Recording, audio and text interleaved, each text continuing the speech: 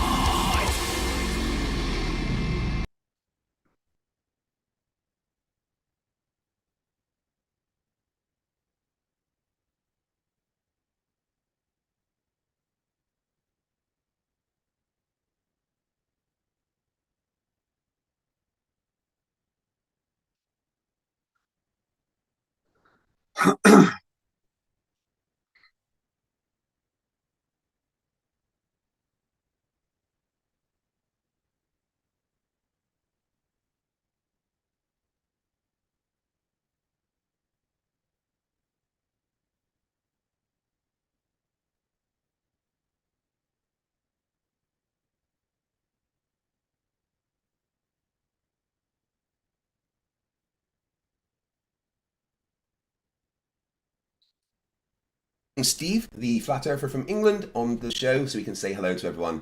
Steve, hello, thank you for coming on the show. How are you? Yeah, good. Thanks, Craig. And thank you for inviting me. It's a privilege to be able to come and talk about various bits and pieces that this last week seems to have kicked off. Yeah. Oh. Well, one sec. I appear to be having issues with my audio. They can't hear me. Okay.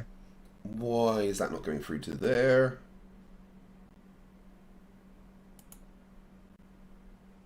Cable A.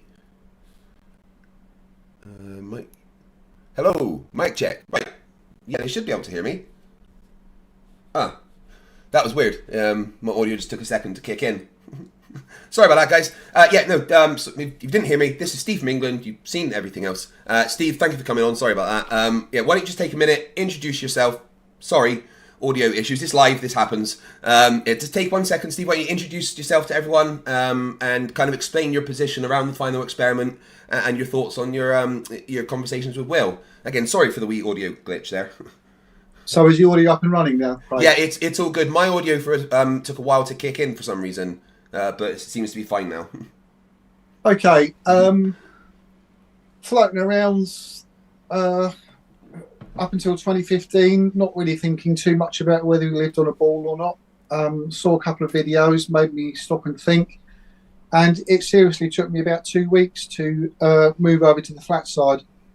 Went down to the coast with a telescope, calculator, conventional Earth mathematics. Did all the basics. then as a Christian, I also wanted to know that it married up with what the Bible said, and I'm believing that there are many scriptures in the Bible that actually speak of a flat Earth. So that profusely, that profoundly affected my life in a marvelous way, and I became what I would consider for a time a prolific content creator. And then then at 2018, I felt I'd, spilt my guts, spilt my heart, put it out all digital, and just really got on with my life, but marveling at the steady, firm nature of this earth and the heavens. And then Will Duffy came along and brought me out of retirement. Right. And so I began to seriously look at what was going on with the Will Duffy team and Antarctica in general, and came to the conclusion that it was just a massive psyop and a game that was being played, and that Will Duffy is a slick showman, but unfortunately accompanied by people that, as TFE was unfolding across our screens, many of the people just started to unravel as far as I was concerned, especially their body language, and I didn't feel that any of it sat right. So that's really why I come to the fore, I guess, making some quite bold claims about TFE. Excellent. One thing that you kept saying there was, and well, in previous things, and you mentioned there, was your notice of people's body language, and I find that very interesting. I'm a studier of body language myself. In fact, I'm ex-military, Royal Navy, and combat trained by the Royal Marines. So we go through something called emergency body language training. So I wouldn't say I'm an expert on body language, but I've certainly got training in understanding body language cues and stuff. And I was just wondering where it was that you got your knowledge and training to understand body language so well, because you've mentioned several times how you can judge people's body language, and is that just a skill you've picked up, or are you trained, or No, well, I'd like to think that I've got the gift of being able to pick up when things are incongruent, and I'm not trained in any way in body language, but just picking up on normal cues on how people react in normal situations and what they would do in times of euphoria, what they would do in times of stress, and what ultimately what they would do in terms of a shared triumph. And there is nothing that I've seen,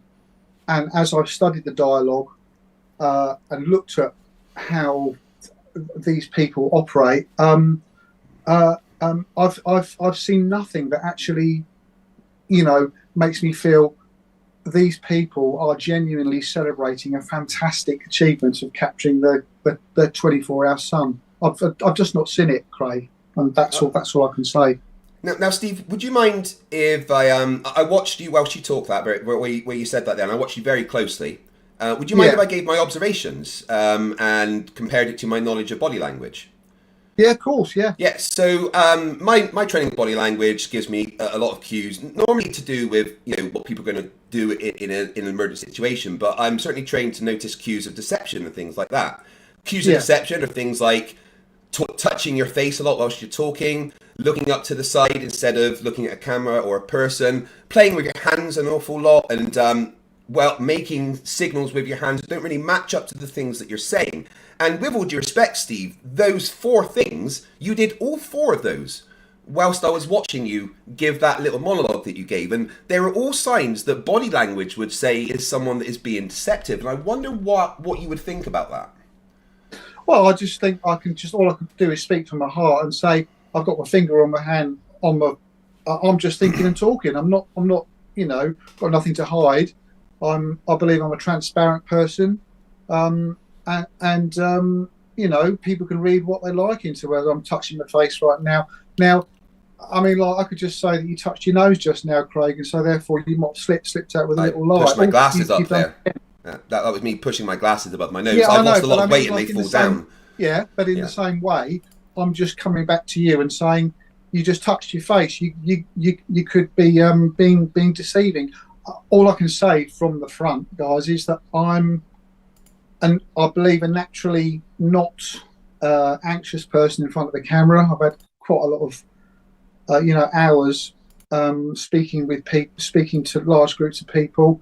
I'm just a natural person. I mean, like anyone who watched the last live feed when it all kicked off, when I said about Jeren and Will Duffy disappeared, people took great delight in seeing me pick him a nose because I didn't know really. Hey, I've been caught picking my nose. That does happen. Yeah. Yeah, I mean, that's not necessarily body language. So I'd have to come back at you, Craig, and say that I'm, we're all studied, especially, and I know there's loads of people out there watching this, but I'm genuinely not fazed by anything. I've got nothing to hide. I believe I'm transparent about my claims about TFE, transparent about me as a person. And if I go like this, or go like this, and I'm conscious actually, and it's important, I think, as well, that I would just say to my my fellow flat earthers out there that at one point, and I thought, oh no, I've done it. I went like that. Yeah. And like they're thinking, oh my goodness, is he on the dark side? And guys, just to say genuinely, that was just like me just thinking. And I think sometimes as well, people can when they want to emphasize a point, there's such a lot of sort of a study of fingers and things like that. So am I doing a 666? I've seen people who I know are genuinely not at all evil anyway, transparent, loving people, and they want to make a point, and they're going, don't stop saying that, so we have to be careful that we don't get too... Yeah, I mean, hand signals and stuff isn't necessarily body language. I was just going on as you were talking, and in the moment, as your brain is creating the sentences you are creating. Yeah. And basically, though, here's the thing: body language is a debunked thing. It doesn't really work the way anybody thinks. But if I was to go with the body language training that I've had and the thoughts and studying behind it, whilst you were giving that monologue, any body language expert watching it would have picked up several cues of deception on you. Now, I'm not saying that you're being deceptive. What I want to do is use that as a plea to you to not bring up your opinions on people's body language during this, okay? Because, and just give me one sec, the reason I say that is because I just gave you a whole list of the reasons why your body language makes you appear that you are being deceptive. But you're not, as far as you're saying. And in the same way, you looking at Will and others and commenting on their body language is simply your opinion, which isn't backed by any kind of fact or science or anything that makes any sense. It's just you looking at someone and thinking, I think this means they're doing a thing. And I would much rather just try and kind of stick to the facts of what we can, actually have receipts for and stuff, rather than just people's opinions on body language, if that's okay. Yeah, okay. And I get that, Craig. But what I would say is that for anybody who wants to take the time to look at the video evidence, because I'm talking about video evidence now, looking at responses and reactions when Jaren scored up the microphone, when Witsit scored up the microphone, when MC Toon marches around Punta Arenas, and we can all talk about this.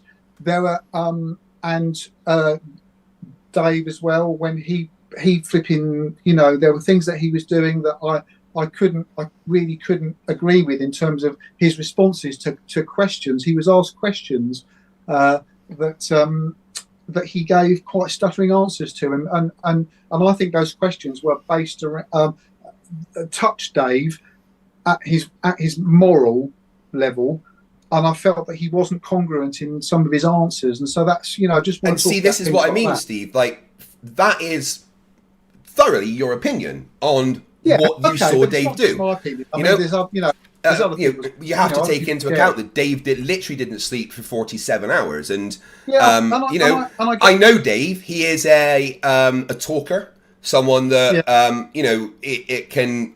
I wouldn't say waffle, but he talks on the fly a lot, and I've met him personally. He's come to my house. He's had dinner with me, and that's just the way he is. And you kind of judged his body language without knowing how he normally operates. And if we look at someone like Jaren and the way that they were in that, now Jaren has spent the past 12, 13, 14 years of his life telling everybody the earth is flat. There is no 24-hour sun, right? And being completely, he believed that himself. Now, he just had his world shattered, okay? He just had everything that he has been telling people for years taken away from him. And he was mad at himself. He was ashamed. He was confused. He was going through an existential crisis. So there's no way in that moment you could even attempt to judge the body language of someone like Jaren, who is probably going through something that none of us could ever imagine. Well, I'd argue that, Craig, and say that that's on the basis that they captured the 24-hour sun, because there's lots of evidence to show that there isn't a 24-hour sun. I've got, and this is something that we can talk about later. I think the first thing to do is probably for us to talk about my concerns about TFE. Yeah, and if it goes to then we can talk in more detail about some aspects of it. But like, if I can give an overview, would that be all right? Yeah, I just wanted to kind of set a base and give you an understanding of where I'm coming from in regards to the body language thing, because I counted the amount of times you said body language in your last stream with Steve, and it got above the double digits. With Will, sorry. So yes, because in my opinion, Craig, there are more than double digit times when either body language or what was being said didn't match up to the actual event and your the actual opinions. Steve, again, in your opinions, which are based on zero actual training or understanding of how body language should work with respect. I don't think mine, Craig, because what you got to understand is that I'm the first person probably that has you've had on your show talking about this, but there are many people talking about the incongruent nature of it all and the shiny rat nature of the whole TFE. What's the word? We would say debacle. It's unravelling in so many areas. But I'm just the first person. Definitely are unravelling. Yes, I'm vocally the first person who's come out and actually spoken about incongruent behaviour in front of camera. But I'm speaking on behalf of thousands of people who have noticed very, very similar behaviours. So, you can say it's just my opinion. It's not just mine. But again, all of those people that have noticed behaviours have zero training or understanding of body language, and then you're all just repeating the same things without, it's like if one person started saying 1 + 1 is 3, and then a bunch of other people started saying it, that doesn't mean that that's correct. And to be frank, Steve, your knowledge of body language based on the studies that there is extremely lacking, because you've been thoroughly incorrect about your assessments and the way to look at them. You didn't even attempt to start a baseline of how that person should be before applying body language cues to them. That's why I wanted you to, for this conversation, not focus on your opinions of body language and just the things that have been actually said and shown. Well, all I say in response to that, Craig, is that as a result of me recognising that I'm not a professional, but I've got a gut feeling about it, I'm going to be showing various bits of video to people who are trained and even prepared to pay for that service, and see whether my gut feeling about responses in front of camera is just me. And if it is, and they say no, it's nothing, then I'll say okay, and I won't pursue that. But regardless of that, there's so much other stuff that's been going on that is highly questionable. So. Let's get into the things that you think are questionable. I'd like to think that I'm confident in my understanding of observing people and seeing how they respond under certain situations. So, we can argue all day, but that's what my. I kind of wanted to let you know that if there is someone out of the two of us that is trained in body language, it would be me. So I would love to get into your actual thoughts about the final experiment and everything. So, please go ahead and. I've got a lot of things I want to address about the things that you have said and done. Yeah, okay, buddy. Well, did you want to put the first slide up? And thanks for hosting the slides. Is that the pictures you sent me? Yeah. Yeah, we'll just have that as the backdrop.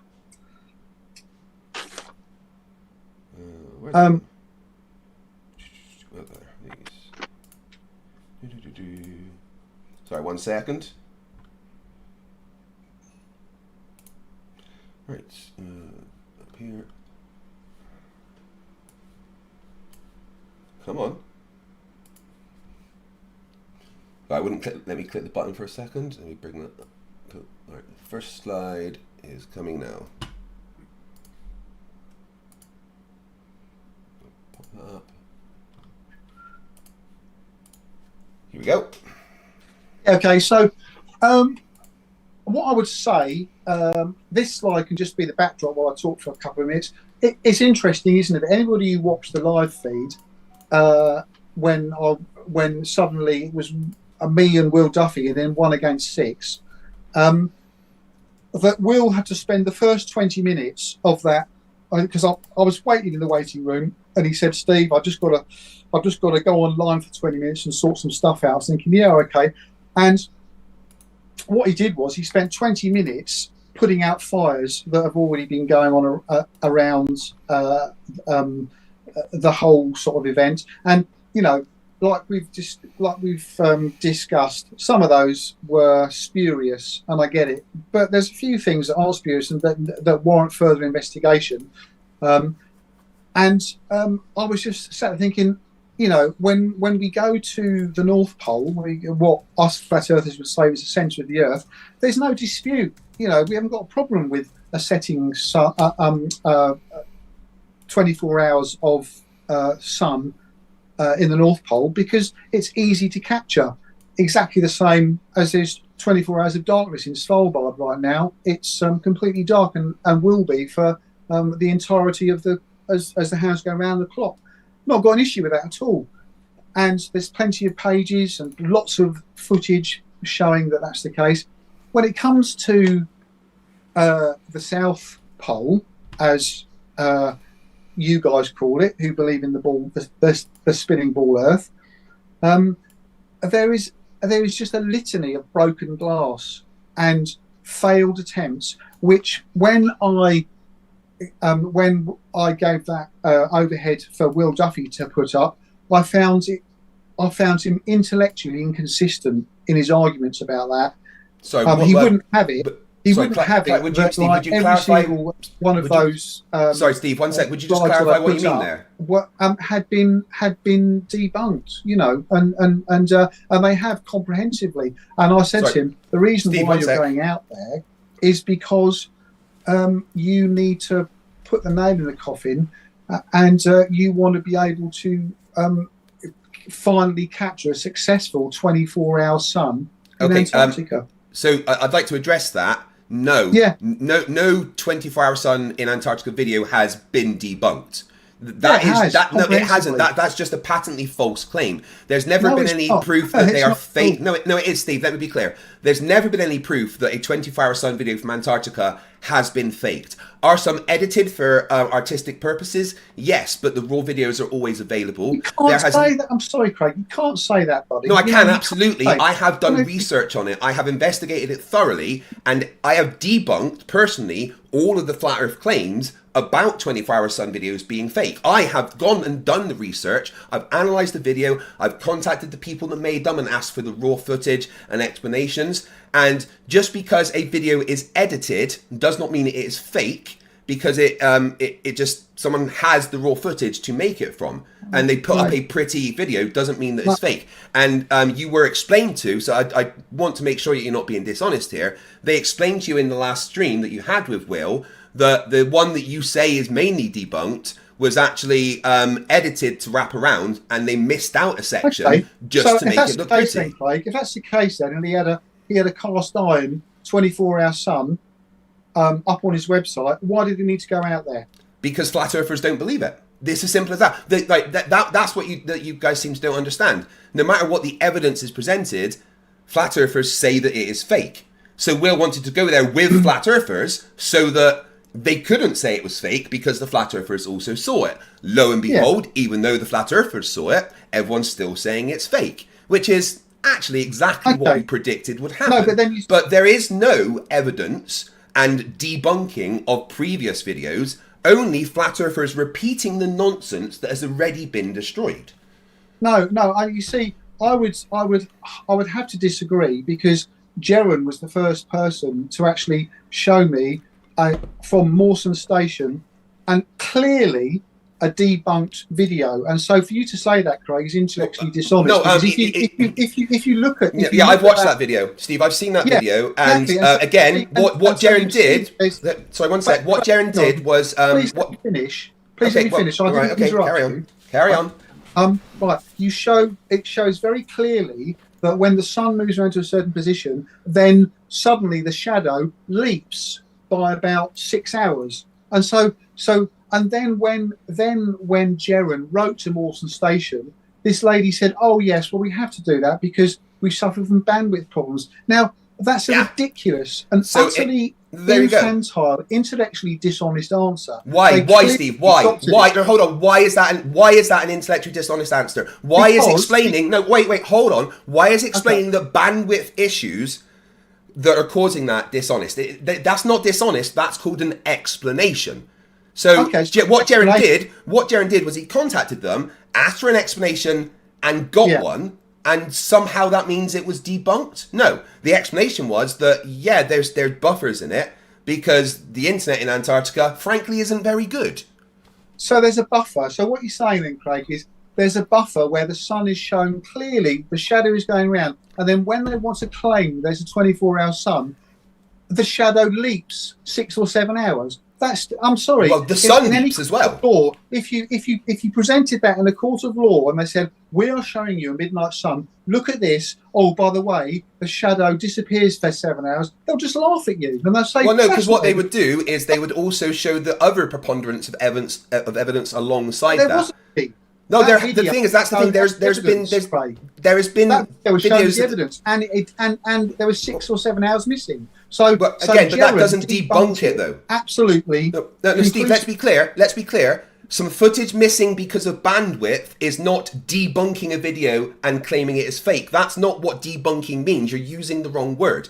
Now, could they say that is inconclusive? 100%, because there is parts of it missing. But the thing is, that is not and has never. Wait, hold on. That is. Wait, hold on.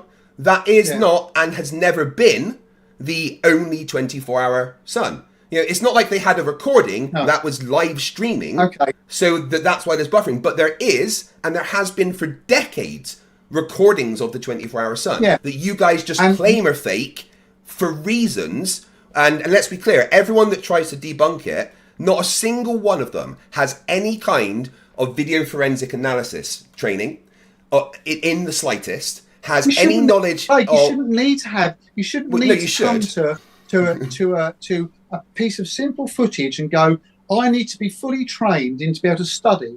Yes, you should. Absolutely 100%. No, Steve, that's wrong. The North Pole. Nobody approaches the centre of the Earth, 24-hour sun, with any suspicion because it's real. But whenever it comes to the Antarctic sun, there's always loads of hoo-ha. No, there's only hoo-ha because flat earthers say it's fake. It's because flat earthers say it's fake. That's it. That is the only reason. Oh, we don't like it. We don't believe it. Therefore, it's fake. That is why they claim it's fake. And the thing is, and I want to be 100% clear with you, there has never been a debunk of a video of the 24-hour sun. Have they pointed out things that need explanations? Yes. And then the explanations have come. And what happens when the explanation come? Flat earthers do this. La, la, la, la, la, la, la, la, la. And ignore the explanations and do what you just did and say, Jeren debunked it. He didn't debunk it. He showed a video that had bits missing because of bandwidth issue. Simple as that. Okay. Right? But that doesn't change the fact that there's always been other ones. Yeah, but please don't resort to going la la la la la, because that's one thing I don't do. I don't go la la la. That's been evidenced in. With respect, Steve, that's kind of been the impression that I've got. Yeah, well, then you're wrong because you're jumping to conclusions, and don't let that. I wouldn't say I'm jumping to conclusions. I use my analytical skills to assess what's happening. Because then you see, because what I also do is I write to experts. Okay, so I wrote to Anthony Powell. Okay, and he's a world famous Antarctic polar and photographer. So I wrote to him about incongruent photographs where there's supposed to be midnight sun, and yet these these pictures definitely show a moon and also darkness and no sun, and they are taken in a latitudinal degree that should guarantee a midnight sun, taken in between November, December, and January. So I wrote to him and I asked him. I said, Anthony, can you please tell us? And he gave no satisfactory answer. So I wrote back to him and I said, can you please, what is it with this myth of the 24-hour sun in Antarctica? And instead of him referencing 6 links to his 24-hour sun videos, he said, "Oh, I've personally seen it." Now, for me, if he'd captured a 24-hour sun and he's confident in it, he would have said, "Steve, go to these links and you can find him." And so what Will Duffy Steve, did... let me respond to that. Then I'll let you speak. What Will Duffy did, he said immediately, and this was a totally intellectually inconsistent answer, he said, "Well, you would have written to him with your down under does not exist email. So, of course, you're a flat earther. He's not going to answer you." No, I didn't. Credit me with a bit of brains. I didn't do that at all. I wrote to him as a separate individual. And I cannot see why somebody who is an expert and has supposedly put up 5 or 6 24-hour midnight suns. Okay, Steve. All right. Okay. Why he didn't point me to those Steve, links. it's very simple. Okay, because if you contacted him asking about it, he would have made the assumption that you've seen the pictures and would have had in the videos and would have no reason to give you them again. No, because I said no. Hold on, Steve. I just let you talk for about 3 years, and now it's my turn, please. You are, and let's be clear, making assumptions based on the answer that you want to get. You do not. You cannot say what that person was thinking. No, you absolutely are. You cannot say what that person was thinking, and you cannot dictate what you think they should do. Anthony Powell would have assumed, because you contacted him, that you knew about the things that he'd done.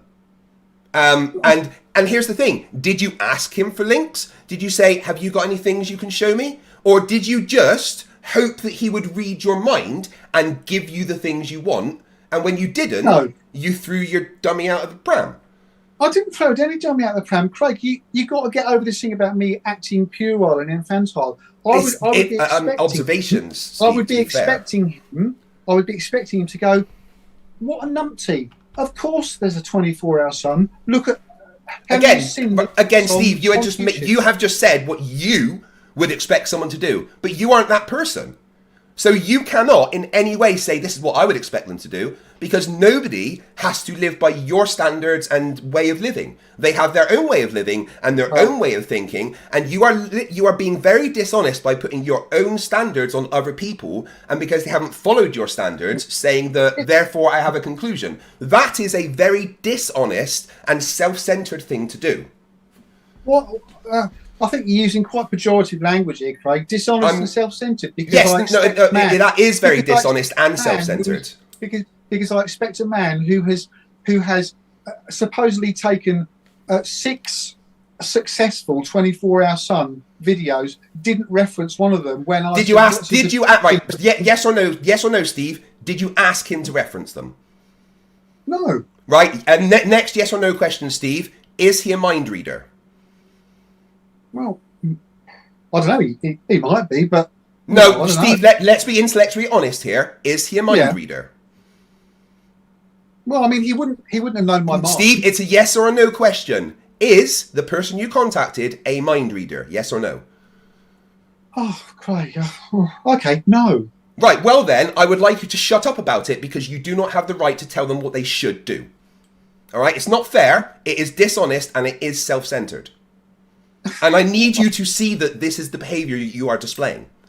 Well, it's a behaviour you're accusing me of, but I stand by my reasoning that a man who was taken. Okay, you stand by your dishonest behaviour. That's absolutely fine. Right, quickly, before you go off on another tangent, Steve, I have just had some information given to me. Craig, why are you being so combative? I'm just having a rational conversation. Well, because Steve, do you want me to be honest and answer that question? Right, you want me to be honest and answer the question? I am a fiercely loyal person, and you have called 2 of my personal friends liars, right? So I am irked with you, Steve, and this is what we're getting down to. So now, Steve, will you please stop interrupting me? Hold on. Will you please stop interrupting me, because you have done that a lot so far, right? and I am talking calmly with you so far, but I'm finding it more and more difficult to hold my patience as you keep interrupting me. So, yes, they are my friends, my personal friends, and I am irked that you have called them liars. And I am going to challenge you on this and make you realise that it is the wrong thing to do, because it is all based on your own personal opinions and nothing else. And that is a very dishonest and frankly anti-Christian thing to do. Right, now before we go off on another tangent, I've had some information passed to me about the 7-hour skip and why it happened. Steve, they had to be connected to geostationary satellites. Geostationary satellites cannot stay above the horizon for a whole 24 hours. There'll be a 7 to 8 hour point where they are not above the horizon. So if you had done the slightest bit of research as to why that happened, you would know that that was the case and that nothing had been debunked. Right? Well, and here's the thing, before you go on, I want to be absolutely frank with you, Steve, that you do not ever do research from what I have seen. And this is based on the observations of you so far, speaking to Will and the videos on your channel that I have seen. Okay, so I'll try and answer you through being called self-centered, not able to do my research. You know, basically geostationary satellites and satellites in general versus marine cabling, that's a whole other issue. But we're not here to talk about that, you see, because, you know, that's something else that you can either say, I haven't researched that. All I say, Craig, is that you are getting quite, you know, you're getting quite antsy with me, and basically, as a flat earther, you've invited me on here and to say why I've got my doubts about TFE, and now you're getting all precious about yes, it. Steve, because you have interrupted me so many times. Research and discussion should be devoid of emotion, and we should just stop making assumptions about what people think. And stop getting all. Excuse me. Oh, sorry, Steve. Do you realise you've just said that you should stop making Steve? You just said that you should stop making assumptions about people, whilst literally just making assumptions about people. And here's the thing, Steve. Once again, you've just interrupted me whilst I was talking, right? And this is why I am getting more and more antsy with you. Well, don't get antsy. Well, don't interrupt me then. Okay, when I am in the middle of sentences. Maybe you don't understand how my rule. I did explain it to you yesterday very clearly. My rule is that I will stay calm and reasoned if the person speaking to me shows me respect. Constantly interrupting me is not showing me respect. So I would like you to take a minute and reassess the way that you are acting right now and stop interrupting me, and notice that I am giving you minutes and minutes to waffle without interrupting you. You allow me to speak 3 words and then interrupt me. And that is a selfish thing to do. So please have a moment and reassess the way that you are acting before I get even more angry, okay? Thank you. Right. Now, let's get to the actual meat of the of what we're here for, and the reasons why you think the final experiment was fake and your problems with Will. Could you start with the things that you and Will have discussed and the reason why you are calling Will a liar? Okay, well, if we go back to, let's just go back to that first slide, if you can, please. Yep. Because I'll talk about it. So, great. A worldwide event, okay? A triumph of Antarctic science, capturing the 24-hour sun. At last, it's absolutely undeniable. 9 intrepid troopers, and yet ALE on their social media page reported absolutely nothing. Australian Antarctic, absolutely nothing. The US Antarctic, absolutely nothing. The Antarctic Treaty System, absolutely nothing. Nowhere on any of their social media pages do they mention one single thing about Will Duffy and his crew going to Antarctica and capturing Midnight Sun. And I find that extraordinary. Cool, that's your opinion. Means absolutely nothing. There's no reason why the Antarctic Treaty would mention it, because it doesn't affect the Antarctic Treaty. They've got a social media page. It's absolutely nothing to do with the Antarctic Treaty. There's no reason they would do it. And here's the thing. Right. Before they left, Will Duffy had less than 7,000 subscribers on YouTube. It wasn't a worldwide thing until they did it and people started reporting on it. And then it was all over the newspapers. Steve, Yeah, for you to come here, for you to come here and say, oh, well, these people didn't report it, and that's a bit weird, whilst it literally being on over 300 major newspapers' front pages is a little bit of a dishonest thing to do, because you are trying to hold two positions at the same time. Oh, look, no one mentioned it. Oh, look, it was all over the news. Well, maybe they didn't put it on their social media because they didn't know about it. Is that a possibility? Well, ALE, I'm sorry, Craig. ALE hosting it didn't know about Craig being on their site. Of course they did. It's a newsworthy item. Of course they should be. Then it was all over the news. Instagram. It's nothing. There's nothing anywhere on any Antarctic page mentioning at all about Will Duffy's experiment. Nothing anywhere. Are you sure? Have you checked everywhere? Yes, I've been everywhere. Define everywhere. What if I Google right now and I find it? Will you say you're wrong? Well, you can go on. I'll tell you what. Go on the ALE site. Go to their social media site. You find nothing. Go on the Australian Antarctic Survey site. All of those ones. Go on. You'll find nothing at all. Craig, I do my research. But what does that mean? Because what you said was no Antarctic news at all, right? And then you mentioned only two. Have you checked every newspaper and news source to do with Antarctica, or just those two? And again, you are just hold on.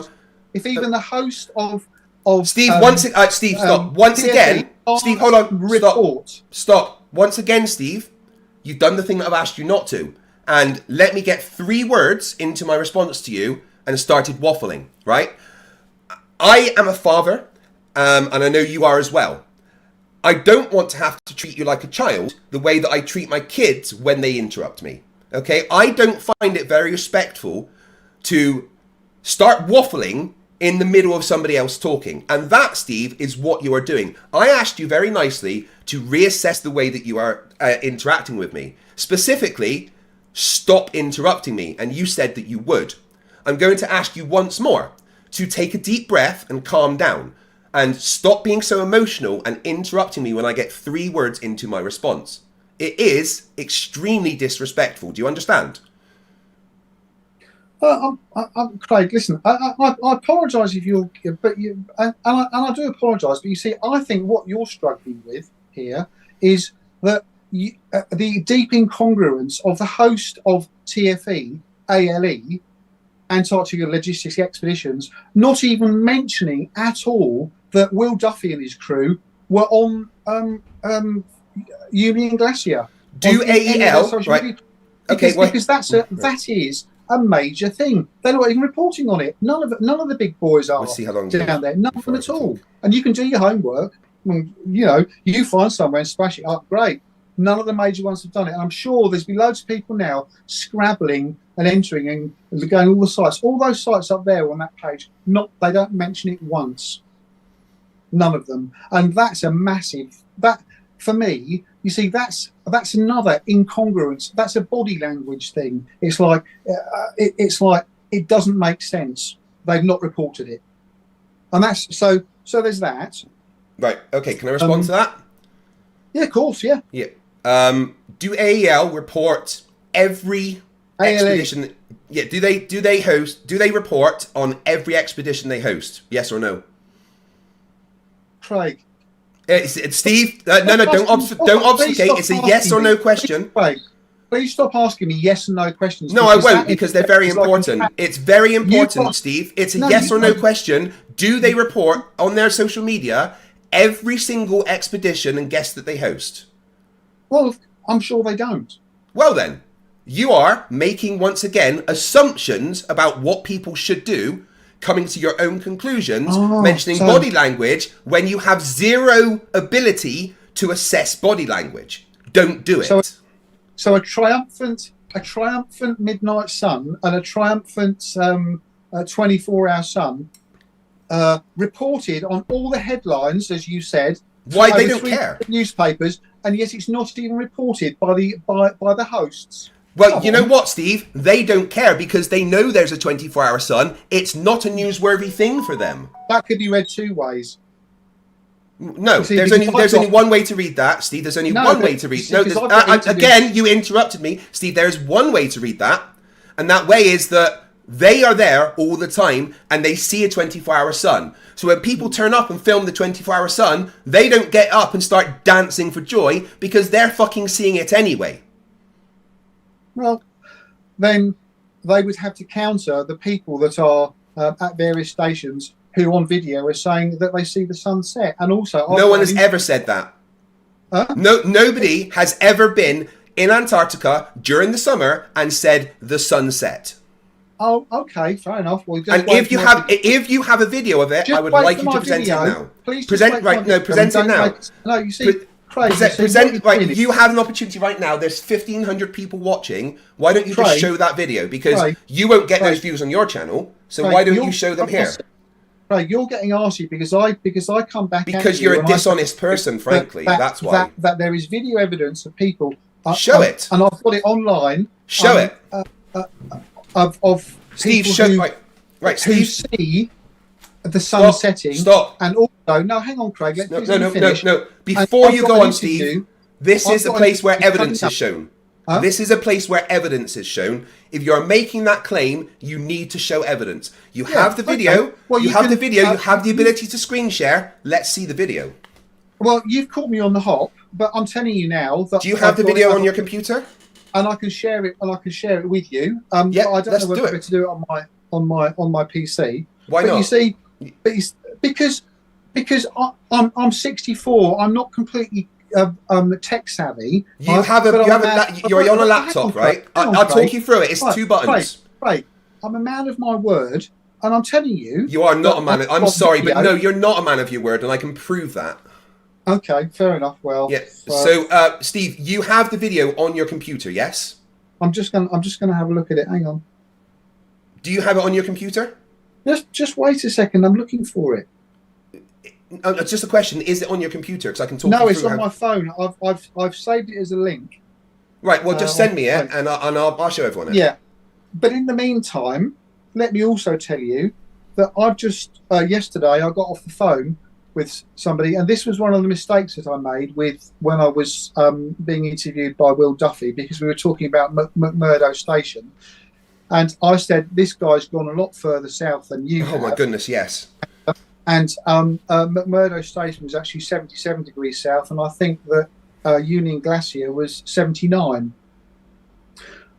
And so it's not as far south. But by that time, there were six of Will's big boys in the room, 6 against 1, because I'd obviously rattled. Yeah, you'd all called them liars. Yeah, they were annoyed that you called them liars. Okay, I would be as well. So therefore, Will couldn't just handle it by himself. He had to bring 6 in. So he's got receipts. That's what you do. The point is that 1 degree equals about 60 miles. And this guy who's going to be interviewing with me, he was based in McMurdo, and he went much deeper. And he said, "I've been much deeper than those guys. And I can tell you that there isn't a 24-hour." What proof does he have that he's been much deeper than those guys? No, look, you see, that's all coming out. Well, no, but right, Steve, you just said that he said.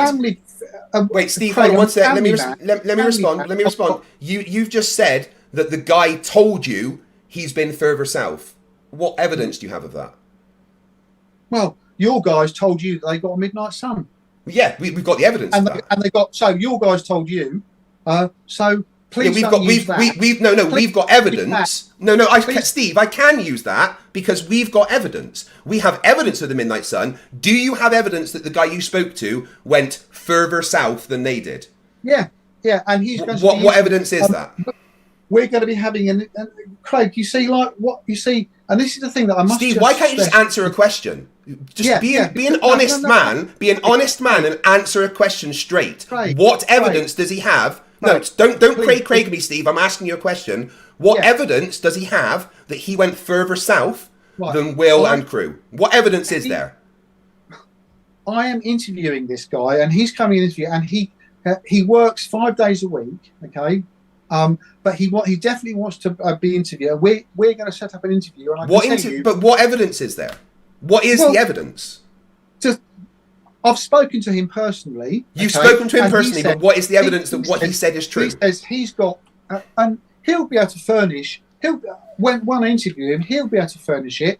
And what I would hope that you would be able to do is, instead of biting my head off, you see, because if this whole process, what we're talking about here, is about learning, what I detect from you is you've got a wall up inside of you, and anything I don't like liars. I don't like liars and people that attack my friends. Right? Let me clear. I say that challenges you, you just immediately bite my head off. Right? And Stop! You do not. No, stop, Steve. You do not have the right or ability to assess my body language. You have zero knowledge or training to do that. So no. You don't have the ability to do that. You don't have the right to do that. And I'll be clear. I'm annoyed at you because you have attacked my friends and called my friends liars. Yeah. Right? And you spread ignorance and misinformation to people, which is also something that annoys me very much. And you are frankly dishonest when conversing with people, whilst doing this very specific thing called sea lioning. Right? Do you know what sea lioning is? No. Right, well, that's what you're doing, Steve. What you're doing is, I'm all nice and calm and pleasant, not at all. lying directly to my face. All right? I've not insulted you once in the time that we've been here. Yeah, okay, what I just said clearly went over your head, Steve. Right, but Steve, the question I have for you is simple. Steve, what evidence does that person that you spoke to have that they went further south? Okay, what I'll say is that this guy and I were going to sit down and get an interview, and then you better look at it. And I'm telling you that what he's going to, and when my video comes out, because what I've done, and this is the delight. This is. You said you had a video though of doing proper research. Steve, okay? you said you had a video. Where's the video? I spent months trawling the internet and getting pictures and video from people who are totally unaware of all the politicking that's going on. So they go on their Antarctic cruises and they take their photographs innocently and they upload them, and the photographs show darkness, the photographs show moon. Yeah, they're probably not far enough south. Steve, stop. Yes, they stop. Are. Just stop. No, stop. Yes, stop. Stop. Stop. Stop. You are lying. They are not far enough south. Okay? And I will tell you, I will show you right now that you don't do research, because you claimed that McMurdo was further south than Union Glacier. No, and I said to you, Craig, if you heard, I said that was a mistake that I made because I was. Yeah, but you obviously didn't do research because you would have known that I was in the middle of talking and you interrupted me. Stop being so rude. If you're a man of God, start acting like it, okay? Because you are right now acting like a child that has impulse control issues, Steve. I don't know if you're aware of that, but you literally have impulse control issues. When I am talking, you don't jump in and keep interrupting me like a child. You said you're 64, so please start acting like you are 60. Once again, you're interrupting whilst I'm talking, Steve. Please start acting like you are 64. Okay? Right. So, no. The pictures that which I've seen and claims by other flat earthers, they're nowhere near far south enough. And if you were any good at doing research, you would never have claimed the McMurdo station was further south than Union Glacier, because McMurdo is a naval base, and you would have known that. Okay? Right. So about 10 minutes ago, I asked you to get into the problems you have with what Will Duffy said. And you have so far done nothing but waffle. Let's get back to it, please. No, please, Craig. Right, just let me finish one thing at a time. I admitted, I said, I was overcome by the number of people that were in the room because it was an intimidating room to be in. You said you're not afraid of anyone. Because what this guy does, and it's the same with ALE, that they're based at Union Glacier, but they send their guys right out much further down and inwards, and they travel right up to sometimes 83, 84, 85 degrees, and sometimes maybe even 90. Okay, and so what when I was talking about this guy who I'm going to be interviewing, he was based in McMurdo, but he goes much further south and much further inwards. And he said to me, "I've been much further than those guys, and there's no 24-hour sun." You know, so what you can do is, rather than you bait me and accuse me of lying, You have lied several times. Why not be a gentleman and say, okay, Steve. Excuse me, stop. No, you don't get to ask me to be a gentleman when... Steve, no, stop. You cannot ask me to be a gentleman whilst being so disrespectful. I will give you respect once you start acting like your age and showing me respect. Is that clear? Well, fine. Right, yeah. Well, the ball is in your court, Steve. If you carry on being dishonest and acting the way you are, interrupting me in the middle of sentences, avoiding questions, obfuscating, then I will treat you like the child you are behaving as. Otherwise, we can have a civil conversation. The ball is in your court. Take a deep breath. Take your dummy that you've thrown out, put it back in your mouth, calm yourself down, and behave your age, okay? Well, what I'd say, Craig, is that what's obviously been revealed here is that you're too emotionally close to your mates, and I get it. Steve, no, once again, you are doing nothing but obfuscating and ignoring the things I have asked you to. Right? I don't want to talk about your opinions on me because you have no ability to assess my body language, and we have gone through that. Steve, I asked you a question, and I would like an answer. If you give me an answer, then I will bring it down a level and start talking to you a bit nicer. No, you haven't given me an answer. You haven't given me an answer. Once again, you interrupted me. Steve, why is it that you have this impulse control issue? Why can't you wait until the other person has finished their sentence? Okay, then because sometimes I have to defend myself when I'm just hearing things that are just like... Well, how about you do what I have done and let the other person talk for a while before jumping in, right? Because you are trying to say that, oh, you're getting angry. Like, yeah, Steve, that's because you're making me angry by being a bad person to talk to. Stop interrupting me in the middle of my sentences. Wait for me to finish what I am saying. Behave like an adult and I will treat you like an adult. All right? That's all I ask. I asked you a simple question. I'm going to ask it again. And if you are honest and engage in the conversation, I will bring my voice down a level. The ball is in your court. You get to decide if that happens. Now, the question, Steve, once again is, can you please tell me the things that you had issues with about Will, specifically with the 24-hour experiment, with the final experiment? The things that you and Will discussed, what were your issues? Well, my first issue was that when Will Duffy put out a plea to say we're looking for some flat earthers to make a contribution to this in some way, like intellectually, and have they got any ideas on that we can take with us when we head off? So I phoned him as a skeptic and said the way that we need to approach this is to introduce a control mechanism so that somebody who's not part of, and I said it like this, somebody who's not part of your gang can you can phone them independently, and you can demonstrate that when you announce that you've captured the Midnight Sun, as they called it then, and that you've captured it live, and that you can phone me, WhatsApp me from Union Glacier, and you can talk to me live, and you can do a pan of the site, and I can go, yes, Will, according to my calculations, because you sure at the time that he was going to be speaking with me would be dark, and I know the sun travel, and because I believe that the sun circulates above us, just as the Bible tells us.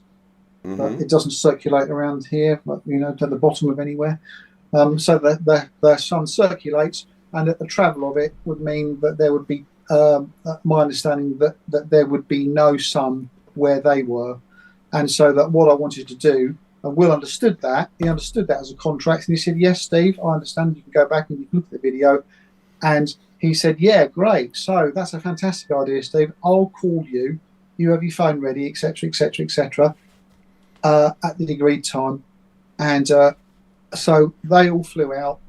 Went to bed every night. Had my phone next to my bed, no phone call, no phone call, no phone Sorry, call. every night. And then the next I know is that I got up for, and it's 3:30, 4 o'clock, I think it was, and I had a look because obviously I'm wanting to know what's going on. There he was on the ice, and then I played it back, and he goes, "Oh, and hey, Steve from the UK, if you're up, you might be seeing this, you might be asleep, but hey, look, there's the midnight sun." Great. He didn't call me. And so consequently, I've had people trolling me going, "Oh, you think you're so important, as if Will Duffy should call you." No, I'm not looking for somebody to call me just to call me. It was agreed that would be a scientific process, that he could independently demonstrate that this experiment he was carrying out, there would be a safeguard in place to show that somebody outside could independently verify that it was live, and he didn't do it. And what that means is, with the advancement of technology, that absolutely means you cannot rule that wasn't already in the can. And in a court of law, Will Duffy wouldn't have a leg to stand on, because then what happened was, then live in front of everybody, I got then accused of being a liar, and I got accused of blocking him, which is totally untrue, which resulted in me in spending an hour with EE determining how I could prove that I hadn't blocked him. And it's easy to prove. And the email trail from Will Duffy proves that there was no blocking involved. And he lied outright in front of thousands of people, and he made out that I blocked him. And all he had to do, instead of saying, "Oh, sorry, but my phone was with to enable the Candace Owens live link," he could have easily got my number. No, he couldn't. Because if I'd been him and I'd wanted to squash the flat earther, I would have made absolutely sure that I would have phoned that person in front of thousands of people to demonstrate, not gloat, but demonstrate, "Steve, you're wrong. There's the sun should, here I am, I'm on the phone, look, there's the sun," and I'd go flipping it. I've got to rethink my entire theology. I've got to rethink the map. I've got to rethink everything. But he didn't do it. He didn't do it. And so in a court of law, Will Duffy would have not a single leg to stand on. Okay. I've got one question for you, Steve. Was that all the first night that they were there? Huh? Was that just the first night that they were there? That I didn't call you? I don't know. Well, no. The day that happened, that he agreed to call you, was that the first night that they were there? I don't think so. No. Well, I mean, I don't know. I mean, okay, right. The next question, then, Steve. The next question is: Did Will agree a specific day to call you? No. What he did was no. Hold on. Don't move the goalposts. It's a yes or no question. Well, it's a yes or no question, Steve. Did Will say to you that I will call you on a specific day, or did he say to you, "I will call you whilst I am there"? Which one was it? Was it a specific day or whilst? Right. He said he said he will call me from Union Glacier at the time agreed, and he said he'd do it. And I went to my and hold on before you go on. Before you go on. At the time agreed, was there a day agreed, Steve? I can't remember, because I didn't know the day that they were going to, because there was no itinerary expressed by Will. Right, Steve, stop. Was there a specific day agreed that Will would call you? Yes or no? No, but right. Then why, Steve? Then why, after the first day, did you then not allow him to call you? Hang on. Right, so let's just and Steve, can we do this? It's a simple question. It's a simple question, Steve. Why, after the first day, did you then not allow him to call you? You told him not to. You emailed him. You said that it's not happening. Yeah, but he said that he would call you whilst he was there, right? And he was still there, and he still planned to call you. In fact, the email that you will see that you've got explains that he will call you the next day. Because, Steve, and let's be clear, Will never promised a specific day that he would call you. He said that he would call you at a time, right? Yes. They were planning to be there for a bunch of days, and one of those days, Steve, he was going to call you. Okay. One of those days. Not the first one. Not the first one, Steve. Right? So after the first day, when he couldn't call you because lots of things happened, you, let's be clear, threw a temper tantrum and would not allow him to call you the next day. Now, did you block him? Did you block him? Who knows? No, I didn't right? block him. But here's the thing. From Will's point of view, right? He tried to call you. The call didn't go through. He tried to message you. The message didn't go through. So after the email, the temper tantrum email that you had sent him, and then the call's not going through, Will made the logical assumption that you had blocked him. Okay, But once again, he never said a specific day, Steve. So why did you not allow him to attempt to call you the next day? Right, Craig. Okay. I'll explain it again. I'll explain it slowly and I'll explain it calmly, okay?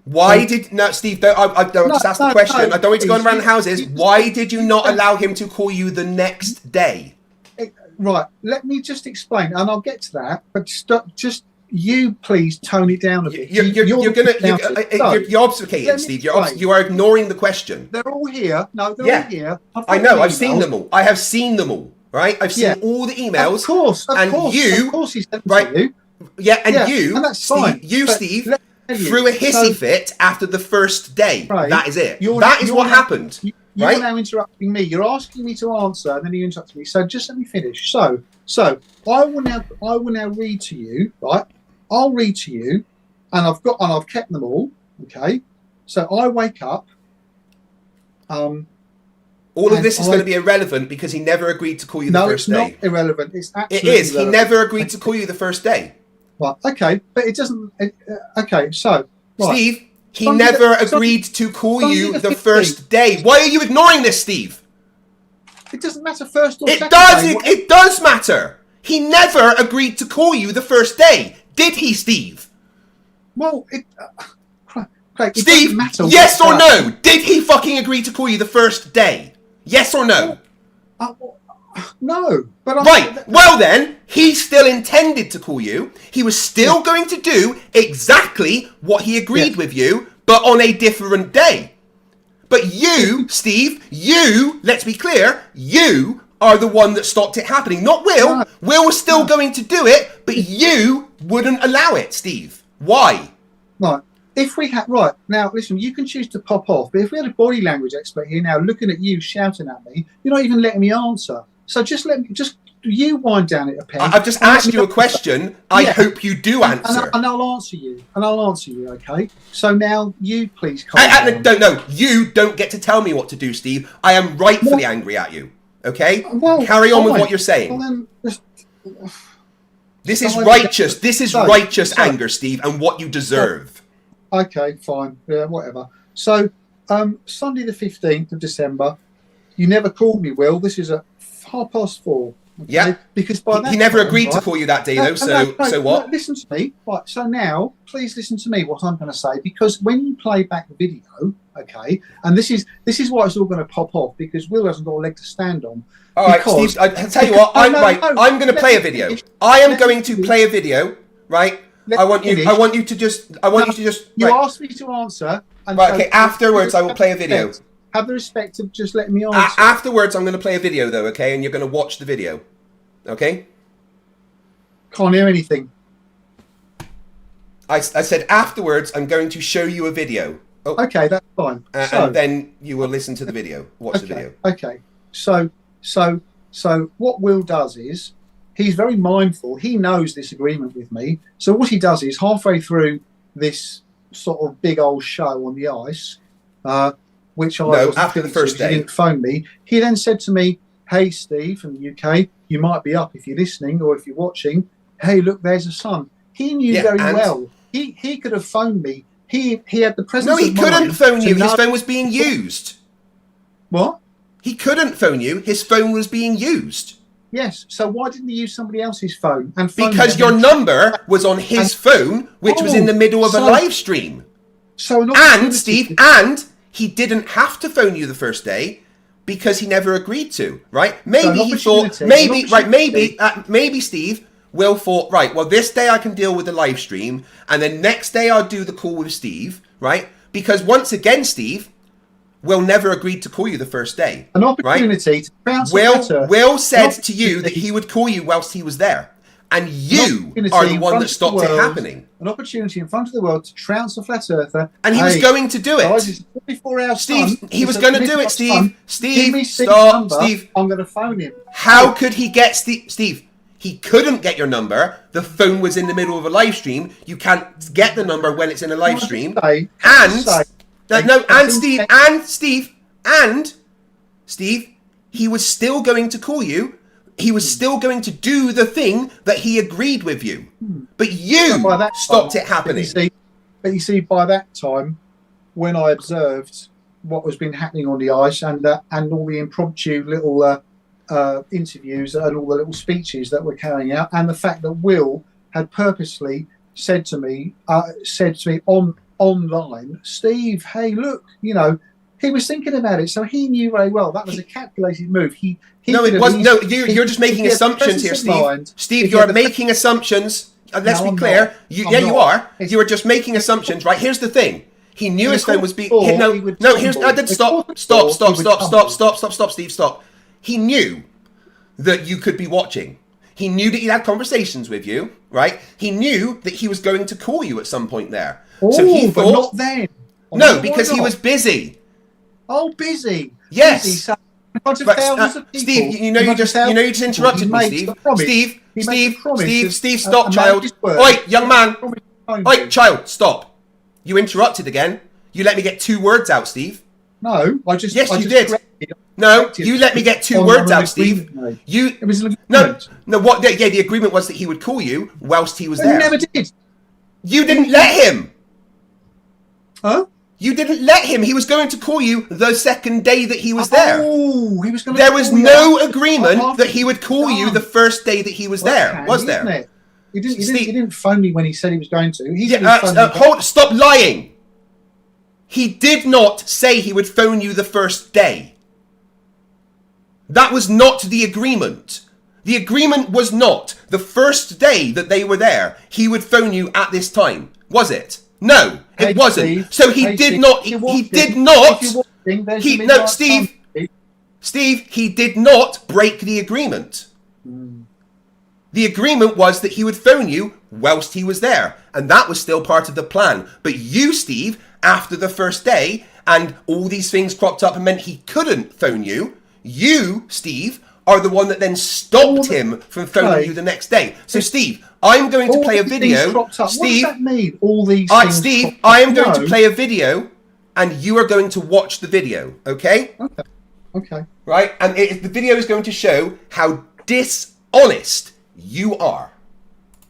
Basically, Will agreed that he would phone me between the hours of 3 o'clock and 5 o'clock in the morning. Okay. Steve from England. Hey, not sure if you're watching. It'll be 3 a.m. for you right now, but you might catch this when you wake up. And we're going to live stream with you at that time. He wanted us to do a live stream at midnight. Then when it's midnight, 1 o'clock in the morning in Yeshua, I'm saying that there's going to be no sun anywhere. It's going to be light because of the albedo effect, but the sun is going to have been long gone. Mm-hmm. This is also midnight in Ushuaia right now, Steve. Because then I would ask him to pick up his phone and he would be able to demonstrate and make sure that it was recording. And so with that, I'm going to go ahead and turn the camera around. And there you go, everyone. Will never phoned me. I then texted Will, no text, texted again, nothing, texted once more, nothing. Then at 5 o'clock, I emailed him and said, Will, what's going on? Let the record show, Steve, that I never said I would contact you the first midnight that we were there. I love this. I love this test. I don't know which day we're going to be able to do this. Maybe we can do it on the 14th. But if we can't, maybe we'll do it on the 15th. We have a few days. Will, you said you would contact me between the hours of 3 and 5 o'clock in the morning, and that you would do that in order to. I love this, and I'm gonna go ahead and commit to doing this for you. Okay, well, first of all, this is dependent on weather. It's dependent on internet access, which is out of yours and my control. And it's just dependent on circumstances. So Will, the next morning, said, I'm sorry, Steve, I couldn't contact you because my phone was on loan for the Candace Owens live link. And have this, if this is the only time that I get with you, Will, and it doesn't pan out in Antarctica, I'm more than chuffed anyway. If it doesn't pan out, I'm not worried. It'd be great if it does. I'm just glad for the opportunity to talk to the main man involved in the final experiment. Will, you said you would contact me between the hours of 3 and 5 o'clock in the morning, and that you would do that in order to... Dave, please stop obfuscating. Will agreed to do something, and he didn't do it. And what he did was, instead of not doing it, he referenced me. Dave, he referenced me in the video, and he said, "Hey, Steve." Steve from England. Hey. He shouldn't have been referencing me. He should have been doing what he agreed to do as a gentleman's agreement, and that creates a whole bit of doubt going on in my mind and in a lot of other people's minds as to why Will didn't phone. When did he reference you? He referenced me in your little bit when you all wheeled out and you all said, and he right. referenced So in the me. midnight stream, before he was due to phone you anyway. He was meant to, Dave. He was meant to phone me, and he never did. When? I don't know which day we're going to be able to do this. And it's just dependent on circumstances. So before the 2 a.m. deadline, he'd referenced you. Dave, he was supposed to phone me. He was supposed to phone me. He never said he would phone you specifically the first day. He would have done it the next day. You refused. Why? I refused to do it. And what I did was I wrote an email to Will and I said, Will, I can't trust you as far as I throw an elephant. And he should have spoken to me live, and he didn't do it. And that, for me, is like not a good thing to do. It's not a... You didn't let him. You blocked him. What? You blocked him. You I didn't let him. I didn't block him at all. I was waiting for his call. That's not true. Oh, Will, did you try to call him the next night? Yeah, my phone number was blocked. Oh. That's I can't believe that you're saying that. Steve, did I offer to phone you the next night at midnight, and did you accept my offer? Yes, Will. No, yes. you did not. And he offered to phone you the next day. So why did you not accept the phone call the next day? But Dave, by that time, I'd witnessed... Well, by that time, the sun's magically disappeared? I'm pretty sure the agreement that you had in place was, if we go to Antarctica and see a 24-hour sun, you'll admit you were wrong. And I'm still waiting to hear it. No, Dave, because that means you haven't watched my video. Because if I'm wrong... If it can be shown that the sun has actually stopped doing what it's been doing for thousands of years and just circulating where everyone is saying it is, that's going to undo my understanding of cosmology, undo my understanding of my mental state. I'm thinking, what on earth is going on? And it'll undo my understanding of God's word as well. I'm exposed. What, for waiting for a phone call from Will that he promised, and then he gave the phone. He tried to call. Okay. He did. Yeah. Okay. And I mean, your body language is telling everybody everything we need to know. What, that I'm lying? Yep. Got it. So, Steve, Will never broke his agreement. Let's be clear here. You're the one that broke the agreement. You are the one that stopped the phone call happening because he offered to phone you the next day. There was never, ever, ever an agreement in place that he would phone you the very first day or any specific day. He had every intention to call you, had said in the email that he was going to call you the next day. But let's be 100% clear here, Steve. You, and nobody else, are the one that stopped the thing that you agreed with Will to do happening. Nobody else. Only you. Yeah, and I did, and I was, and I admitted it on in front of the thousands. I said, "Will, I can't trust you as far as I'm going to throw an elephant." And why? And that remained why? The case. Because he didn't tell you any lies. He told you no lies, but you threw your dummy out of the pram like a child having a tantrum because you didn't get a phone call on the first day. Frankly, you were like a jealous ex getting angry that they didn't get the phone call they wanted. Listen to you, jealous. No. Listen to you, Steve, being a liar, Steve. I have just shown to everybody that you, Steve, are a man that lies to people. You, Steve, are a man that breaks a gentleman agreement and stops it happening. You, Steve, are someone that is emotionally stunted and unable to deal with the fact that things came up that meant that you were not the most important thing in the world. Steve, nobody else apart from you broke the agreement, all right? So do not lie and say that Will Duffy didn't follow the agreement, because you, Steve, were the one that disrespected Will Duffy, broke the agreement that you had with him, and lied to everybody.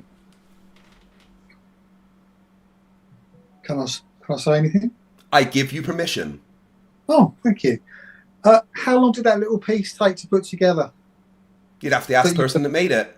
But none of it was untrue. All your words. No, I'm just asking. Yeah, I notice how you're obfuscating from the point straight away. Nicely done. No, I'm just asking because any outside observer looking at this would be thinking, my goodness, there's a lot of effort being put into sort of trans me and we enjoy exposing liars. It's very fun. Yes. Yeah. Yes. Well, so Steve, I just showed to everybody that you lied. What do you have to say for yourself? It's a good job that I got a thick enough skin. I've been in this business long enough. Steve, I've just exposed you as a liar. What do you have to say for yourself? In front of who? In front of 1,500 people. Oh, right. Yeah. Okay. So what do you have as a man that claims that you follow the word of God, right? Yeah. And the 9th commandment says that you shall not bear false witness. How do you feel about the fact that I have just shown everybody that you are, in fact, a liar that bears false witness? How does that make you feel? To be honest with you, buddy, I've got, and in all seriousness, I've got the peace of God about me and the peace of the Holy So you're happy Spirit. being a liar then? You're happy being a liar? Because I've just proven that you're a liar. I have just you cannot deny the fact that I've just proven that you're a liar. So are you happy with the fact that you are a pathological liar? What this is going to prove to everybody, Steve, are you happy with the fact that you are a liar? Yes or no? Whilst having all sorts. Yes, you can remain calm whilst being a liar. Good job. Those are the traits of a psychopath. Oh, well, okay. So yes, gosh, I've got a right old list, haven't I, that you throw. Right, Steve, I want you to answer the question. What do you have to say about the fact I have just proven that you lied? Well, you haven't proven anything. I just did. I just proved that you lied. All you've done is put together. No. You said to Will that Will broke the agreement. You told Will several times that Will broke the agreement, when in actual fact you were the one that broke the agreement. Well, what do you have to focus on that, right? I want you to focus on the fact that you, Steve, are the one that broke the agreement and not Will. And you lied about it. Please explain yourself. I'll make you happy. Okay, so that you can take this out of context as well. Steve, answer the question. I broke the agreement, Craig. I was Why? the one who lied. I was the one. I was the one who cooked this all up. It was me. All right, you happy? Steve? No, I want you to be honest and answer the question. Why did you break the agreement with Will and not allow him to phone you? I'll be honest then, because when that happened, and I saw the show that went on, the ice show that followed at 3:30, 4 o'clock in the morning, and I saw all the shenanigans that were going on. I thought, I can't trust this man as well. Right, so you agree that you broke the agreement then? You broke the agreement. You broke the agreement because you didn't trust Will, right? Is that a fair assessment? You decided that Will was untrustworthy, so you no longer wanted to take part in the agreement. Is that a fair assessment? I didn't decide there and then that Will was untrustworthy. I mean, he's got. You just told me that you said you couldn't throw Will. You decided that you couldn't throw Will as far as you could throw an elephant, right? So that is you deciding that he is untrustworthy. So because you made the decision in your own mind that Will was untrustworthy, you then decided to break the agreement. Am I correct in that? No, I didn't. Why is that not correct? Did you or did Will break the agreement? Which one was it? Well, listen. this is where you've got to be clear. And if you can, I'm trying to be clear here. Did you or Will break the agreement? Which one was it? Shout at me. If you could not shout at Which me, one was it? Which one was it? Was it you No. or was it Will that broke the agreement? Let me tell you, okay. If he agrees that he's going to call me, right, to prove the Midnight Sun, and Yeah. to prove He was still going to do that.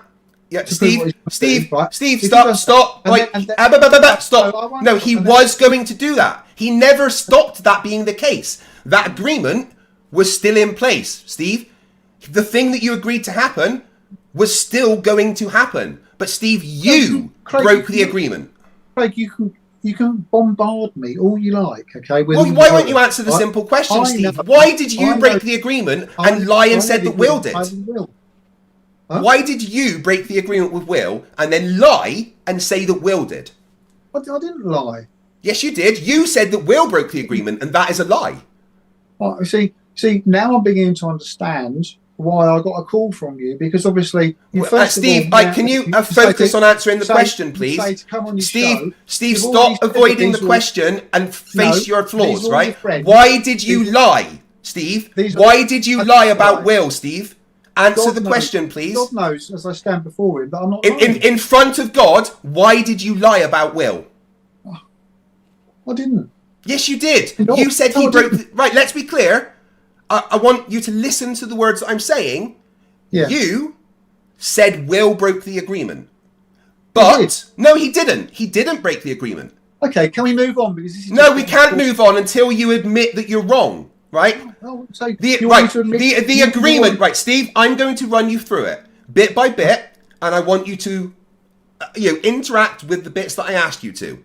Right. The agreement was that whilst they were... done, isn't it? Will wants this done and does. So you interrupted me there. You interrupted me. Wonderful. He wants me hung out to dry. Steve, Well, I'm trying to ask you a question. Can you behave like an adult? Thank you. Right. You're not asking Steve, a question. I'm trying to, but you are being a child and avoiding it. You're like a child with his hand caught in the cookie jar. That's what this is. You don't like it. It's uncomfortable. I understand. You've been exposed and caught, right? I'm not and now uncomfortable. you are uncomfortable.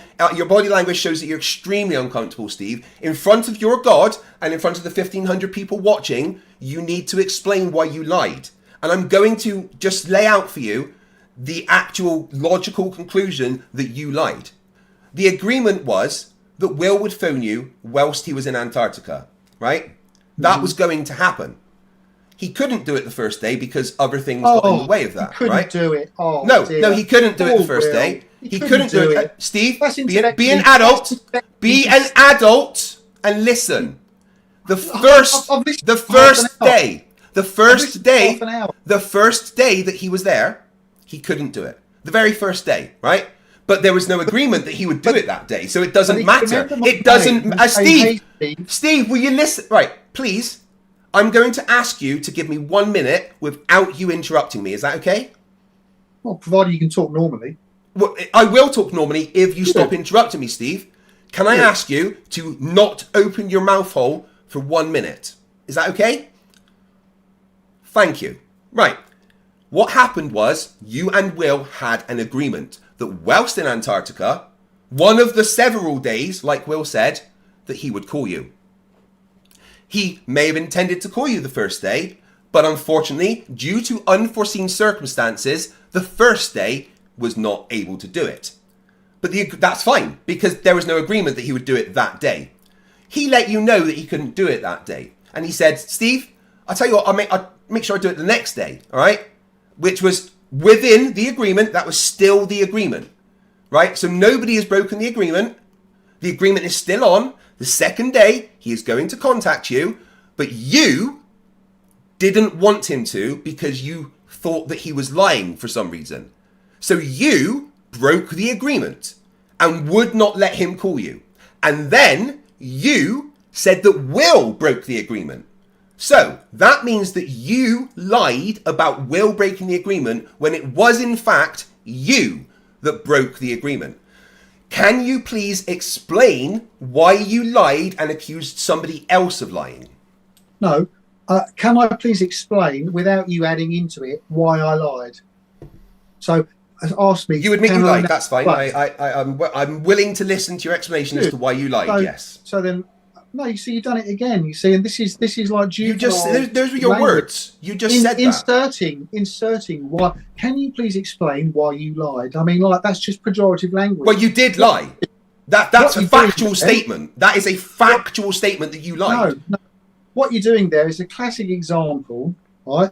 Steve, stop avoiding the question and just get to it. Can you explain why you lied about Will?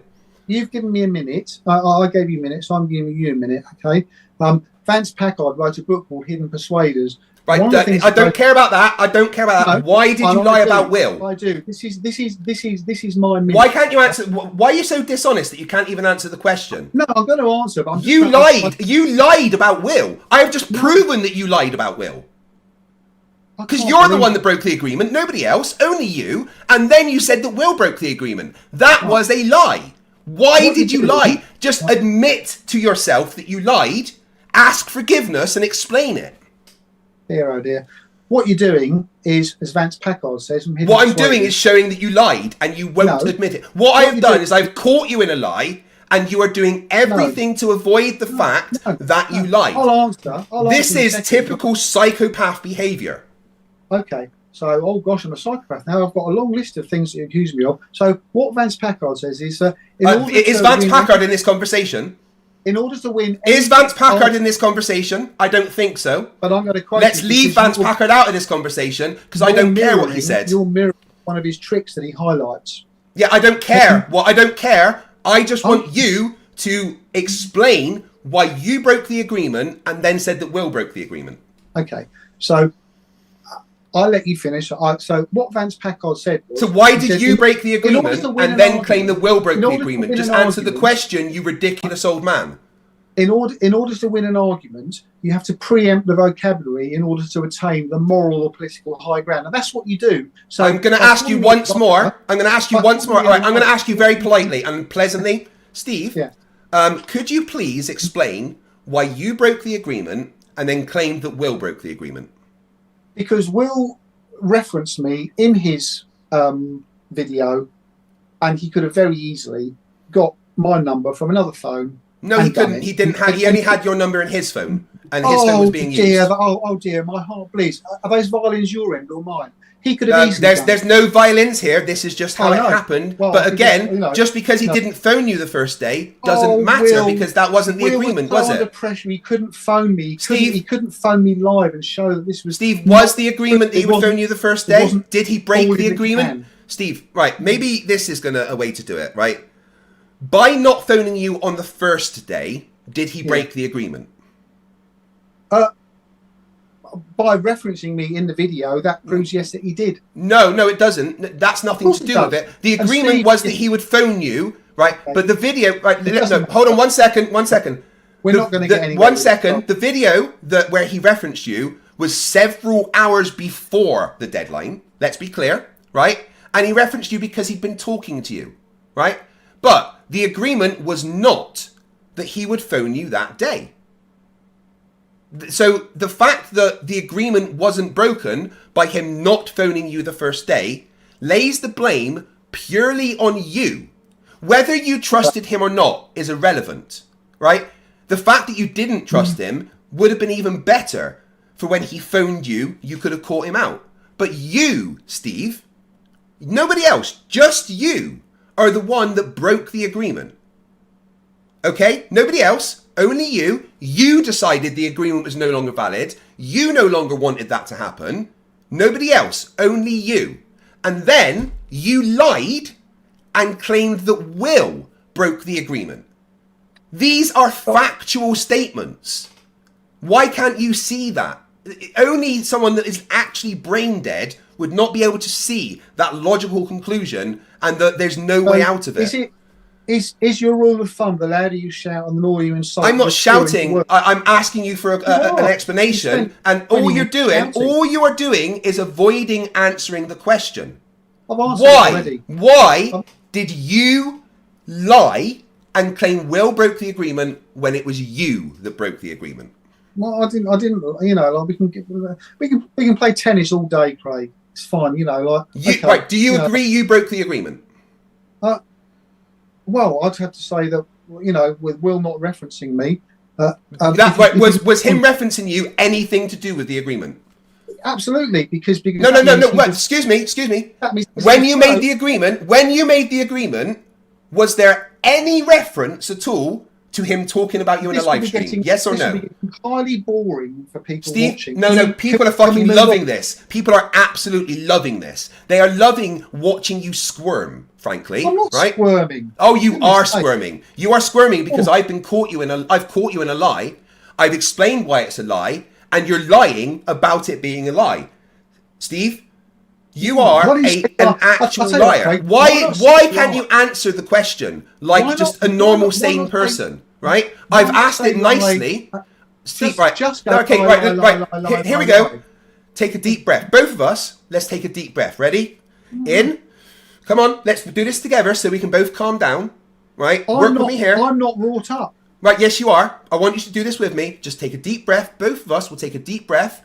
And then I'm going to calmly ask you the question. And I would like a rational, calm response, okay? Deep breath. Ready? After 5, we'll breathe out. Ready? Breathe in. 1, 2, 3, 4, 5. Breathe out. Okay, your heart rate should have dropped by about 10 to 15 beats a minute with that one breath. Okay. My heart rate's about 45 beats a minute because I'm quite fit. So I'm fine. I can see by your face that that's not true. So now that your heart rate is lowered enough and maybe the rage inside you at being caught lying has subsided slightly, I'll ask the question. I'll ask the question very politely and calmly for you. All right. And I just want a calm, rational, simple response. If I give it to you, you're just going to get angry. No, I'm not. If you don't lie to me, I won't get angry. Let's see with that, okay? You're deciding. You're the arbiter of truth. In this situation, I have got all the evidence, so yes, I would be. Once again, this very simple question is, between yourself and Will Duffy, with the gentleman's agreement that you had between you, which one of you broke it? Well, I mean, I've said it 5 times. I'll say it 6 times. He didn't phone me when he said he was going to. No, that's not true. He referenced me. No, that's not true. Steve, you just lied again because the time frame within what he was going to phone you hadn't finished yet. So you're lying by saying he didn't phone me when he agreed because the agreed time had not passed yet. And I'm sure all your mates... So once again, out of the two of you, considering the time had not yet passed, so the agreement hadn't finished, between the two of you, which one prematurely ended the agreement? You or Will Duffy? By the time I saw that shit show on the ice, and all the people being wheeled out and all the awkwardnesses and all the stuff that was going on, I thought, whoa, there's a far more to this than meets the eye, and I couldn't trust him, and that's the thing. There we go. So you decided you couldn't trust him. I just want to clarify. I just want to clarify. So just be clear. Yeah, so you decided yourself. You decided that you couldn't trust him, right? Is that clear? Yeah, absolutely. Yeah, right. Absolutely. And because of that, because you decided that you didn't trust him, you cancelled the agreement, right? Based on all the stuff that I could see that was going on. Right, so there we go. You, Steve, are the one that broke the agreement, not Will. Because you decided that there was things that happened. So nobody else, apart from you, broke the agreement. Yet, Steve, we've both agreed that you broke the agreement. Yet, Steve, you several times said that Will broke the agreement. That is a lie. Do you seriously think, Craig, right? And I will, in this instance, I will use pejorative language. Do you seriously think that in a court of law, okay? Yes. If that would hold up. In a court of law, you'd be fucking stumped into the ground after the video that I showed. Let me finish.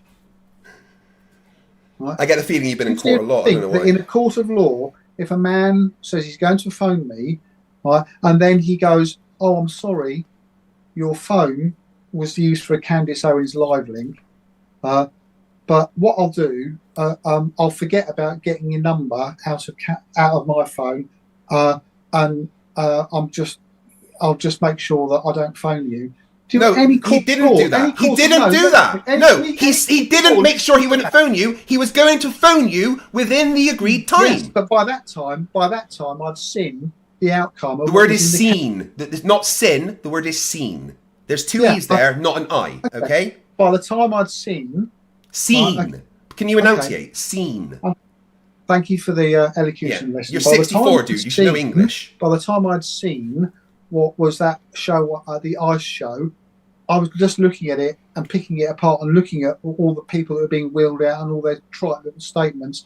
I knew that this was just all wrapped up. Okay, here we go. So brilliant. Let's take that to court, right? Let's take that in a court of law. Let's play this out in a court of law, right? Your Honour, my client says that he didn't get the phone call he was promised. After the first day, my client didn't get the phone call he was promised, so he decided that the person that was going to call him was untrustworthy. But he was referenced. He was referenced. Yeah, he referenced him in a live stream, and didn't call him. No, he didn't call me. No. So there we go, Your Honour. So the judge asks a question. So what was the time frame in which he would call? The lawyer goes, you see, oh gosh, really, I don't know. The judge says, no, sorry, Mr. Lawyer, could you please just answer the question? Well, Your Honour, the time frame was whilst they were in Antarctica. The judge would say, oh, I see. So had they left Antarctica? And your lawyer would go, no, Your Honour. No, they were still in Antarctica.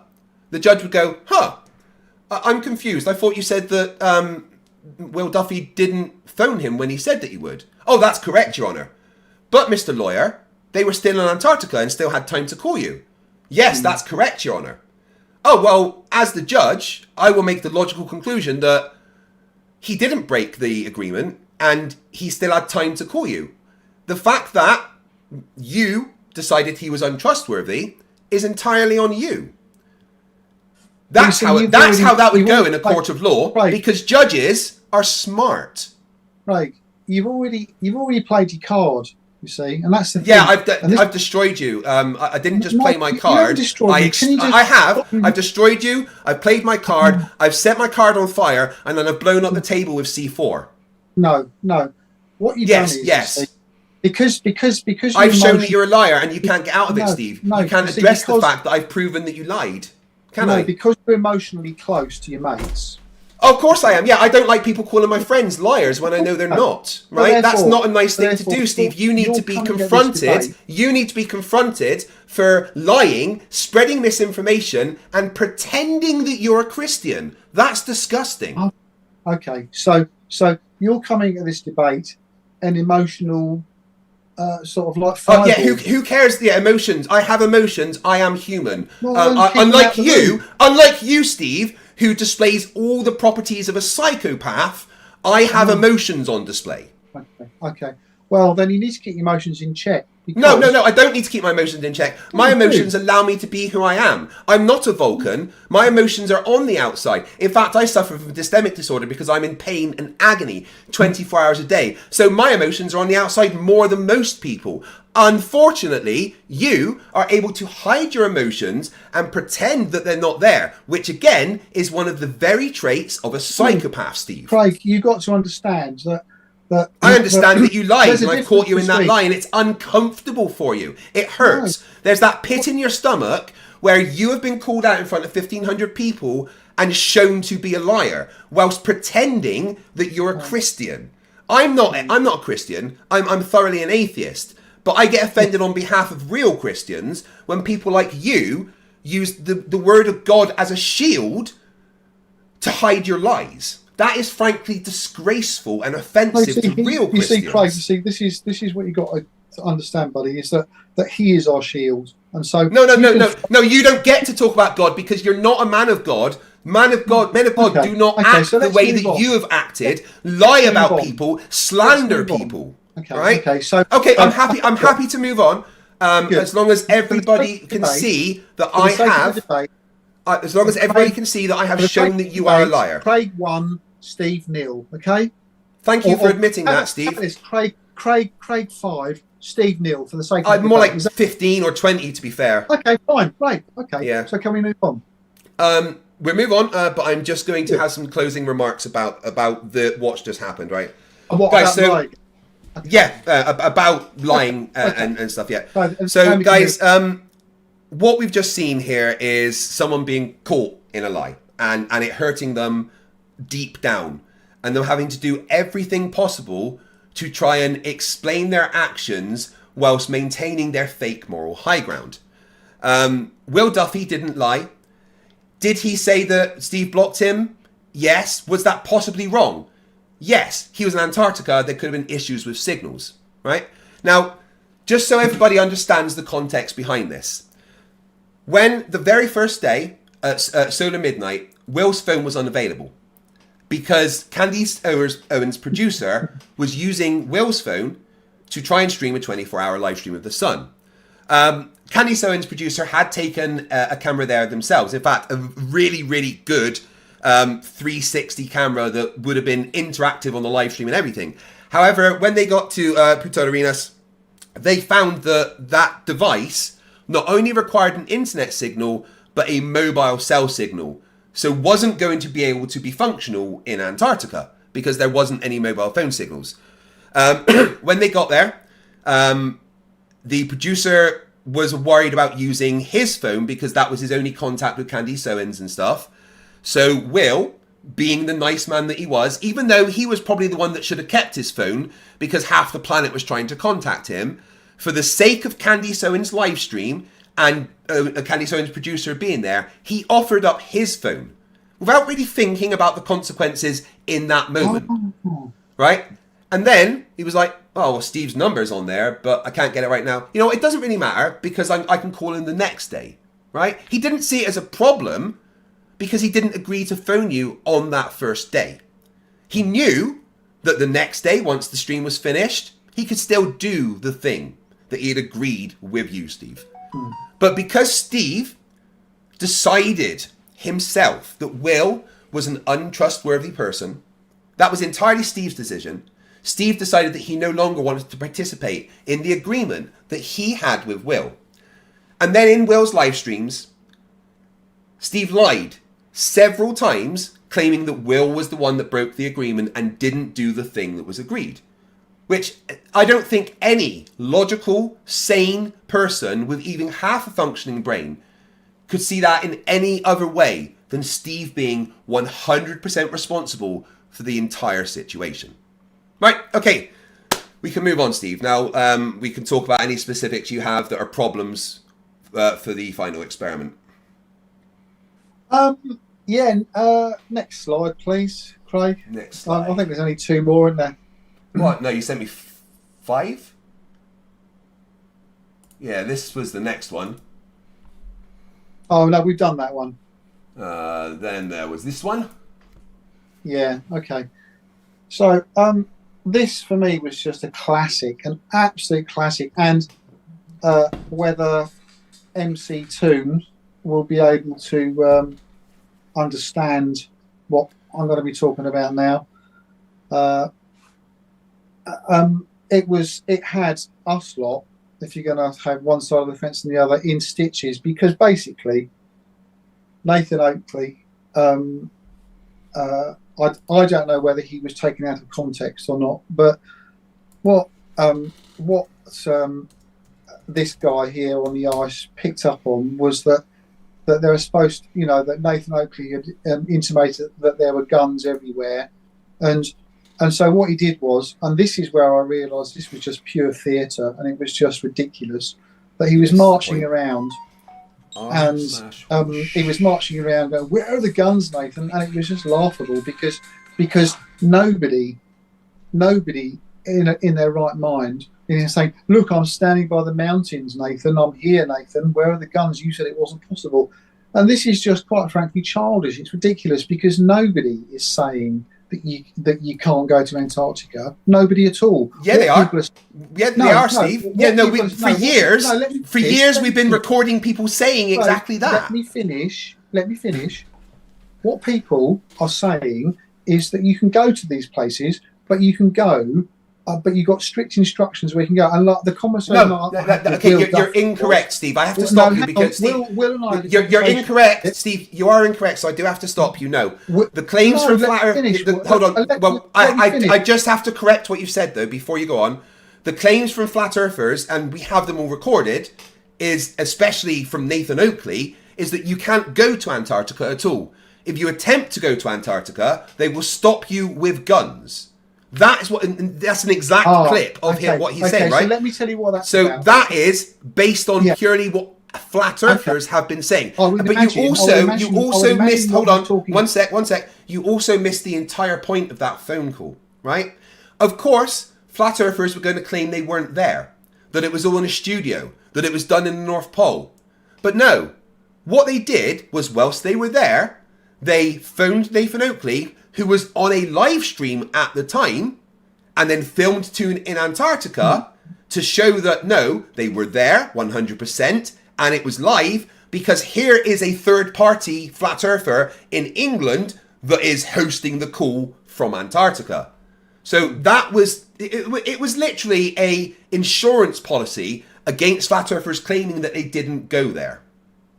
So it's fine that happens, but it's not so fine that Will Duffy can't phone me, and then with today's technology... He could phone you. He was going to phone you. Why you lie again? He could phone you, and he was going to phone you the second day.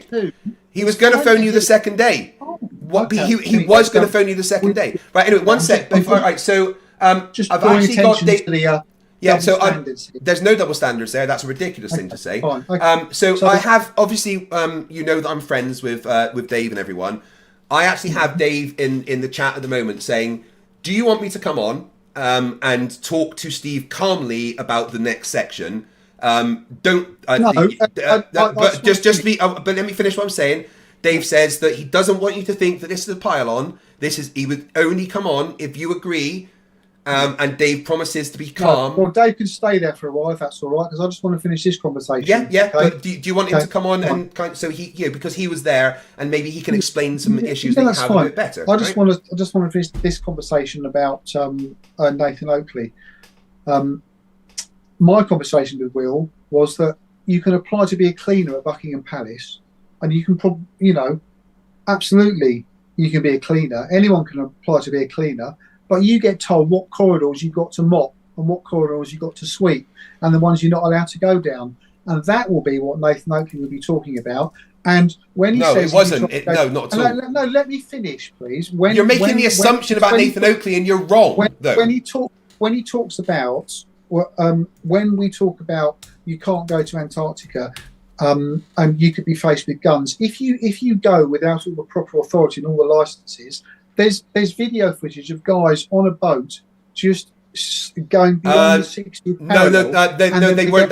They lied about Steve. They lied about that footage. That wasn't beyond the 60th parallel. That was next to Argentina in a military training area that they asked to go. Yeah. Okay. So and that's been proven. Those people lied about that video. And here's the thing: you fell for it and didn't even check.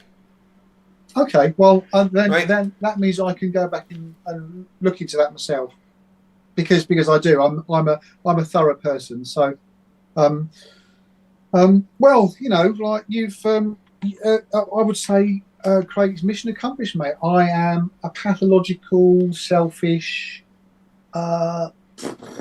ignorant, incapable liar. Well, I've demonstrated, Steve, that you are in fact someone that is quite happy being dishonest. Thankfully, my confidence in who I am doesn't rest in you. Well, it doesn't matter what your confidence in yourself is. Again, that's a trait of a psychopath, thinking that they're the ones that are absolutely fine. No, it's not. Well, it's absolutely is. Yeah. It's about people being able to I'm going to give the link to Dave, so maybe you can talk to him about some of the specifics that you have, okay? Dave, I'm just sending you an invite now, my friend. So is this going to turn up with 6 again? No, well, MC Toon's in the chat, but I'm not going to have a pile-on, right? That's why I asked you if David could come on. So I don't want it to be a pile-on, right? I'm just going to bring Dave on. Again, I was in the middle of talking, and you decided to start saying things. Well, I'm just going to say I'm letting Dave come on, so that you can talk to him again. What strikes me in this is that that I think I've been rational and I've been. Yeah, that's called sea lion. You and are I've been- a very good oh. sea lion. That is a fact. Yes. And there's this kind of this guy, whatever he's doing, he's rattling cages and he needs to be beaten down. And I'm getting a very strong feeling. Oh no! You aren't rattling any cages. What you did was you pissed me off by calling my friends liars. Okay. So I don't like people calling my honest, loyal friends liars. And I am someone that will always fight against bullies. Frankly, Steve, you have acted like a self-entitled bully. Okay? So that's why I've treated you this way today. And I intended to try and be respectful with you, but unfortunately you didn't allow it to happen with your incessant interrupting and impulse control issues, right? And I can see, you have crumbled. You've become deflated. Your entire body language shows that you have been destroyed. But that's fine. I've done my job. I'm not going to enter. I've done my work, and now, as Dave's here, you had specific things that you want to talk about the final experiment. So please, Dave, hello. How are you? I feel totally deflated. Good. How you doing, Dave? Hi. Oh, shit. Can you hear me all right, or is that? We can hear you, my friend. Yes. Working? How are you? Excellent. I'm very well. Thanks. Yeah, Steve, I just wanted to make it clear. This was, I didn't want to seem like we were jumping on you again or anything. It's, but there was a lot of points that you were raising, a lot of questions you were asking, and claims that you were making that I had answers to. That it's just easier if I'm in the chat to talk to you rather than trying to go through Craig. So. Okay. That's fine, mate. So yeah, like Craig points out, the phone call with Nathan Oakley, for example, that was we already anticipated in advance. People would say we filmed, we didn't go to Antarctica, like you say. You're all happy to accept there's a 24-hour sun in the north, so you flat earthers could easily just say, we went up to the Arctic in June. So I'd already actually made a reference to it in one of the preparation videos I did, that if a flat earther is streaming at the time, we could interact with their stream while we were in Antarctica to prove, as a frame of reference, that is when we were there. Basically, Nathan Oakley was the independent witness to us being in Antarctica at the time, just like you were asking for with the phone call. Okay. Well, I'm sorry, Dave. I don't know. What am I? It's not. So it's more. You brought up the slide of Toon walking around Antarctica, making this big show and dance. But the reason why I did that was because you see, and this is where I start to get back to the incongruous nature of it all. And what I don't want to do, if MC2 was watching this, the way he spoke to me was just shite, basically. Deserved. Absolutely he came on straight on, marched in. So if he wants to come on, I'll do that on a separate night, because I haven't got the energy to deal with him right now. But I will have. But I'll have the energy to talk to you about it, Dave, because actually, I think you're a reasonable guy, but but I've got my strong reservations, and so what I'm going to say is that I think that because of a series of events that have happened, I'm waiting for it to be exposed that you didn't capture the 24-hour sun. Okay, I'm waiting for it. I can't prove that you didn't right now. I've got lots of people who I'll be lining up and talking to, and including, like an interview to say that it doesn't happen.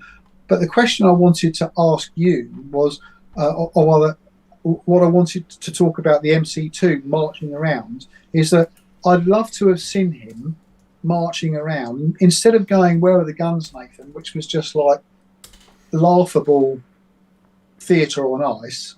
It was really. I mean, it was good fun, but it's become a meme. Where are the guns, Nathan? It's become a meme. The reality is, I'd love to have seen him march around and go, We've captured the midnight sun. We've captured the 24-hour sun, Nathan. We've captured the 24-hour sun. We've captured the 24-hour sun. And what epitomised it for me was when he had his, and again I go back to it, and he got angry about it, but I don't care. And this is what I talk about body language, and that when he was summarising his days on ice as he was walking around Punta Arenas, and that's the next. Can you put the next slide up, please? Yes, sure. No,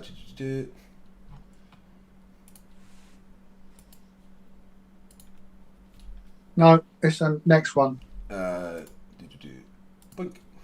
That's the one. Yeah. Okay. So, for me, we can see here.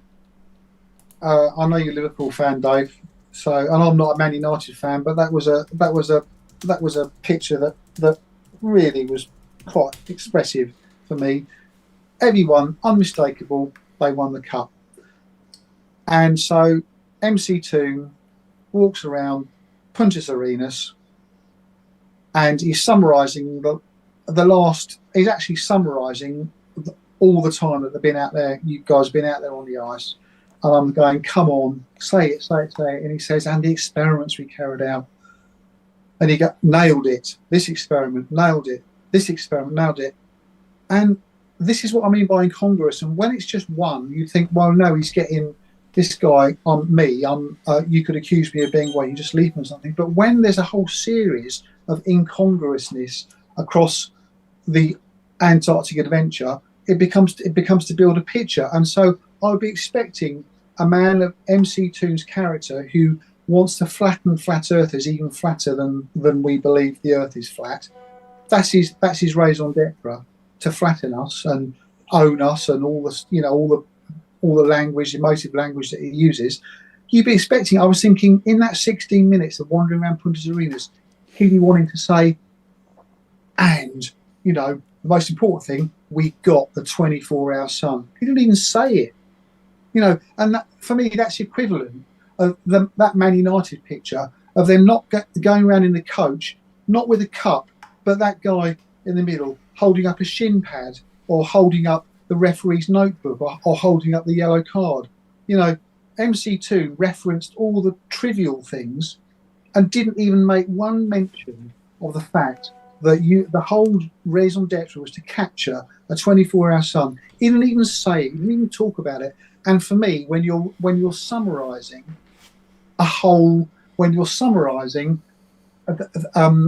what those 5 days were about, for him to not say it, that's just one of many instances across your interactions that just, for me, that really was a massive sort of warning bell. And I can't prove. I can't prove yet, and I wouldn't say that unless I went out there myself, and I haven't got any. It doesn't look like I'm going to. But there's enough for me to say that this is just another lemon, and just another. And the right Ferrari that went on when we had that whole thing about Jeren saying it's set, and when Will Duffy disappears for 10 minutes, then there's 6 of you in the room, and then Jeren admits, he says, "Oh yeah, well, yeah, but I was tired. I said the sun sets." And then one of you guys said, "Well, no," he said since. And everyone goes, "Well, he said since." So what you're saying is that the sun rises over there, and then it travels the mountains, and then it sinks.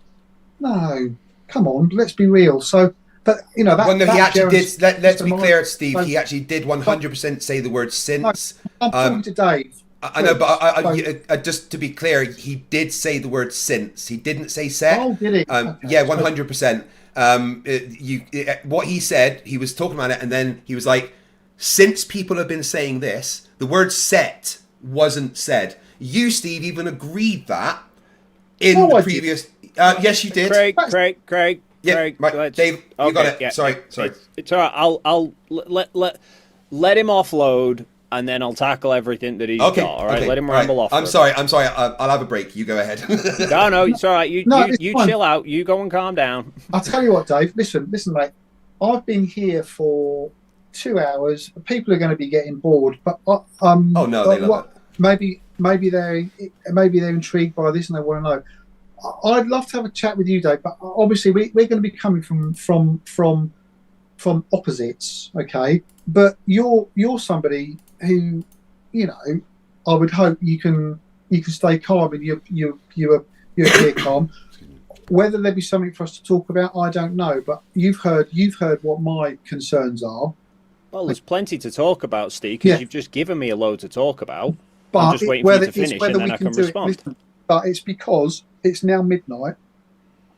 I've got other people who I need to consider in the house, and I'm not chickening out. But I'll be more than happy to have a conversation about it.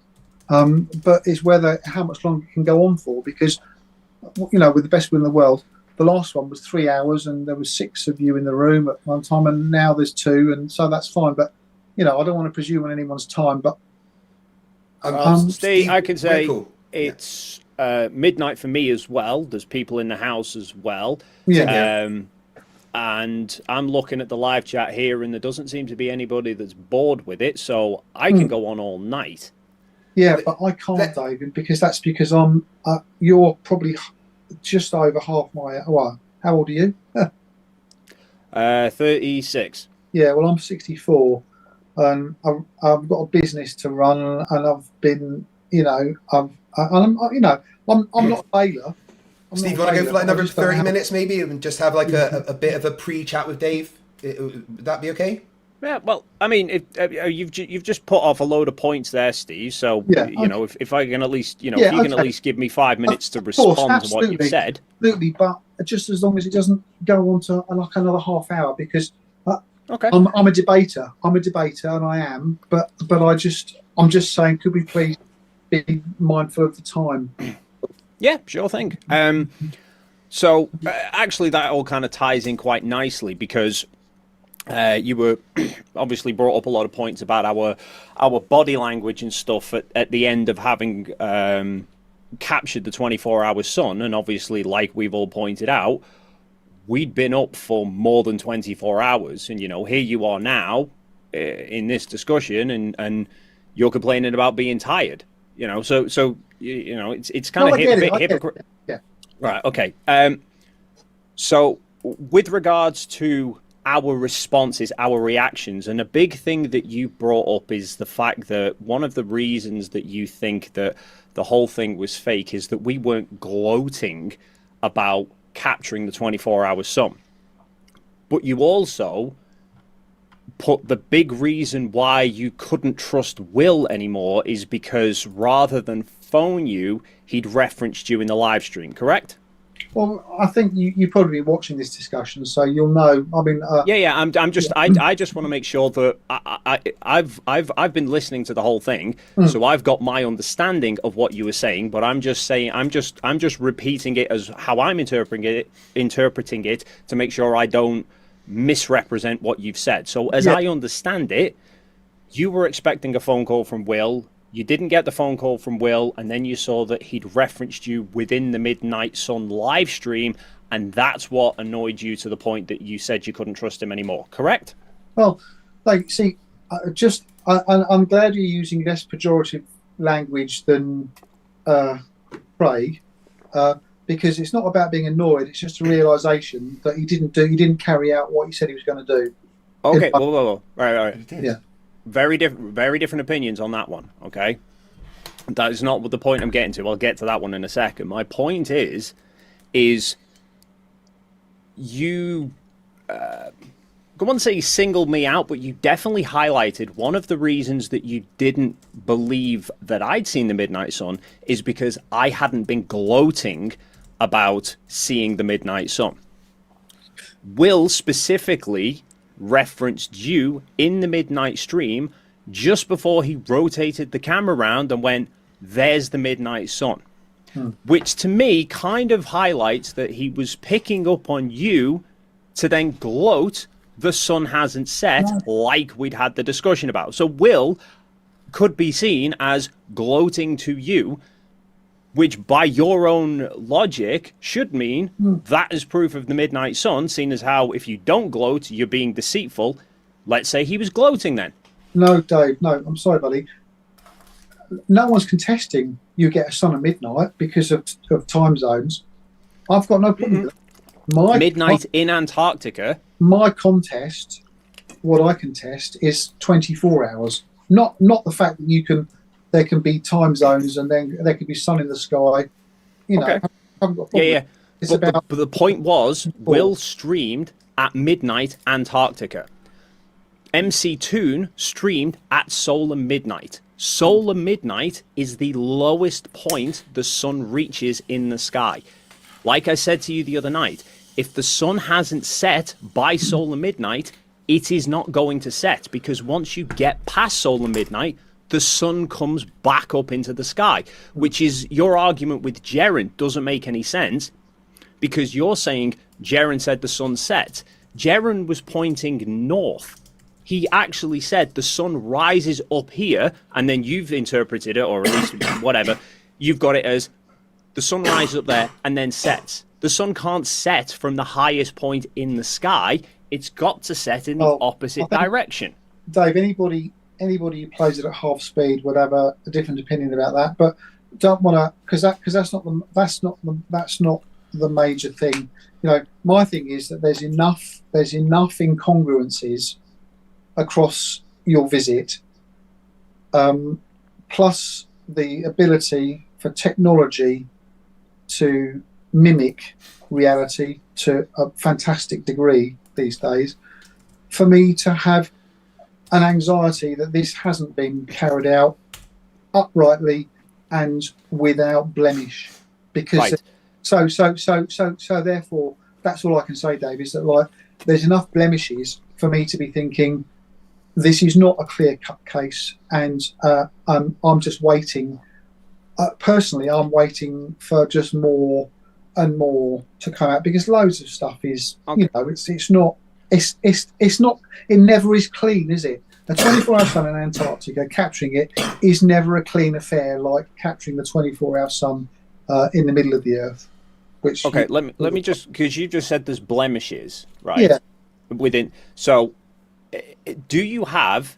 Is there a single blemish that you can point to that is actually something physical on the screen we can look at that is not body language related? No, and I can't, and that's because because I'm not, because I don't, you know, I think there are questions that could be looked at further. I mean, some of the stuff has been quite scurrilous in terms of the accusations that have been stupid, you know, like you could have gone to the North Pole, or you could have, you know,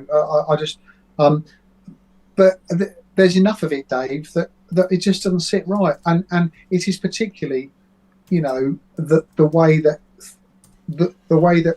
triumphs of capturing the 24-hour sun have been described in a way that it just doesn't sit right. And you know, you can say, well, that's just your opinion. It's not just my opinion. There's lots of people who say this is another flipping thing that's got broken glass everywhere. Well, okay. Well, I'll disagree with you, because I'll say it is your opinion on the basis that I think it's your opinion that of how you think we should have reacted, because my opinion of how we should have reacted is very different, given that I was there. Just to sort of, again, you brought up the picture of United and the trophy celebrations, okay, and that's the kind of, that seems to be what you expected from us, like we were going to be setting off bleeding fireworks and oh wait, we've won, okay, just MC2, that's okay, yeah, I know what Toon is like okay, but let me just point out a few issues that I don't think you've actually considered with this. Is like having a big celebration like that, like you know, like, oh my god, we've captured the 24-hour sun. I'll let you into a little secret, Steve, okay? Us capturing the 24-hour sun was not a surprise to us. We didn't go to Antarctica thinking, oh, I wonder if we're going to capture the 24-hour sun, right? It was kind of blindingly obvious before we'd left Chile that we were going to see the 24-hour sun, because we'd spent 2-3 days there beforehand watching the sun rise southeast of us, up circling round to the north, setting southwest, and then you could literally watch the glow of twilight moving across the south, right? It does not take a genius to work out the sun is definitely circling around to the south of us. If we're heading south to Antarctica, we're gonna see the 24-hour sun. It was not some big surprise to us of, oh shit, the sun's actually stayed up. All the other experiments, so we're like Toon walking around Punta Arenas, not gloating about the 24-hour sun, but also bearing in mind, he's recording, like, to his audience, who we all knew there was going to be a 24-hour sun. It's not like it's some great big breaking news story of, shit, we've caught the 24-hour sun. Everyone was expecting it. It's all the other stuff that people weren't really knowing about. Like, excuse me, we'd been measuring the distance of lines of longitude that were all matching the globe before we'd gone to Antarctica. There was I can't even remember off the top of my head, but there was a whole bunch of different experiments that he was doing that he hadn't really talked about. Everybody knew TFE was all about the big thing of TFE was the Antarctic sun. So him talking to his audience who weren't surprised by a 24-hour sun, he's not going to be making some big song and dance about the thing we knew was going to happen happened. All right, Dave. Well, look, you know, for me, I maintain I have my reservations, and I've got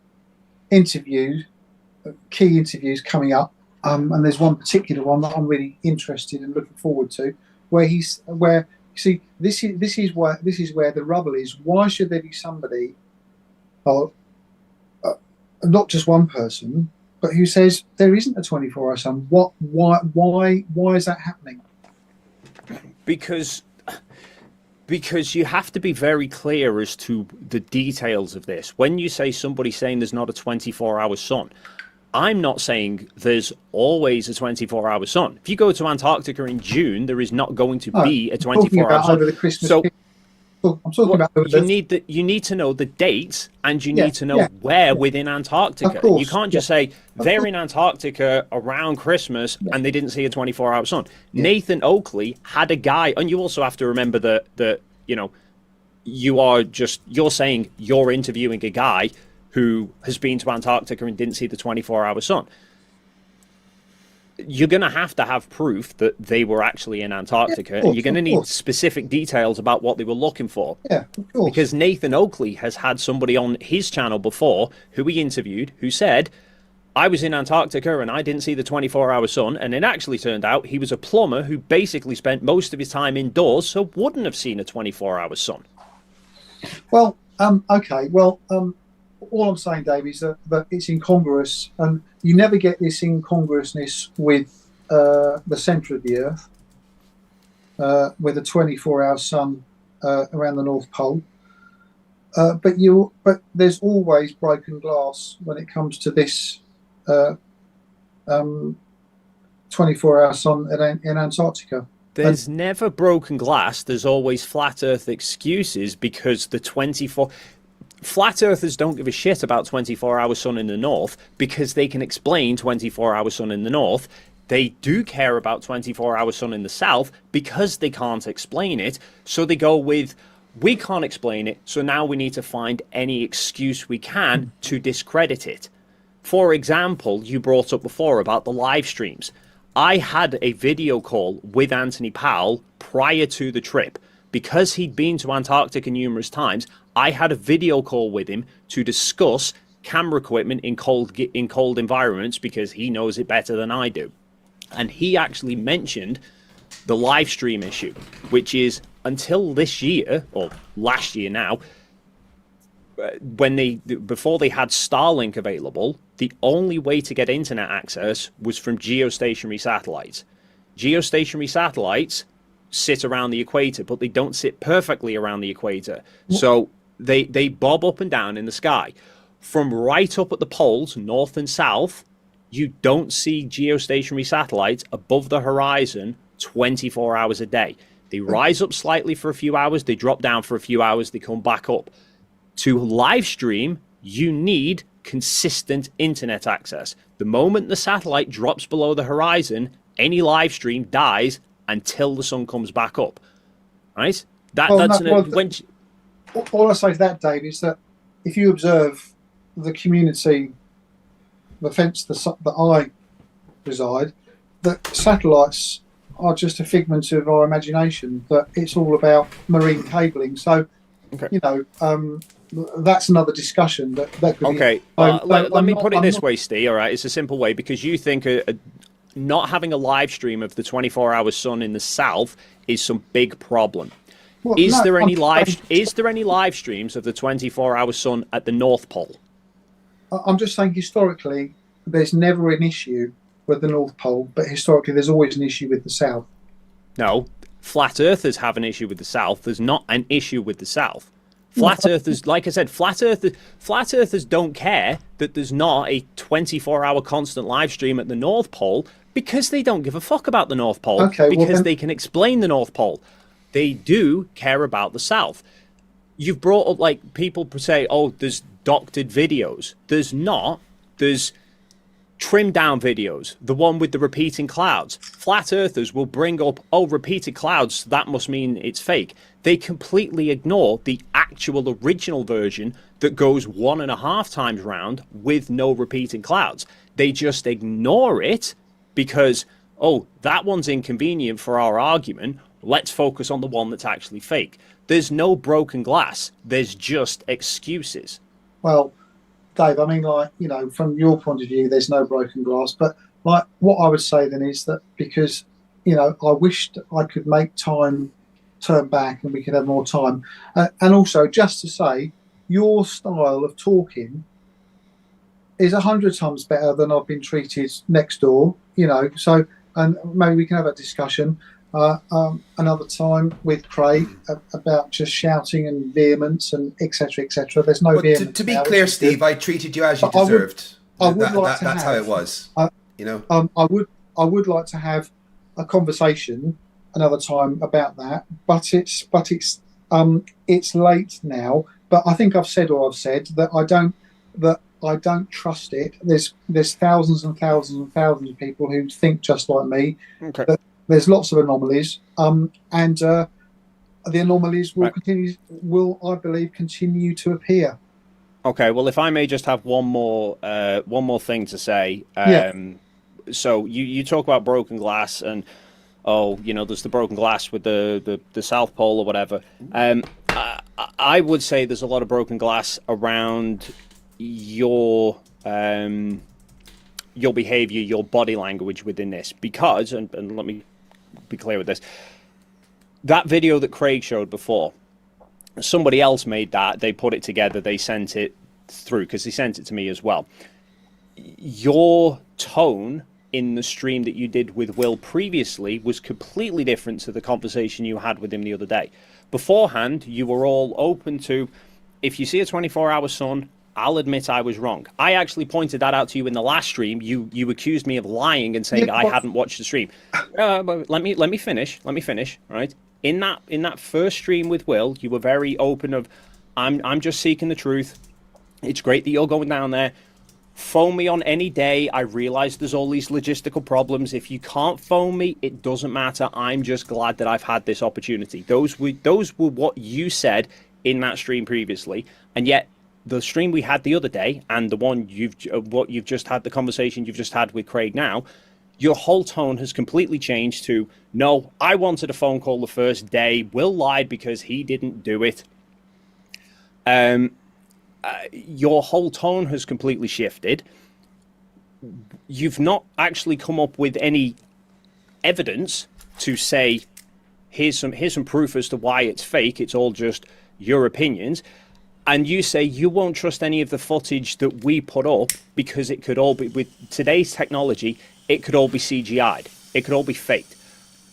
If that's your opinion, then your opinion also has to be that any phone call that Will had with you could have been completely AI rendered and CGI'd.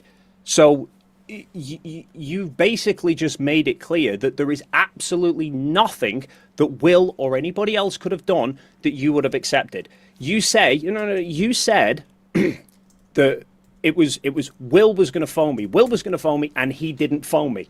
But you won't trust any of the footage that we've shown you because you say it could all be AI rendered. So even if Will had phoned you, you could have just turned around and said it's AI rendered. Because I think, realistically, absolute blunt honesty, you've just got it in your head of there can't be a 24-hour sun in Antarctica, and you can't be wrong about that. So everything has to be fake.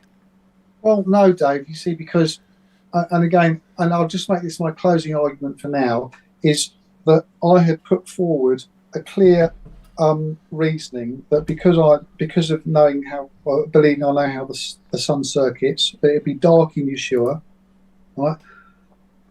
You've flown 4 hours from Punta Serenas to get to where you're going. Now, I know that the sun's going to travel a certain amount of time.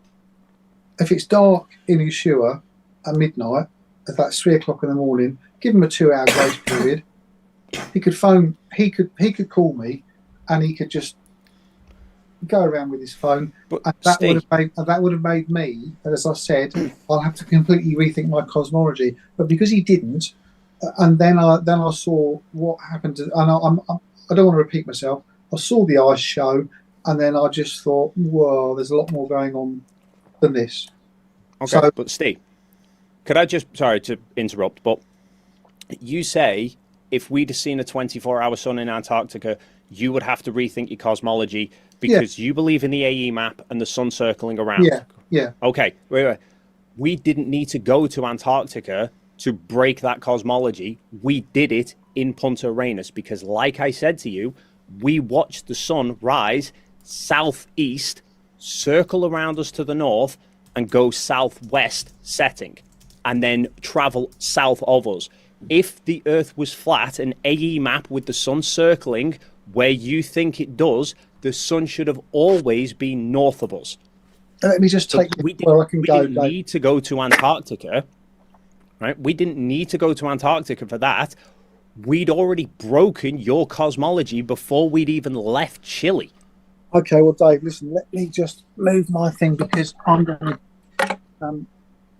it's now 12:30, and I wasn't aware this was going to be going for this long. Well, Steve, if you need to go, mate, it's not an issue. It's I just wanted to get that point across. Yeah. This whole... we didn't need to go to Antarctica to break the AE map. Well, we'd already done it beforehand. I think, for me, unfortunately, it is just a case that, from my perspective, there's just too much broken glass, and there's none. Now isn't the time to discuss all of it. Maybe there'll be another time, but maybe it might not just be me, and there'll be other people you better talk to. Fly to Chile, Steve. You said yourself you'd want to see it for yourself. You don't need to go to Antarctica. It's a few £1,000s to fly to Chile, and like I said, you will see the sun south of you where it should never be on the AE map. Well, I would contest. I need to sit down and have a conversation. I need to sit down and think about some of the things because what I don't want to do is disrupt the household anymore because I'm getting. I'm just feeling that I want to not cause an eruption in the house over this.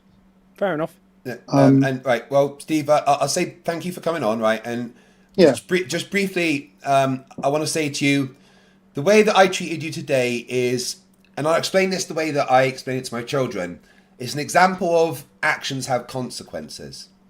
Well, you can't go around accusing people without. Yeah, well, I was the consequences, and then Dave was the bit afterward, right? You can't go around calling people liars and expect there not to be someone that's going to have a go at you about it and prove that you're wrong. Yes, Dave's come on and he's been pleasant and polite, and that was probably needed after the verbal beating that I gave you. But the reason I did that was because of the way that you have acted, and you have to be aware that consequences are needed for the way that you have acted. It was as simple as that.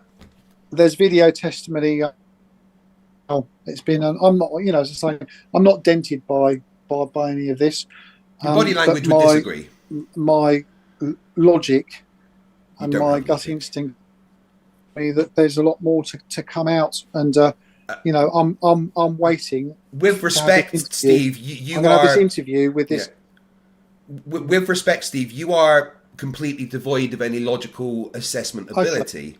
Fine. Okay. Well, that's your opinion. But if you speak to this person, right? Just one question before you go. Will you be demanding evidence that they have done what they've said, or will you just? Of course. Will there be showing you video evidence? Will they show you video evidence that they were in Antarctica in the summer and the sunset? Well, no. You see, the thing is, if you were that set on the fact that it couldn't possibly exist, you wouldn't be questioning me. You'd be saying, "Steve, you're a madman."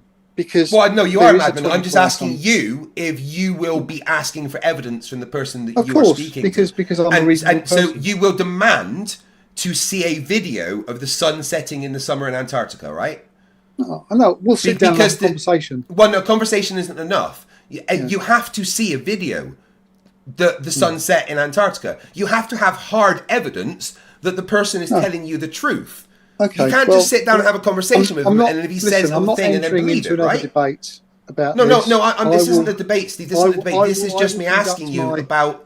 This is just me asking you: are you going to show the same standard of evidence to the person you're talking to about Antarctica as you've shown to me and Dave and everyone else?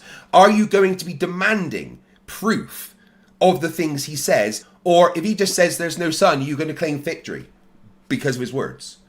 Listen, I'm not going to be kowtowing to your, So you're not going to ask for evidence then?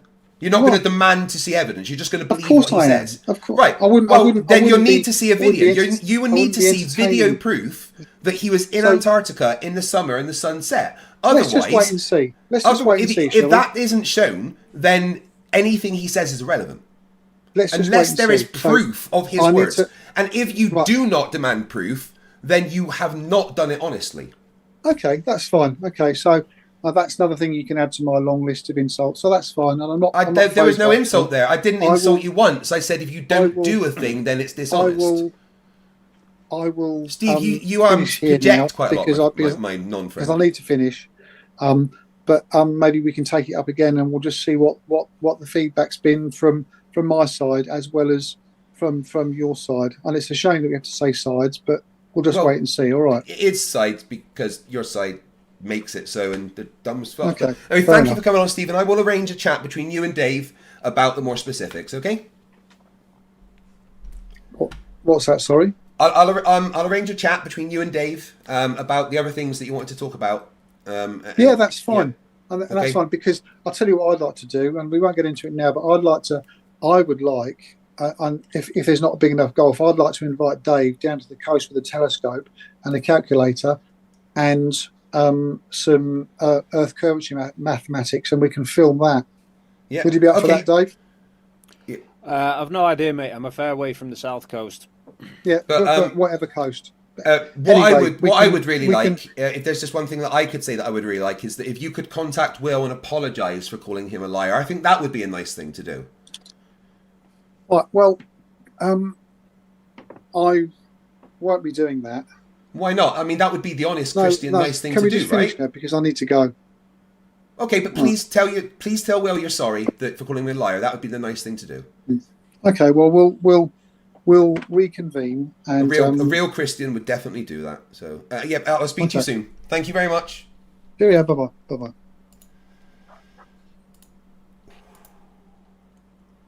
What a horrible, dishonest man. Jeez. Yeah. I'm not gonna lie, I enjoyed that. His complete shift from how he was beforehand, and just very sort of the first stream with Will, he was very mild mannered. He was very yeah, that's fine, whenever, it's not a problem, it doesn't matter, I'll take your word for it, and then just complete fucking flip. Yeah, I had fun with that. I walked him into the trap. That video I think from he fucking walked himself into it. To be fair, mate. To be fair, yeah. I forget his name now. What? Old Dazzleer. He's not in the chat anymore. Dazzleer. Thank you for making that video. It's absolutely incredible. It exactly shows the things that we need. It shows, I couldn't have done a better job. So, you guys couldn't see it because I had the video on full screen. But Steve, as that video was playing, sank further and further into his chair. Started doing this. It was hilarious because I'd not rewatched the first stream back, so I was just going from memory. But I'm like, I'm sure he'd said, if we see a 24-hour sun, he'll admit he was wrong. I'm pretty sure that was like one of the reasons why Will had a video call with him in the first place. Yeah. And so when I then made a reference to it, and he was just like straight up, no, that's not what happened. You clearly didn't watch the video. And I'm like, I'm sure that's what happened. I'm sure that's what he said. And then, all just turns up with the video. I'm like, so I did remember right. And I'd remind him of that. And within the same kind of 5 minutes of a conversation, he would admit he said something or done something, and then just go back to going, no, that's not what happened. It's like there is literally some kind of mental block that could make him make that logical connection. I was literally blown away. Yeah, I think like that kind of sort of hit him with at the end is his whole argument has completely shifted. He came across in the first stream like a genuine truth seeker. Like he actually just wanted to know the truth, and he would go with it, whatever. And he's gone from that to like full-blown tinfoil hat conspiracy theorist of just everything's fake. It's like the moment he turned around and was like, I don't trust your videos because you can AI everything. I'm like, you could AI the phone call that you're so desperate for. It's like all the flat earthers who are now, the number of comments I'm getting from people saying, oh, you recorded it so that you've got time to edit it. You didn't live stream like you promised. I'm like, we never promised that we were going to live stream the 24-hour sun. I've had people now saying they don't trust the sunspots that I took because I didn't live stream the sunspots. And I'm like, oh God, yeah, you've got to have proof of your proof, Dave. but these are the flat earthers who are now saying that because we didn't live stream the 24-hour sun and we didn't live stream the sunspots, that it never really happened. I'm like, this coming from the same flat earthers who are doing nothing but say that all the live streams that we did in Antarctica are fake. So even if we had live streamed the 24-hour sun, they'd still just say it was fake. Yeah, exactly. Like he's just said, you can fake things with AI. I mean, he was convinced. I didn't get to bring that up. I wanted to. He said in the last stream that it could just be live botters that you buy, and Will was just pretending to interact with them. I wanted to bring up the fact that one of my subs actually super chatted Will that he during that live stream when he was in Antarctica and interacted with it, and I was like, well, can you explain how that would happen if it was all botted viewers? Well, that's kind of the trap that I led him down as well, because I'd said to him in that stream, all right, do you agree the live streams that we did, the individual live streams that all happened, were they real? Were they genuine in Antarctica? And he was like, oh, yeah, they were. I was like, okay, well, we live streamed pretty much consistently throughout the day. So at what point in any of those live streams did the sun look close to even setting? And he just immediately, I want to talk about body language. Oh, yeah, God, oh my God. When you corner him with a direct question, he instantly looks up to the right and does this whilst talking. And body language is kind of a bit nonsense because everyone has a different base and everything, right? But there are some things that people do subconsciously. And looking up to the right whilst you're, making, saying things is, and moving your hands and doing motions with your hands that don't really match what you're saying is signs of making shit up on the spot. And that can be done because you don't want to answer a question or you feel uncomfortable and stuff. And it was so clear that every time he was cornered, he just had to think of a way to avoid answering the question. And I mean, I'm no body language expert, and I don't think there is really body language experts as such, because it's so, humans are so different, but there is things that we do subconsciously that can be noticed. And from the the very basic training I had 20 plus years ago in the military, I would have said that he was being deceptive quite a lot. Yeah, I mean, I think you did make me sort of self-conscious with that, because I quite often kind of just fiddle with the beard hairs and stuff, and then you're saying about touching your chin's being deceitful. I'm like, oh no. Well, but you will kind of do it, and you're like me, you'll actually pick at stuff, right? Whereas what he does, I just kind of just fiddle with the.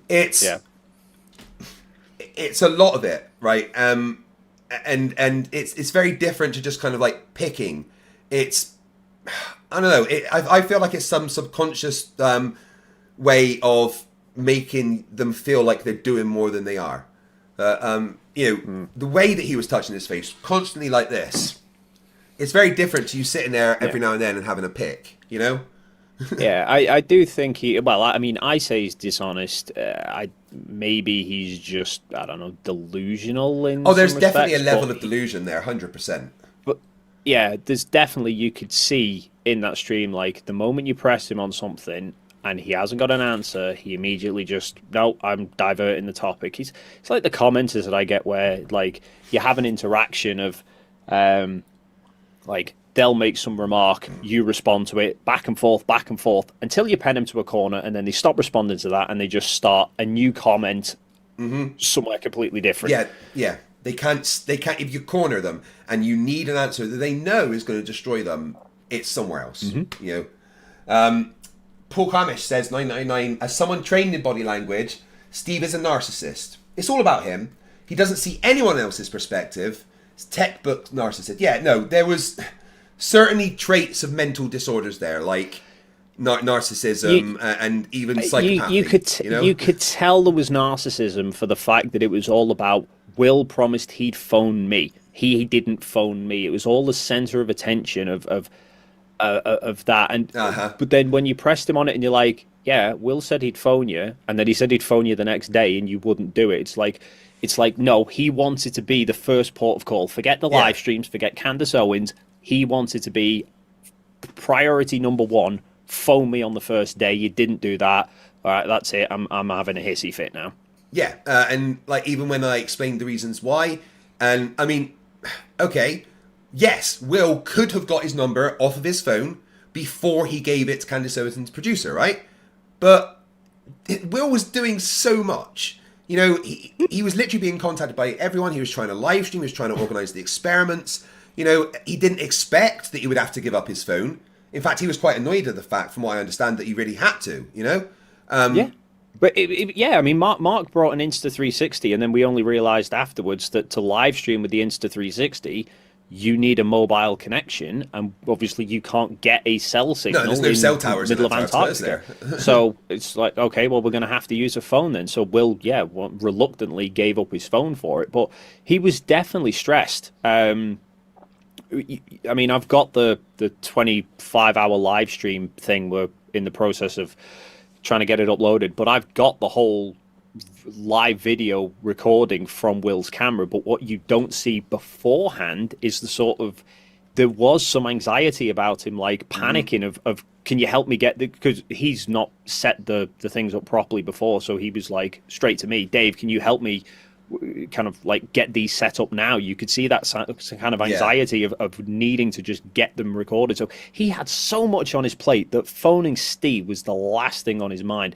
But I love that Steve was like, oh, somebody else could have phoned me. I'm like, yeah, I'd have loved to have phoned you, Steve, but you didn't give me a fucking number, so what am I supposed to do? Well, apparently MC Toon tried to phone him or something. I'm not sure about that. Toon said that. I think that was possibly after.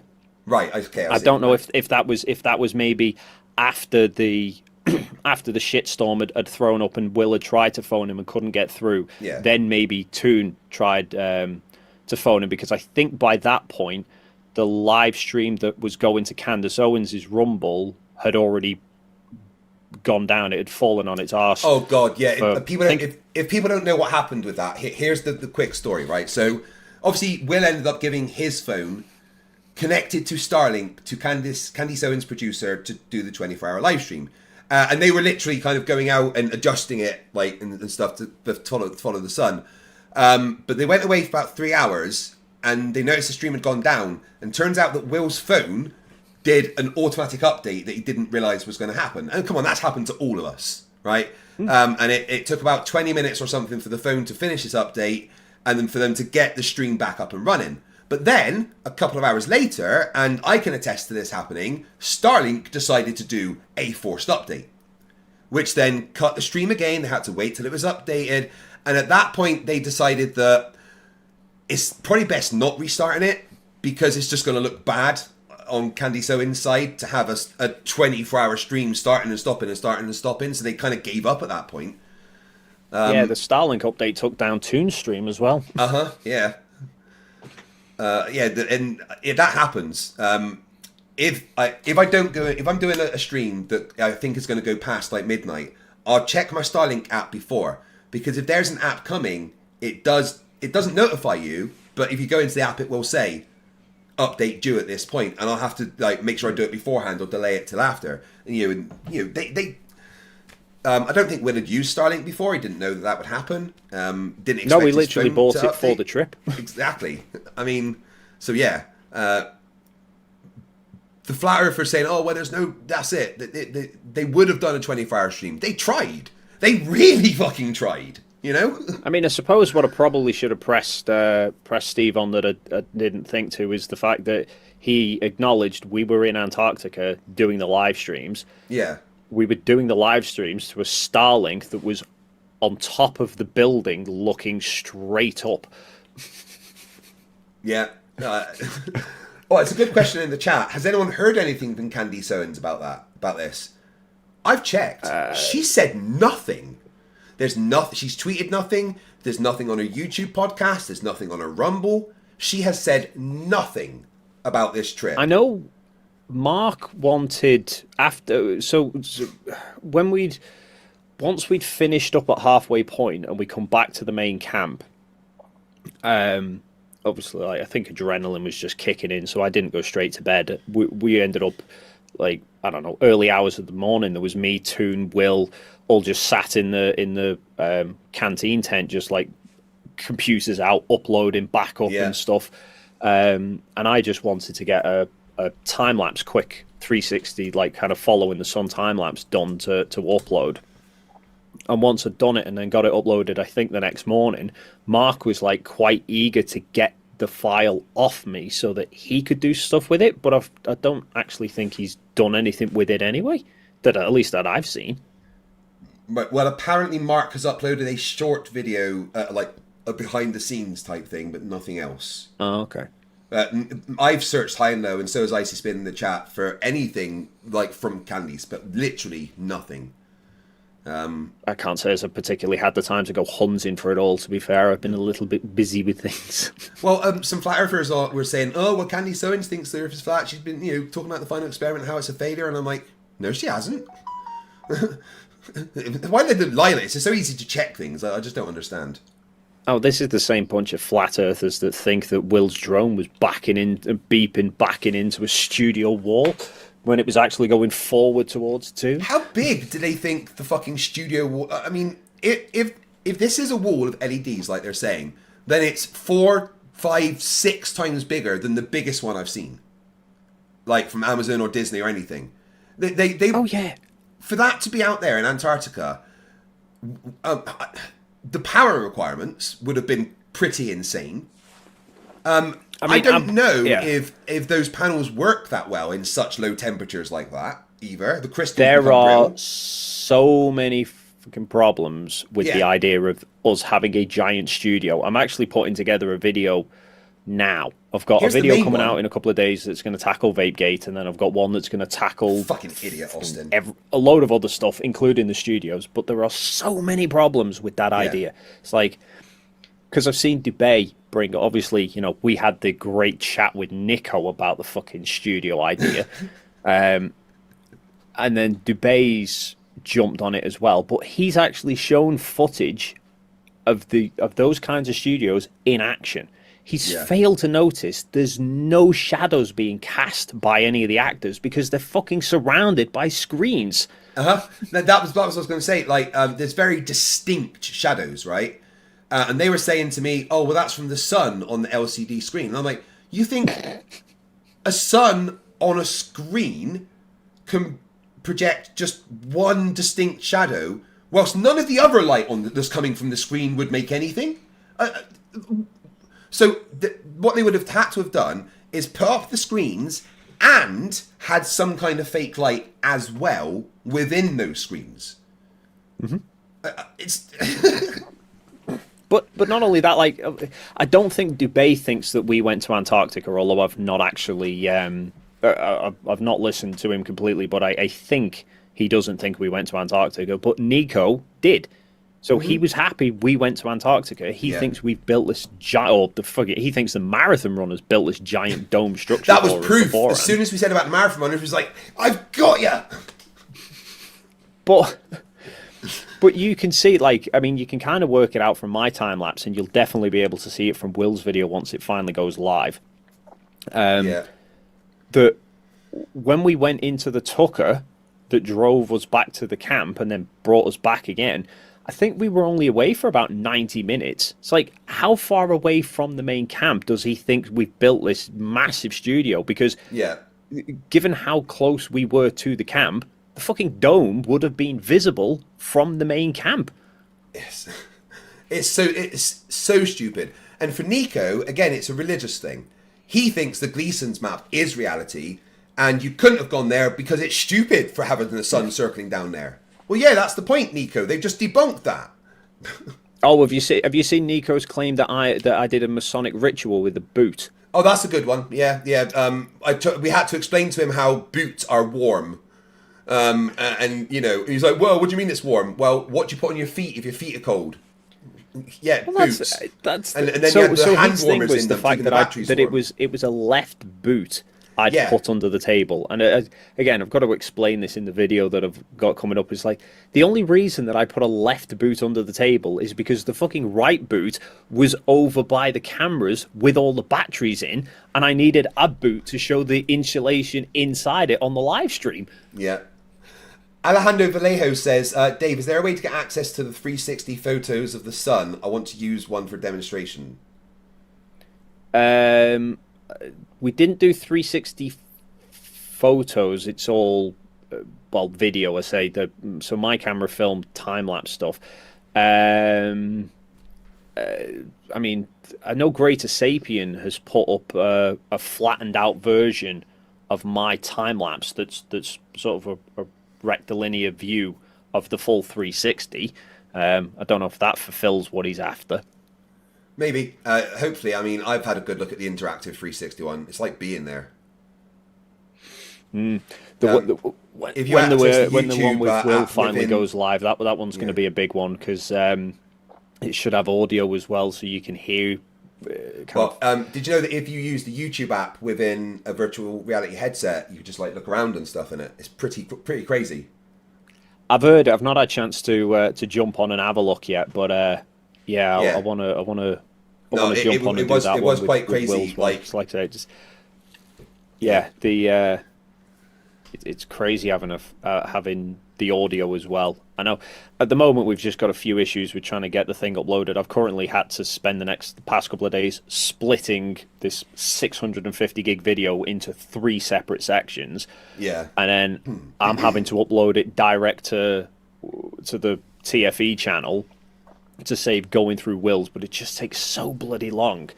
And then there's some, I don't know, audio issue thing that Will's trying to work through, but Alejandro says, thank you. We forgot about Greater Sapien. That works perfectly. Ah, excellent. I see people gifting memberships in the chat. Did you know my chat hates Ashton Richards? Yeah, so I see. I nearly, I was very tempted to gift one last night, and then if it didn't go to him, I'd just go, "Fuck you, Ashton." But then I thought, oh no, my luck, I'll probably wind up getting it. I'll probably wind up gifting it to him. So I thought I'll let it carry on. Well, It's a Rubik's just gifted a membership, and I Need a Container got it, and Ashton says that he needs a container. Frankly, I do think that somehow they've figured out how to not gift Ashton specifically. It's crazy. Oh, hang on. Should I try and I'll go on. I'll gift a membership here and let's see who it goes to. Rosie for $2 says, Dave, you sir are excellent. He is. You're right. Thank you. Oh, here we go. Let's see. You're gonna hit him. All right. I've got a lot of super chats, so I'm gonna start reading through them. Icy Spin 199 says, have your guest define truther. No, he didn't do that. No. Timothy just got mine. Go on, you might as well say fuck you to Ashton. Fuck you, Ashton. Oh, it's hilarious. I don't understand because he's actually proven to me that he's been a member. Right? He's actually in my my role, which needs to be updated. But he was a member relatively recently. So he can have a membership. Where's Siggy when you need him? Oh, I know, he's disappeared. Ashton says that you didn't try hard enough. It's a Rubik's has been a member for 22 months. Says 22 months of NASA support sponsorship. Keep up the lie. Yeah, I'm actually paid by. Well, I am a NASA shill because that money is coming directly from NASA to me via someone else. Oh my god, Dave, I'm really nervous about going to America. You'll be fine. Here's the thing, right? I'm debating. Obviously, I don't agree with his position on that, but the person I'm debating is actually an eloquent, well-spoken person that can put more than 5 words together to make a sentence, which I'm not used to debating people like that. I don't know how to debate people that can make good arguments. What the fuck am I going to do? Alejandro Vallejo for 20MX says, ask him what is body language, Steve. Steve is the body language expert, apparently.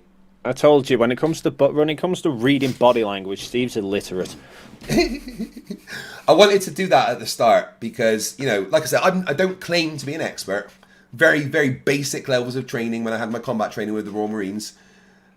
But I wanted to ask him, so what's your level of training? And it was just, yeah. Did you see the comment I put to you in the start about polling? No, what was that? I put a comment to you saying you should start a poll for people to guess how long before he brings up body language. I bet less than 4 minutes. It took him 2.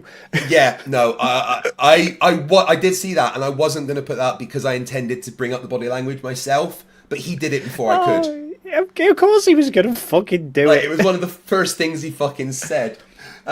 Icy Spin 199 says, now, as a truther, can you explain the non-stop lies? Icy Spin, I tried to get him to explain why he lied, and he got really defensive and started saying, oh, do you want a violin? That doesn't even work. The insults that he was trying to give didn't even work in the context. I've actually never seen someone stutter so much when you ask them a question. It was quite funny. It's fucking hilarious. Monkey in the Works £5 says, I pay good money to see Dave McKeegan come on to shout at this education dodger again. Oh, there you go. You got it. Paul McCamish, £10. I drew inspiration from you. I'm ex-military and trained in body language, and covering your mouth is an indication of a lie. It is not fact, it's just an indication. Steve, you definitely do not understand body language. I think I'm scripting a video about him as one of my episodes of Flerfs for Idiots, and it's going to be a big joke about body language throughout it, I think. I haven't quite figured that out yet, but I will.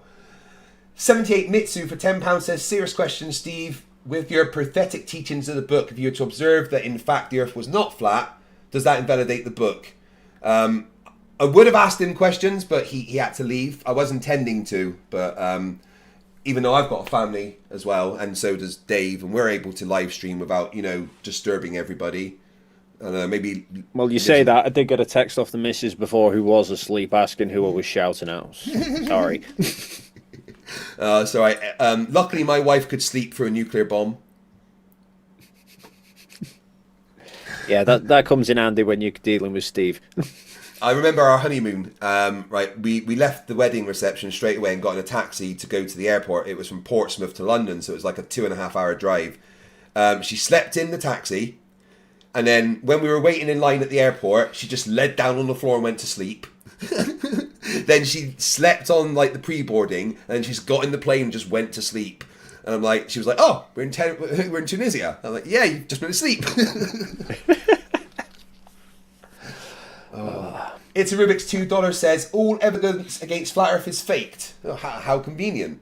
Well, yeah, they have to say it's fake, don't they? Like you said to him, Dave, he's come in with his, well, my belief is that the Earth is flat. Therefore, I have to find ways to invalidate this, right?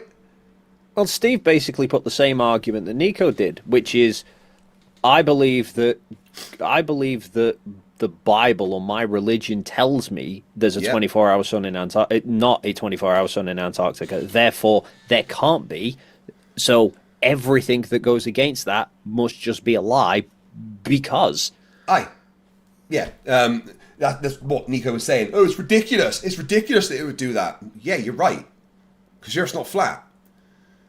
Oh, I wanted to get into the azimuthal thing with him because you made such an... No, it was Will that made the really good point about the fact that azimuthal equidistant, an AE map, doesn't mean the Gleason's map. Yeah, of course, pilots have AE maps programmed in. For wherever they are on Earth, they will have an AE map displayed.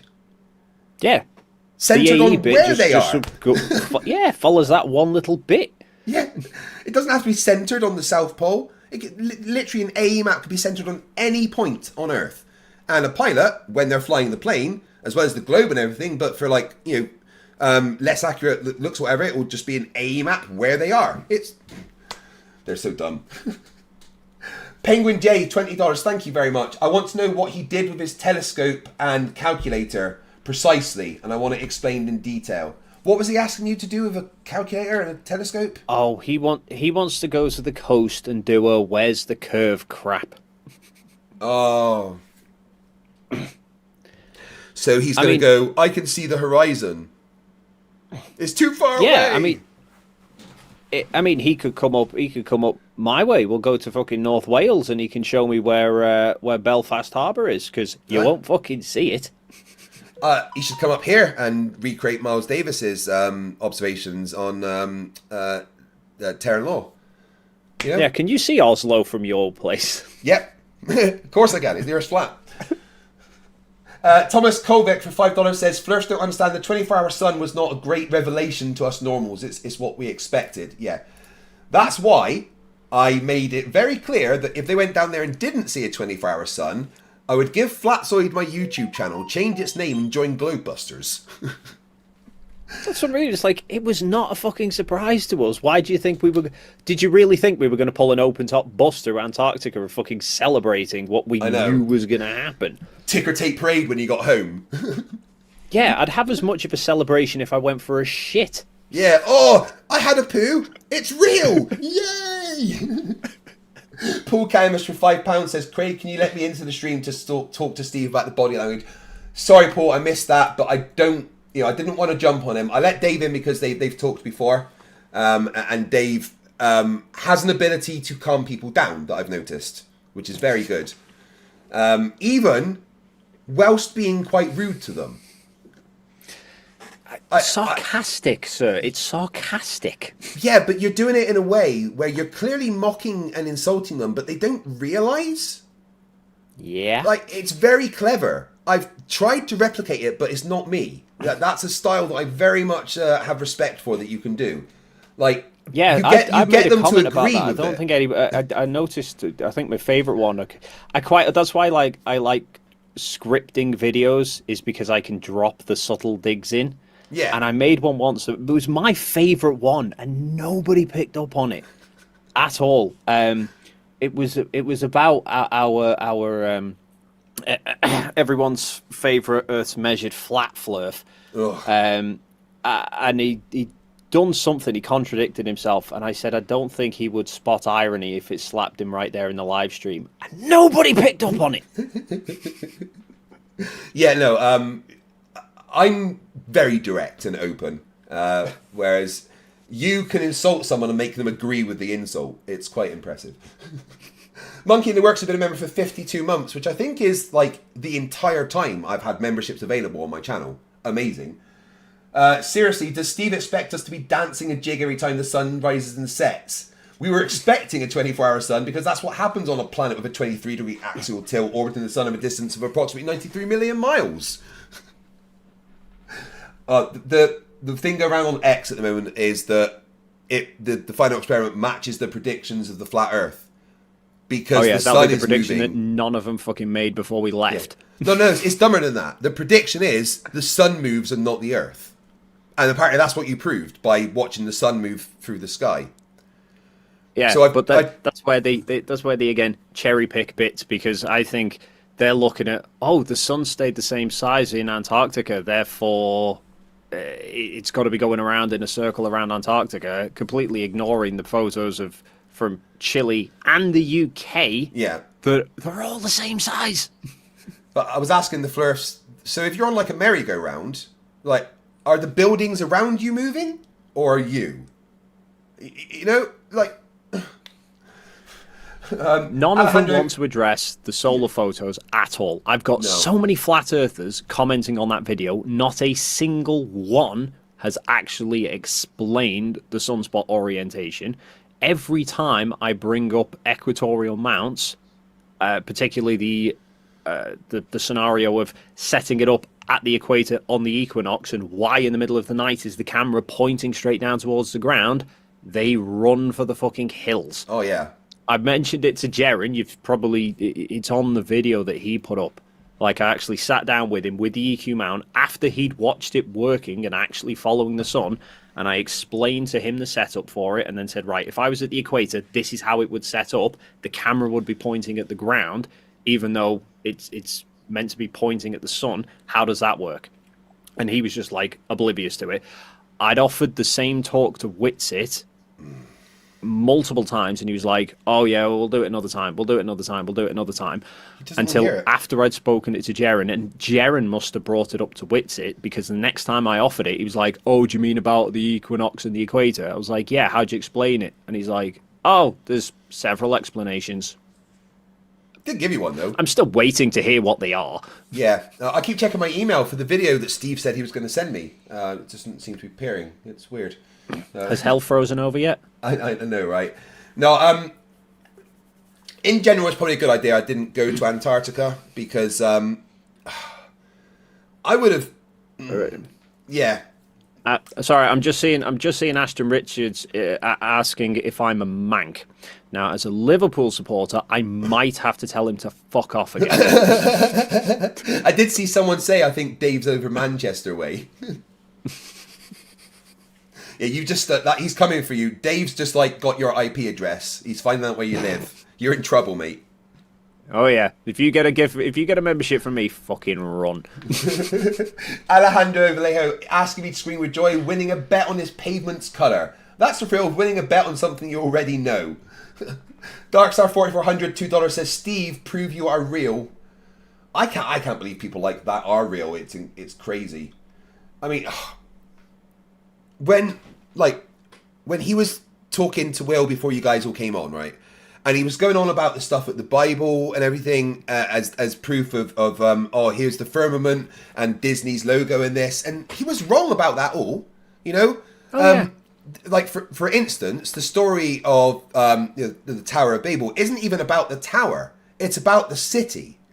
God was mad at the city because of the corruption that was within the city. It's never mentioned that they're trying to attack heaven. That's just a stupid interpretation that people focus on and make it all about the tower, and it's not. It's about the city, and God would have been mad at the corruption that existed in the city, so he spread the people of the city to all the corners of the earth to stop the corruption. I wanted to attack him on so many things.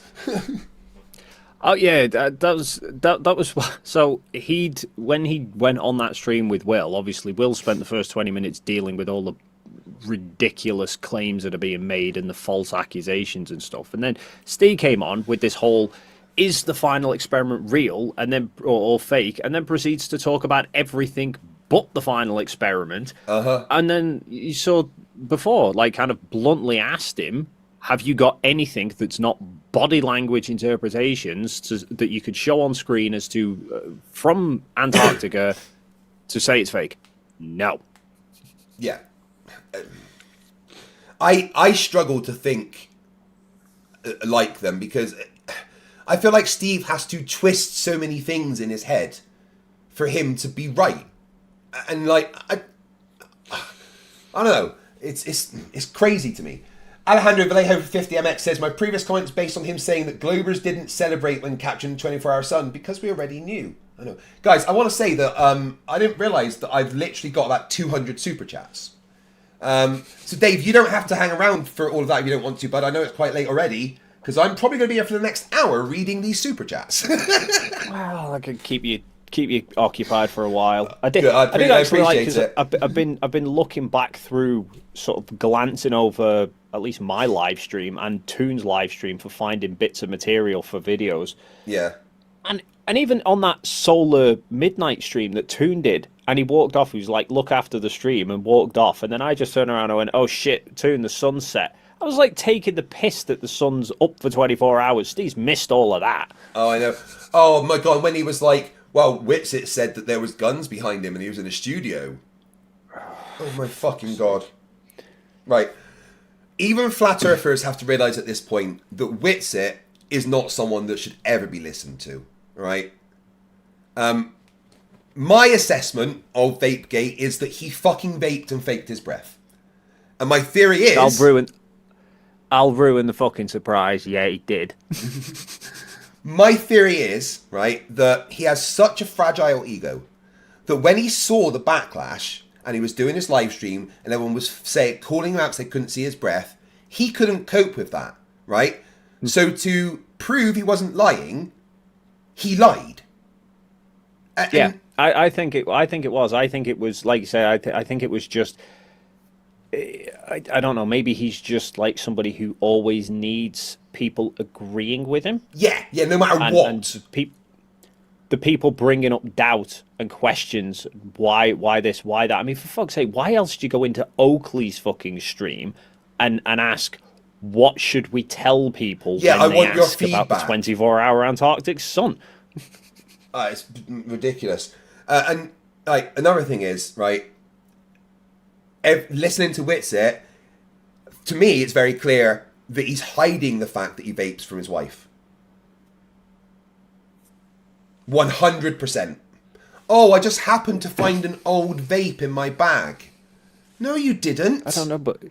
Well, even if he found an old vape in his bag, he then fucking admitted that he'd used it while we were out there. I know. I mean, I'm pretty sure he appears in Jaren's footage at times, standing in the fucking smoking pen. I mean, he's so dumb. Like, I think he, then when he was called out about it, he lied because he didn't want to be caught by his wife. That's what I think. I still can't believe that, like, literally the day before he was due to go, he was doing a live stream begging for money to buy a laptop to take. Oh, yeah, but they all think he's a fucking paid shill. Like, do you not think, why would he be begging for money on a live stream if he's got a fucking fortune coming from the government? I know, right? The Turtle Moves £2 says, I'm late. Any evidence yet? Dude, I've literally done about 1,100 Flat Earth debates. How much evidence have I seen? Wait, I've got it stored here. Yeah, it's all in this ashtray. Oh, that's empty. Dom Carwell £2 says, Craig, check out what Dave sent you in Discord. I did, and he was right. Yep.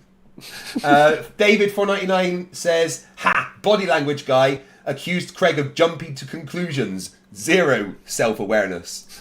I know, right? He's like literally coming to the conclusion that it's fake, even despite all the evidence. Oh man, I really enjoyed that. Yeah, in case people don't realise, I don't like people insulting my friends and calling my friends liars and stuff.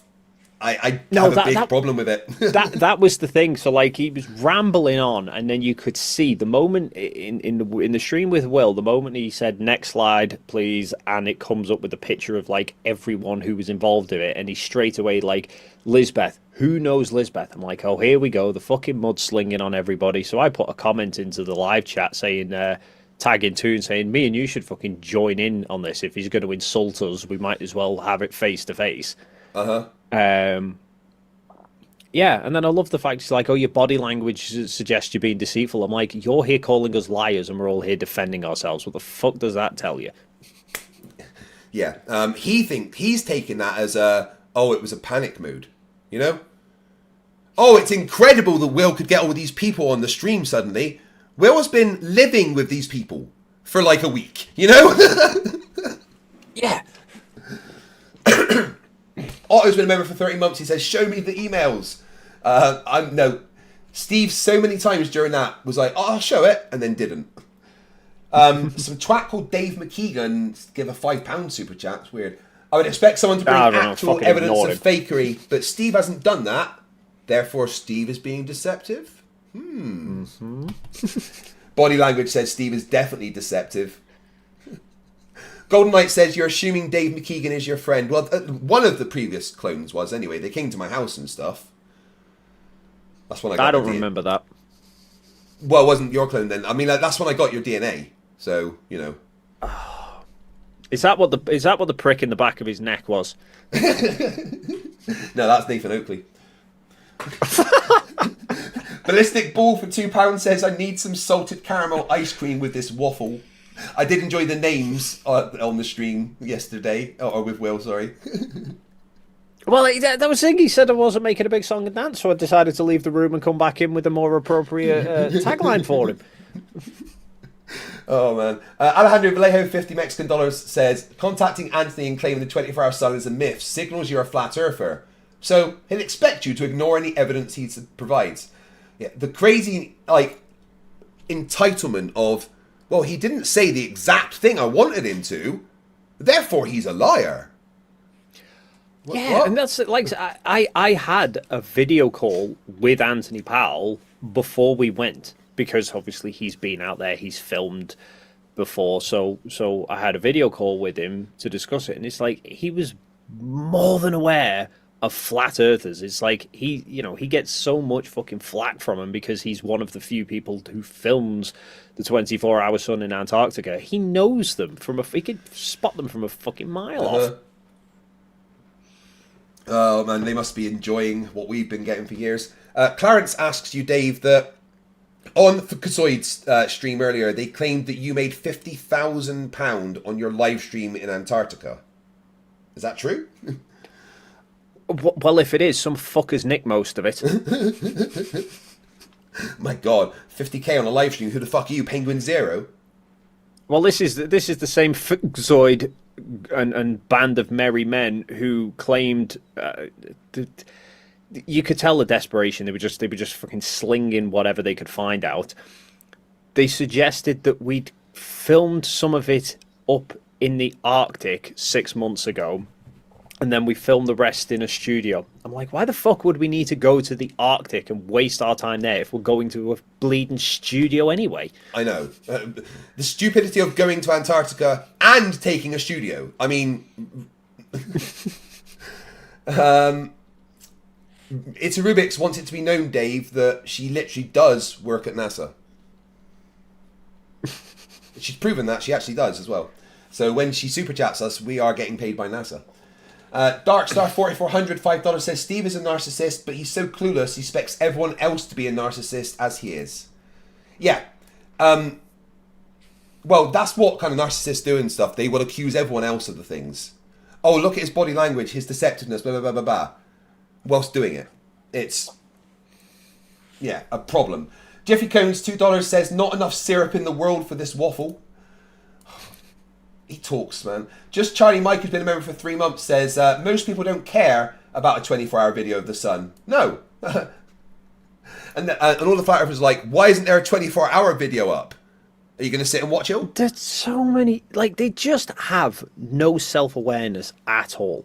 No. They're like, so Jaren and Austin were saying a few times while we were out there, why is there all these videos? And Dubay said it as well. Why, there's so many videos of the 24-hour sun in the north, but there's barely any in the south. I'm like, 95% of the world's population live in north of the equator, and it's a whole lot easier and cheaper to go north and film a 24-hour sun. It's like, if you're that bothered about seeing a 24-hour sun, most people will go, I'll go to the north, it's quicker and cheaper, rather than fucking to the other end of the world instead. Yeah. Dubé was bragging the other day on X about making a lot of money from being a yoga teacher. He should just take that money and go to Antarctica himself. Well, I said that before the whole trip. I'd said that about Dirth. I was like, Dirth's the one with 3 bitcoins on the line. Why doesn't he pay to go for himself? If he proves the Earth's a globe, he keeps his own fucking money. One of those bitcoins worth about 50k right now, right? Yeah, something like that, yeah. But here's the thing, he doesn't have 3 bitcoin, he's a liar. I don't get why Dubé is so eager to try and come up with all these reasons why TFE was fake, because he's been saying for weeks that the lights in the sky don't tell you the shape of the ground anyway, so why the fuck does he care if it was real or fake? Because all the flat earthers, there's a pandemic, they've all become addicted to, copium, that's it, yeah. Jay says, Tiger $10 says, my company has a website and my $200 million project isn't mentioned on it. Is my project fake? Obviously. I was looking through ALE's Facebook page. They didn't even post about the fucking ice marathon that happened 2 days before we were there. No, they probably don't have a social media manager. Just someone posts whenever they get the chance or something. Yeah, I mean, they maybe just they're post not used to having things, internet but there. yeah, you know? for the most part. And I did put to somebody in the I was sort of in the side chat. What? Apparently, Most of the Bitcoin's at stats- 100,000 each right now. Oof. Wish I'd invested in that a while ago. Fucking me too. All right, if I could invent a time machine, right, I would just go back to myself just 10 years ago.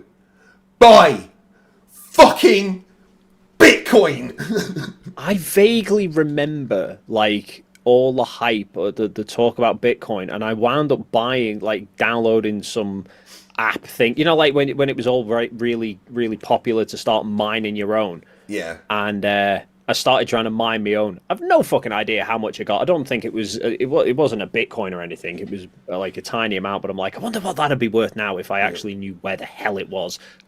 Well, I did put some money into Bitcoin about a year ago. Just like £100. Just through the PayPal app, you can just buy Bitcoin. I was like, oh, I've never done any crypto. I'll just see what happens. That £100 is now about £600.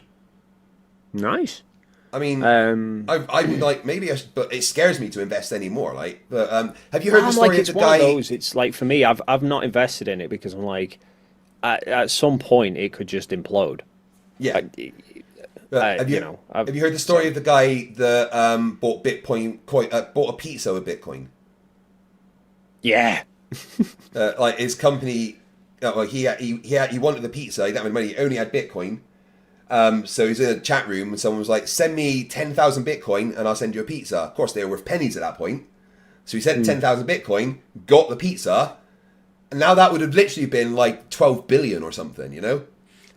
I know there's a guy somewhere. I remember reading about a guy somewhere who'd mined a load of Bitcoin. It was stored on a hard drive somewhere that's now in a landfill site, and he's trying to get permission to rummage through the landfill site to try and find it.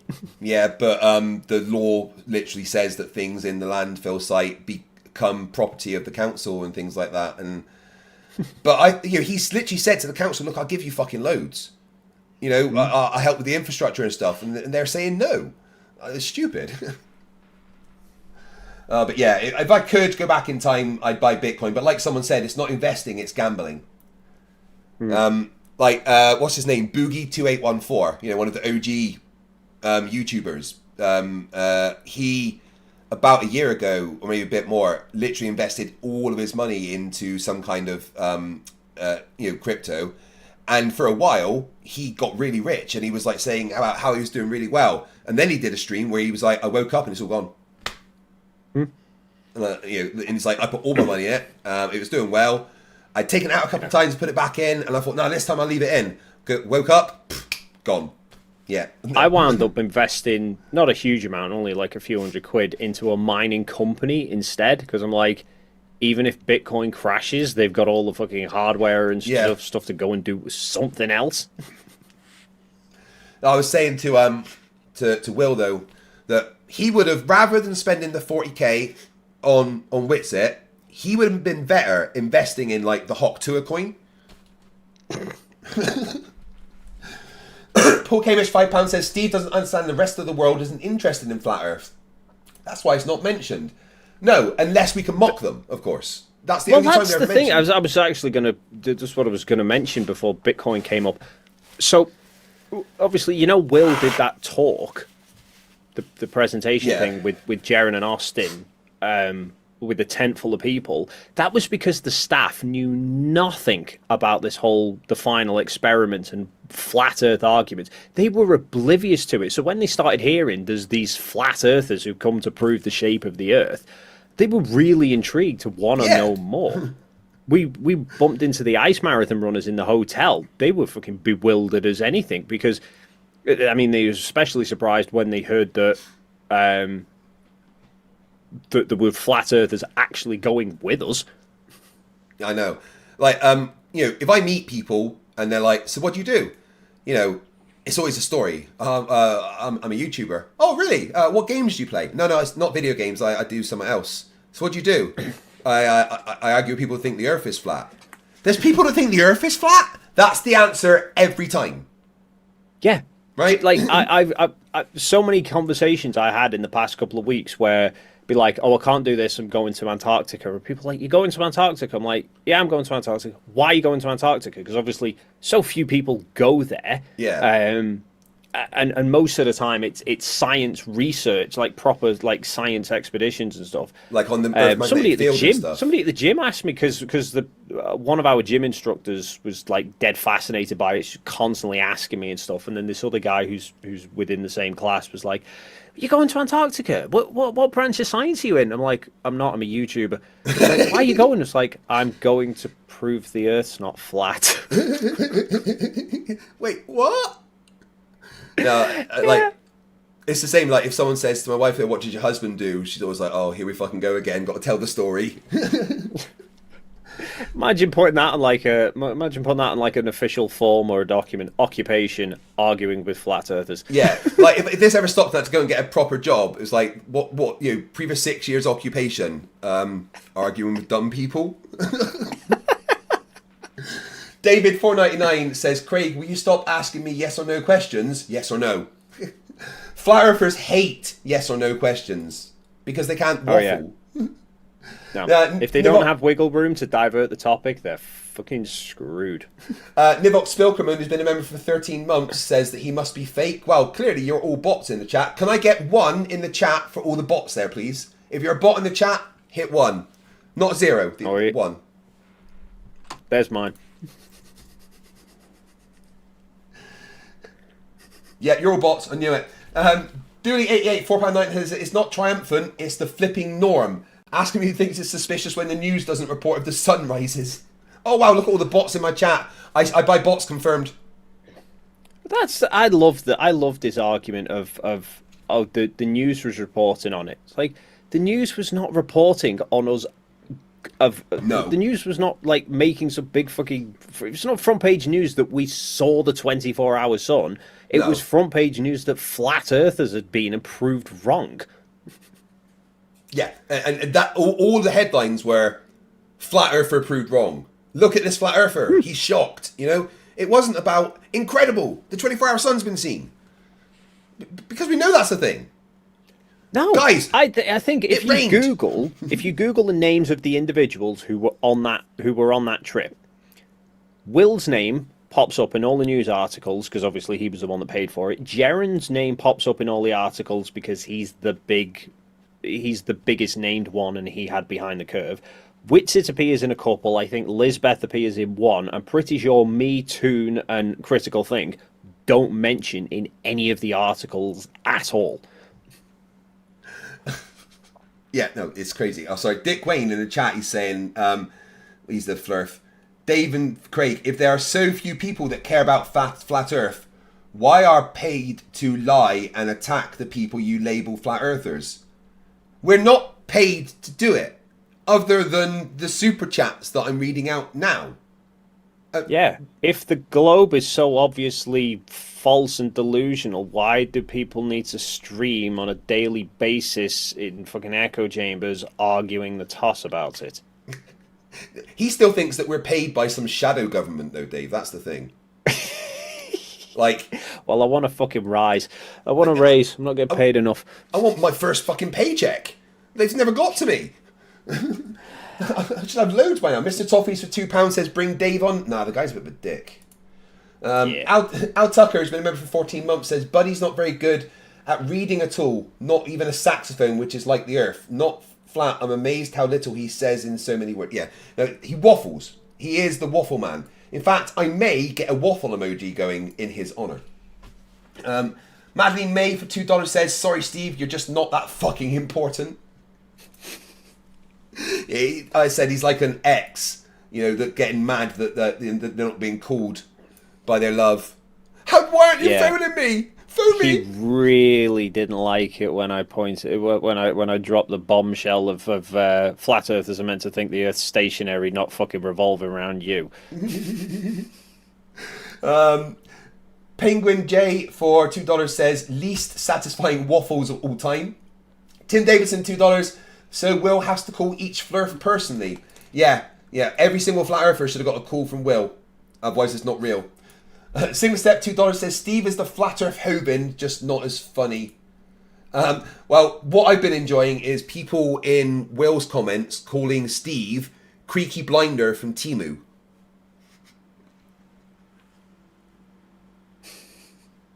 Brilliant. Oh, I see Rusty there. I see his foot. Dick Wayne's back again. Apparently, you bragged in an email that you made £11,000 in a month, and he seems to think I make more. Yeah, I did. When I did my membership drive, I made quite a lot of money that month. Yeah, I did. I was going to say, it was amazing how much people had paid to torture the fuck out of you. I know. Yeah, they didn't let me sleep for over 2.5 days. I know. It was great. You should do it again. Doing it on January the 31st. I'm not ordering Asda again for you. Morrison's this time, please. Toe Fungus £5 says, at least I can say I'm different species to this idiot. Yeah, you know, Toe Fungus is way smarter than Flerfs. I got emails from the Toe Fungus Protection Society about comparing Daniel Pratt to Toe Fungus. They were seriously going to sue me. I mean, I keep getting marketing emails from Uber Eats because of that fucking Asda order as well. Emma appreciated the wine. Darkstar 44. I thought she might. $2 says, news alert, Steve, you are not special. The problem is, people like Steve had their mum calling them special all their life. Don't worry that you didn't pass the exam. You're my special little boy. Bethu. Icy Spin 199 says, you are lying right to our faces, Steve. You are despicable. Aye, fake Christian. Blake P, member for 8 months, says, poor Steve. Well, no, call me. I think I might make some kind of supercut of him just crying about not being phoned. The Turtle Moves to £2 says, Steve thinks the universe revolves around him. He wants it to, that is for sure. Penguin J for $2, Waffle House production of Flerfs on ice. Will knew what he was doing, didn't he? He knew this wasn't the final experiment. He knew that this would just point out the dumbest of the Flerfs for us. Like, yeah, I fucking Will's a genius, frankly. Yeah. I did actually say that to him. We did. So you see the Antarctica thing. Yeah. These are like little rewards things that somebody 3D printed them all for us. So that's like everyone got one. Somebody, I can't remember who it was, Max. One of the, I think he watches the videos and stuff. I can't remember his surname, but yeah. Anyway, he had these printed for us. So Will did like a little private award ceremony thing, just for everybody to hand them out.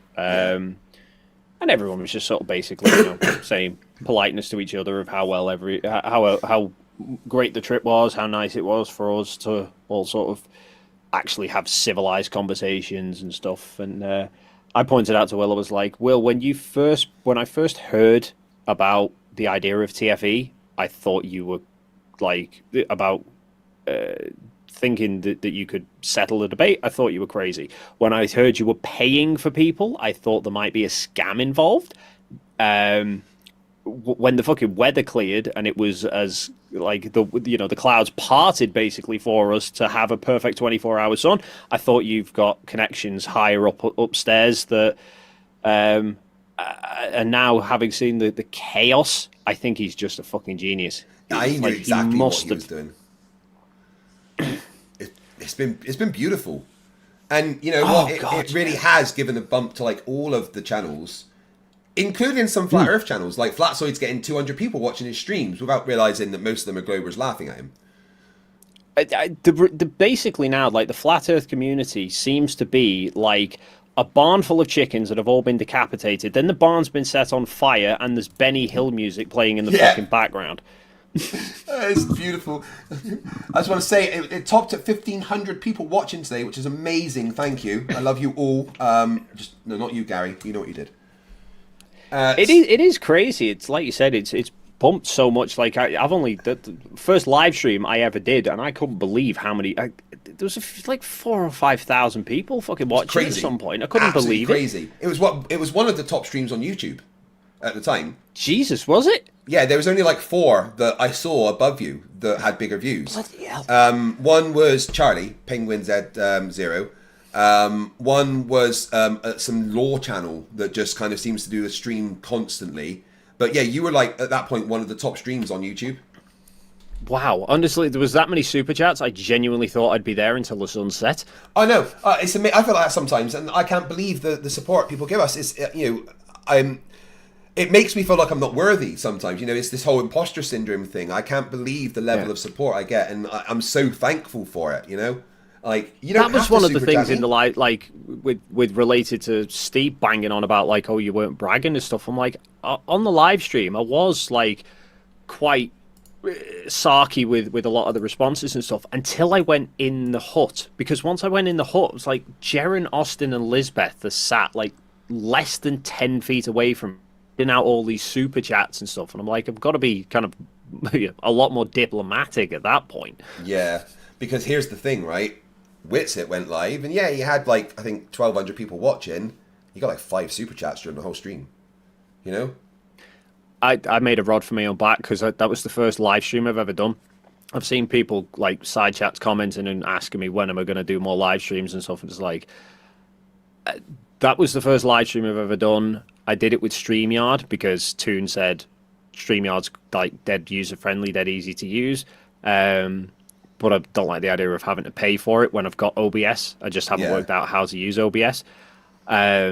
So I probably will do more live streams once I actually kind of find the time to learn how to use the software. But Dick Wayne says, sorry, go on. So when I was doing the live stream, because I was in a panic, like, one, I'm sleep deprived. I've never done it before at all. I've no idea what I'm doing. So I'm just like to Toon, I'm like, can you do me a favor and just stay with me for this live stream because I'm going to need some help. And he's like, yeah, that's fine. So it's like, pulls up I didn't even get a chance to read the main chat. He was just like, there's the super chat. You can filter by super chats. I'd forgot to do the fucking, heart the super chats. So the number wasn't actually going down. It was just like all the super chats were still there. It's crazy. Like, honestly, it blows my mind the support that people give us. And this thing, they don't have to super chat us. None of you have to super chat when you're watching. It's incredible that you do. Dick Wayne is saying that Flatzoid got porn bombed by one of you people. Is that your standard operating procedure for this community? Hey, Dick Wayne, I've had at least 12 people send me death threats. You people. Is that standing operating procedure for your community? I was porn bombed by a flat earther at the start of my YouTube career. Is that standing up? No. Do not judge everybody by one person's actions. It wasn't one of my people, because my people know that I find that kind of thing fucking detestable. Dumbass. Darkstar4400, $5 says, Steve's body language, I'm a narcissist asshat. Yes, you're right. Weeboo Metalhead, member for 53 months. Again, the entire time I've had memberships up. My local comedy club lets me see a free show during the month of my birthday. Eddie Bravo is scheduled this month. I chose a decent comedian instead. Good man. I would go to an Eddie Bravo show and just call him an idiot a bunch. You're a moron. You don't know anything about science. Sigma Step, $5. Steve is the equivalent of a drunk driver fleeing the cops, crashing his car, and then blaming the police. Yeah, he's a little victim boy. That's what it is. He'd just be annoyed that his lawyer didn't call him. Cow, member for 19 months. Oh, it's some waffles. Thank you. Paul Heath, member for 45 months, says, cool or not, the final experiment ruined Flat Earth. No, it made Flat Earth way better, but not for them. For us. Yeah, Will wanted to progress the argument. He's definitely done that.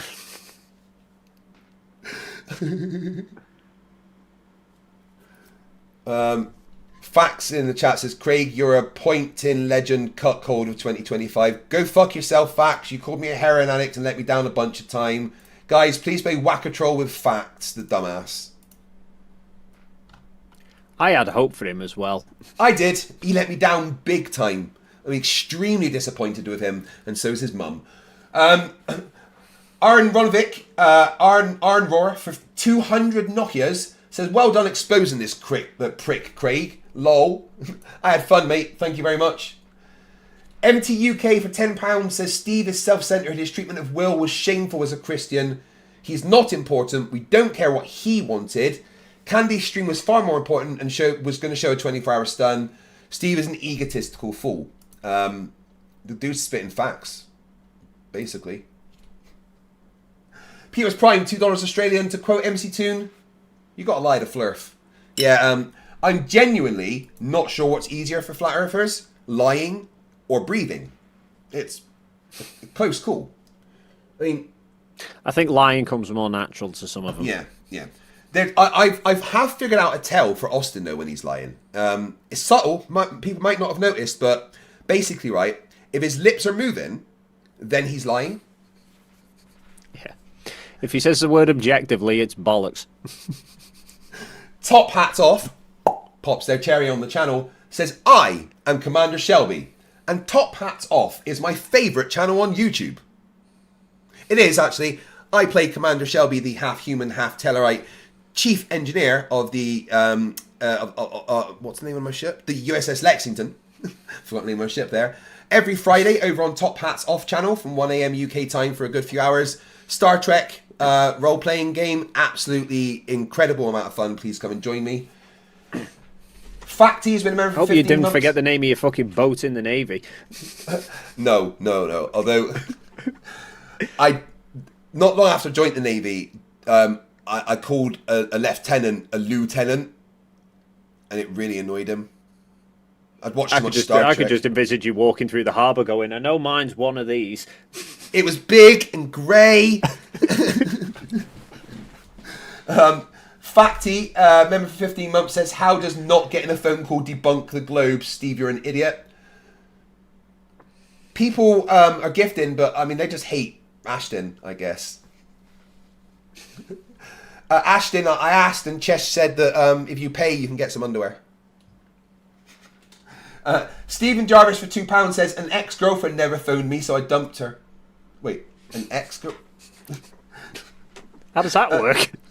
Icy Spin 199 said, permission to kick his sorry ass out granted. No, I like to watch people lie and then call them out on it. Gilberto for €2 says, I give you permission to read out this super chat. Oh, thank you. I was worried, actually. I just bought a sign for the garden. It says, private sign, do not read. Weeboo Metalhead for $2 says, this flat earth going full snowflake. Yeah. Dooley88, member for 11 months. What a massive dishonest piece of shit Steve is. He lied about being a liar while his lies were just played to him. Yeah, I literally proved that he was a liar. And he went, I'm 64. Thing is, right, one thing I noticed was he was saying all this thing about how he's actually quite well off and he's blessed that he can fly business class. Flying business class isn't fucking cheap. That's like a good few thousand each for a flight, right? He's probably got the money to go to Antarctica.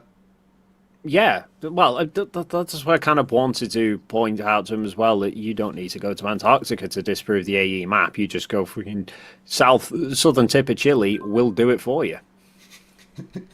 Ashton Richards says, "Did you get a dollar amount off of Chesh? Also, can I borrow that amount of money off you coincidentally?" Darkstar 4400 $5 says, Proverbs 12:22, "The Lord hates lying lips, but those who speak the truth are his joy." Yeah. Dave McKeegan for £2 says, "You're not allowed to read this super." No.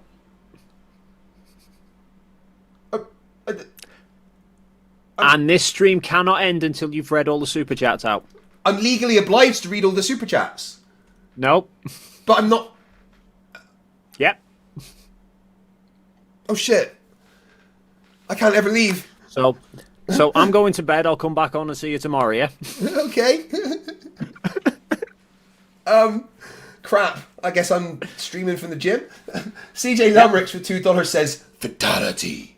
Yeah, I did forward, down, back, forward, X, X, Y, R1. It was the best fatality. In case you're wondering, that is Sub-Zero's freeze and smash from Mortal Kombat 9. I was a Mortal Kombat main until the new Mortal Kombat. I was a Sub-Zero main until the new Mortal Kombat. Fucking awful version of Sub-Zero. They ruined him. In fact, that new Mortal Kombat, just not good. Sigma Step $5 says, if Steve ran Russia and the US president called him 5 minutes late, he'd launch the nukes. Why didn't Trump call me? I'd hate to be his fucking delivery driver or postman. You promised us to be here today. Guys, remember, whack a troll with both dick and facts. Toe Fungus for £5 says, "You are forgetting that this guy is a Steve centrist." Andy says, "Yes, I've seen Speak Truth, Seek Truth's new video, and frankly, I'm disappointed. I've got to say, it's sad." Vic from Canada, $6.99. "Craig, come on now, let Steve talk. He's only getting 1,896 out of 100 words in edgewise." I think do you know what you need? I've worked out what you need for probably need more self control, but you need like a chess clock. Yeah, like I've got to stop when it goes. No, you should let it run while just let the flat earthers just ramble on for as long as they want, and then when they allow you to speak, then change the clock over. So when it gets to the end of a stream and you get the likes of Witsit and stuff who says he's always interrupted and never be allowed to speak, you can just be like, you spoke for 25 minutes, I've spoken for 3. And then, right, what happened is I will have to do a long explanation, right? But then they'll be like, "Oh, you're just going on and on and on and on." And I'm like, "But you've spoken for 3 years." Do you know what? He did start to piss me off on that trip because he'd start so many questions, he'd start so many sentences with, "How does the globe explain this?" And then you get 3 words into giving an explanation before he presumes he knows what you're going to say, so then starts rambling over the top of you. And he's like, "Oh, they can't explain this, they can't explain that." And at one point, but after we got back to Punta Arenas, we stood at the bar talking about why there's no real satellite photos of the whole of Antarctica from a distance. And he's like, "They can't explain this, they can't explain that." And I'm like, "Austin, you'd have to shut up for long enough to let people explain." I don't think I could have been on a triple out with him. I would have screamed at him. Like, genuinely. I was going to say it was tense enough having fucking Toon there. He caused a ruckus just by being there, much less actually opening his mouth. I think you'd have fucking caused World War III to kick off. Yeah. Oh my god, it was. Oh, I know. Good job I didn't go. Shane Eslick for $5 Australian with a 20th super chat on the channel says, "Dave, your super chat just created a new cat with buttered toast strapped to its back infinite loop." Yeah, I'm fucked. I don't know what to do. I can't. Yep. Yep. I'm not even allowed to look at the super chat. I don't know. Gideon David Sampson with their 3rd super chat on the channel, $5. "Steve saw the live streams in real time. He blocked Will because he was so scared of being proven wrong and does not want to see it for himself." I don't think he necessarily blocked Will. No. But there was issues with getting in contact with him. But it doesn't matter because he'd already threw his dummy out the pram and wasn't going to speak to Will anyway. Well, I was going to say, the thing is, like, blocked or not, Will tried to phone him, tried to send him a text message. Those didn't go through. Even if you say, "Oh, it was a connectivity issue," Steve acknowledges Will emailed him, and he emailed back and said, "No, I don't trust you as far as I could throw you." So it's that point he's just ended the conversation. Yeah, exactly. Richard Glover says that he thinks I'd have punched Austin given my see a Nazi, punch a Nazi policy. That's very true. Yeah, there are certain things that he has said online that I would have to initiate that policy. Ruhif for $10 says, "Can we stop giving this guy oxygen? He's clearly a narcissist." I wanted to expose him, and I enjoyed it. Darkstar 4400, $5 says, "Narcissists are pathologically incapable of admitting fault. Ergo, Steve." Yes. Guys, honestly, I genuinely am not going to be able to go to sleep tonight because I am only about a third of the way through all the super chats, and I'm not even allowed to read them all. So I mean, I don't know what I'm going to do. Dave McKeegan for £2 says, "Would Steve prefer to chat to me? I'll be calm." Yeah, you were. And you calm me down as well. It's like your magic powers. Sorry, I had to babysit you, Craig. I need it sometimes. Although I think I was in general pretty reserved for him. I wasn't too bad. Really? I certainly. Did you see me against Vince the other night? No. I was angry. I did glance through it. And I saw you kick it because anytime you label it a dumpster fire, I'm like, I've got to have a look and see where this goes. Yeah. And it's like you actually seem fairly reserved with Vince. Was it the? I don't know. There was a lot of times where I was very angry at him, and yeah. Plus, I promised my chat. They gave enough super chats in the chat before that I promised them I would be full FTFE, so I had to because I'm a dancing monkey. Fair enough. I was going to say you were kind of like I did. That's why I kind of offered to come in because I did kind of feel. I probably shouldn't say this, but I did feel a little bit bad for Steve because he was actually really calm, and then you like fucking booted off, kicking it, like interrupted in mid sentence every time, and then you're like, right, just calm down, Steve, and breathe. Oh yeah, that was very done on purpose. That was to make him angry. So yeah, I think it worked. Oh, I know, but then he started getting to the point where he was just not engaging with he wasn't really engaging with the conversation much anyway. But you could kind of see he was just like, yeah, I'm just gonna fuck it. What's the point? I was like, all right, let's see if we can drag this out a little bit more. I defeated him. I deflated him. His body language showed that I had hurt him internally. David Fogelstorm for 129 secs says, "I would pay for Steve to go to Antarctica and see the 24-hour sun. This is so frustrating, but at the same time so fascinating to listen to. But Steve would say that Antarctica's body language is wrong. You'd see the penguins and be like, oh, no, that ain't right." Did you not see any penguins while you were there? No, the penguins live on the coast. Do you see any whilst flying in? No, we were way too high. That's why we go by plane, so we can get over the penguin guards. Yeah, they're too vicious otherwise. The stupid bastards thought we were coming in by boat. They didn't have the air-to-air missiles on hand.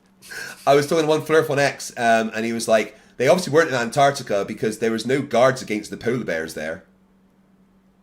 Fuck's sake. Wrong side of the planet, buddy. David 499 says, "If Trump promises an infrastructure plan within the next 2 weeks, is he a liar the next day without a plan in 2 weeks without a plan? Or is he a liar the next day without a plan, or then in 2 weeks without a plan?" Yeah, that kind of logical analogy will not work on Steve because he's too much of a narcissist. Could you imagine him on a family holiday? It's like if his family goes away for a week and then they go, on one of the days we're going to go to the water park, and it's like, you didn't do it on the first day, you lied to me. I thought I was getting a steak meal. Why are you lying? Dude, it's breakfast. Chill. Where's my evening cocktail? It's 2 p.m. He's the kind of people that are outside Weatherspoons at 8 a.m, isn't he? Because he's knows his sense of time. Dib, he's been a member for 16 months, says, "We of the Globe took a vote. We don't want him. Flerfs can keep him." Yeah, we had a meeting, actually. And we unanimously agreed, fuck you, Steve. Oh, God, seriously, there's so many super chats. Icy Spin 199 says, "On behalf of everyone, You fucked this liar up. Nice job. I did. That was, for me, that was one of the most fun streams I've ever been involved in, dealing with somebody. Because he said the exact things I wanted him to at the exact times I wanted him to. It was hilarious. I really wish I'd had him on screen, actually, whilst I was showing that video, because it was like watching some kind of, inflatable chair that has a slow puncture in it. Clarence AS2. Was it just a... Yeah. Clarence AS2, £5 says, Steve, I have some news for you, but you're not going to like it. You are not the main character. Yeah, he thinks this is the Steve show. Yeah. Jeff Stucco Records for $5. Oh no, I'm late. Don't tell me I missed all the evidence. Yeah, right at the beginning, he showed loads of evidence that Will and Dave are liars. I didn't want to put it on screen, obviously. I just didn't have an answer to any of it. No, I've deleted it from the live stream already. You won't be able to see it. Oh, thank fuck for that. Dib says for $2, where are the guns, Nathan? Do you know what's great as well is the fact that, again, Will's 360 video, I found the fucking where are the guns. Oh, brilliant. Oh my god. When's your video about Fate coming out? Wednesday. Oh, I'm excited for that one. Are you doing a premiere for it? I don't do premieres because I think that one should have a premiere because there would be a lot of people in the chat for that one. It could be fun. Oh, I might put it to a premiere then. Yeah, I don't usually bother because the only times when I've done premieres, they never seem to get the same traction. But they've changed that in the algorithm now. The way they had it originally was if you do a premiere and not as many people interact with it as you would like, then the algorithm wouldn't push it as hard. But now the algorithm doesn't take that into account, so it doesn't seem to make a difference. Oh, okay. Jeff Stucco Rikers for $5 says, hey Steve, instead of calling people out, talk to them directly. Or are you chicken? To be fair, he has talked to them all directly, mainly because Will brought them all in without him knowing. That was so funny. Like, yeah. I thought, I was hoping, like, I think he'd messaged and said, do you want to come in? Because I'd suggested it anyway, so I thought he was just going to pull me in, and then the next minute Jaren appears out of fucking nowhere. I'm like, oh, right, okay then. And then I had no idea that Toon was coming in. Literally no idea. I knew Toon had been in the chat, didn't know anything about him coming into the stream until he appeared on screen, which is why I pissed myself laughing when he turned up. When he turned up, his face was like thunder. You could see the second Toon was on screen, he was mad. Like, he was actually angry.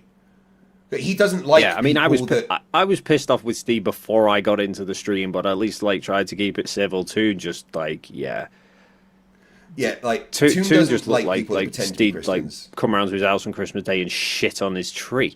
Yeah. No, I mean, Toon is generally a nice guy, except to people that pretend to be Christians. He doesn't like them. Vic from Canada, $13.99 says, Steve has all the factual grace of a 6-year-old whose parents are asking him who shaved the family dog and coloured him blue, denying it whilst holding a Remington 5800 and looking like a Smurf. Yeah, that's what I said. He's like the kid with his hand in the cookie jar. I didn't take any. Just like busted. JSS Tiger $2 says, Steve, do you value faith over fact? Yeah. Religious people do. His faith that the Bible says the earth is flat is making him reject all the facts. Mm-hmm. And that's stupid.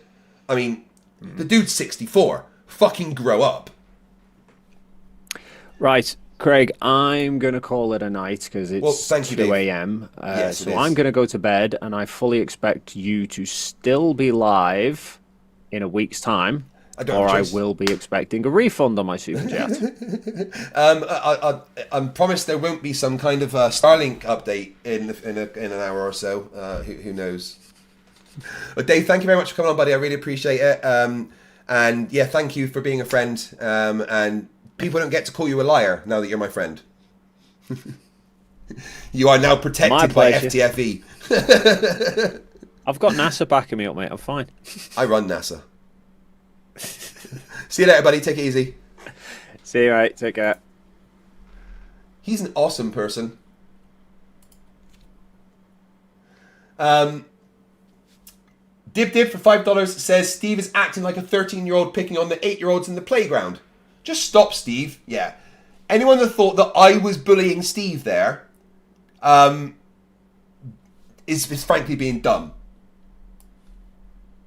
I was doing to Steve exactly what Steve fucking deserved. Dib for $5 says FTFE, you were quite kind considering you could have really torn him a new one. Yeah, I was wanting to let him hang himself, and I think it went pretty well. Still 1,000 people watching. This is absolutely insane. Thank you, guys. Let's get some more likes, please. Smash that like button.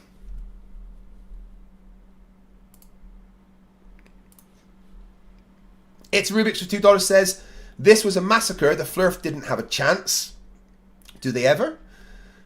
Pardon me. $2 from PhD Tony, the only real man in the room, says, were Man U badly sleep deprived?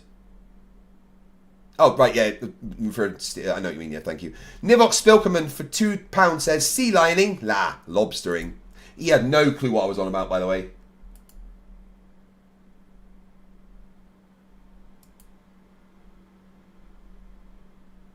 Yes, Bill, I agree. I've just read your Discord message. Icy Spin 199 says, Craig asks, so important to show fake else globe? Craig asks, oh, right, yeah, no. I tried, he didn't. Thank you, though. Eon Dust, $5 Australian says, as a psych student, learning about personality and behaviour, Steve makes me laugh and cry at how wrong he is. That's generally how I feel about interactions with flat earthers. I get so sad. Penguin J for $2 says, Toon didn't do cartwheels, therefore the earth is flat. I wish he had done cartwheels whilst phoning Nathan Oakley. Jeff Stucco Records for $5 says, I have been working on my Scottish. Feck this fecking cunt. Pretty good, not bad. Dib for $2 says, tangential flight of ideas? Words for him would not get. Hasking, member for 34 months, says, worst case of main character syndrome in a while. And we got Vincent Rue, popping their super chat cherry for €5, says, good night, Steve. May your pillow be slightly warm on both sides. Awesome live, Craig. Is it me or is Dave, the Not Scammer one, good at this? He is very good. I would like to see Dave in some more debates. I think he'd be extremely good at them. I've still got like half the super chats to read, guys. I'm probably not going to bed tonight. Lord Luminous Poo for $5 says, because I want a problem, everything becomes a problem. And that's a problem you can't solve. Yeah, Steve wants there to be an issue. Steve wants there to be broken glass, but there's not. We've explained why there's not, and he goes, but Craig? PhD Tony, $5 Australian says, has this fuckwit ever served on a jury? If so, that verdict needs to be overturned. No, I think he wouldn't be able to get on the jury. Rosie for $5 says, Craig, demo for Steve, hold up a pen, predict it will fall when released, release, see it fall. Celebrate like you just won the World Cup. I mean, that would be amazing, right, to see that happening. No one's ever seen a pen fall before. It's all faked videos. JR Pence, $5 says, he's hitting the good with the perfect, the realistic with the impossible, thus he'll never get up on his point. He's arguing in bad faith. That's because he's a dumbass. Eclipse Chris, £2 says, his own bias is blinding him from the truth.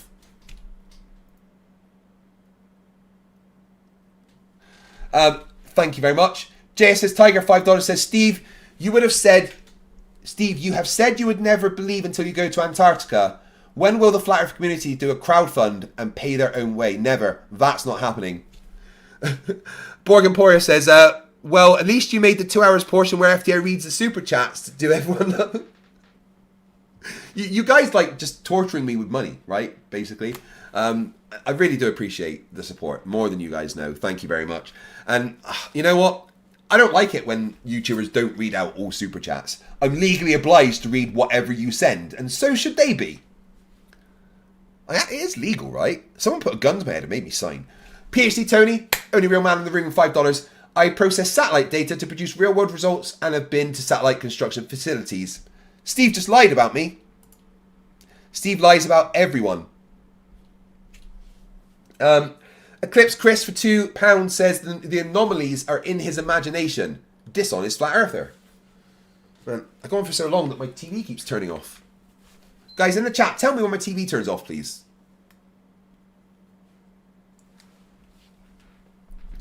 Eclipse Chris for £2 says... Yeah, I read that one. Ballistic Ball for £2 says, even his rage quit displays signs of psychopathy.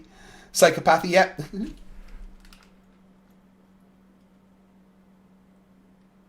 No, not PlayStation. Dib £5 says, fee, fi, fo, fum, boot the po right in the bum. He's no po. He is that dumb. Wait, that rhymed. Fee, fi, fo, fum, boot the po right in the bum. He is no po. He is that dumb.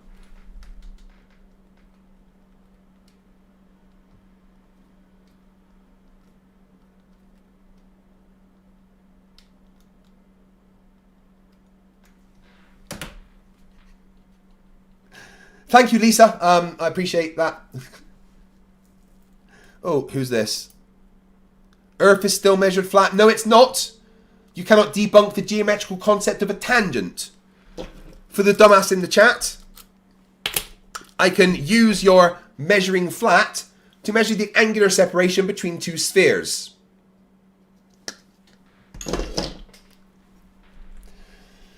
Rosie for $2 says, Steve's body language tells me he knows he's lying. I think so.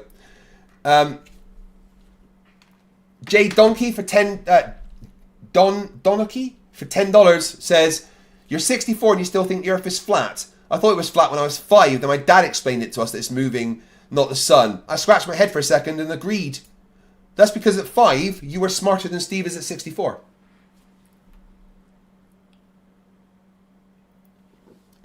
Slivery wants to know the name of my background TV video. Hue Ambilight Test Screen. Steve from Wormhaven for $10 says, Flerfs being in complete denial of the final experiment leads me to believe that Flerfs wouldn't be satisfied if they convinced everyone the Earth was flat. It must be miserable to be a contrarian idiot. Yeah, flat earthers aren't happy people. This is just a fact. General E Shady $2 says, insult, Steve suck more than a $2 toothless hooker. I didn't need to insult Steve, he did it himself. Thank you, Icy Spin, for letting me know the TV was on. See you later, me. Weeboo Metalhead for $2. New goal, let go, and let Dave handle it. He did. Monkey in the Works for £2 says, dishonesty, thy name is Steve. Bill Tetney $5, YouTube sucks ass. So can you check Discord for this super chat? Steve is such a valueless, despicable piece of shit. He should grab his chest and fall face first into the wedding cake of a loved one, thereby ruining a great day. Steve, that was fucking brutal. Crypto Rose for £2 says, hearing Dave swear is such a novelty. I like hearing Dave cuss, it is fun. Gilberto €5, what I got from that is what I get from most Flerfs. This is an excuse and contrarianism. He doesn't believe anything, just wants to play the game.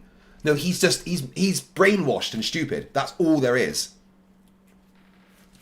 Judge Rightly, Bad Drivers of the Lower 48 for $5 says, Steve waffled so much, he couldn't maintain his train of thought for more than a few words. He was constantly derailing himself. That's another thing that liars do, you're right. General E. Shady gifted membership, but said fuck you to Ashton. Silver Phoenix Rising for $10. I interacted with Toon and Dave live whilst they're in Antarctica. They proved it was real to me. No fakery. Yeah, but you're obviously a bot. So, I mean, you sending bot super chats means absolutely fucking nothing. Rosie for $2 says, Dave, sir, you are excellent in the live chat. You're not wrong. Toe Fungus for £2, sorry. I found this between Mikey Smith's toes. I'll have a munch of that after the stream. CJ Lamerex, fuck you, Ashton.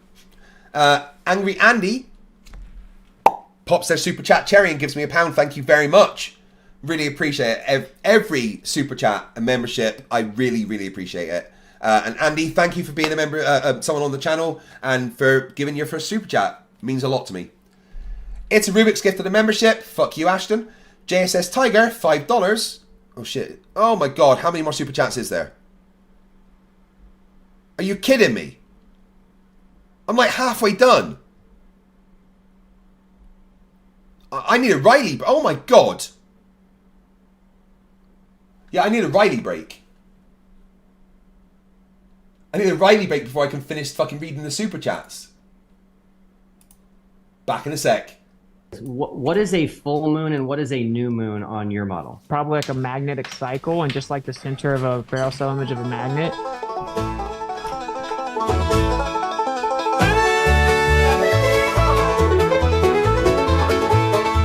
I think it's probably like a magnetic cycle, just like the center of a Flerfs cell spiral. Image of a magnet, it's just black in the middle. It's actually pure inertia, not just a little. In the Flerfs cell image of a magnet, it actually goes into its inertial state, then charges back up. It becomes like etherically displaced.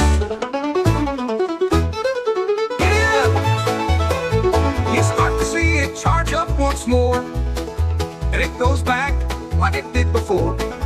Once it becomes like etherically spaced, you see it charge up and take its place. Oh, shucks, ain't that so? That's how moon phases work, fam. Pass the dresser. In the magnet's heart, centrifugal divergence flies, centripetal convergence pulls, defying all science. Etheric whispers sing, light and shadow blend, magnetic cycles spin, where physics seems to end. In the Flerfs cell image of a magnet, it actually goes into its inertial state, then charges back up. It becomes like etherically displaced. Yeehaw! Grab your partner, swing around, magnetic cycles up and down. Either song in the air, hillbilly science everywhere, cause it's like etherically displaced. Yeehaw! Yo, belly on up to the Wixit word salad buffet. Who has light vinaigrettes?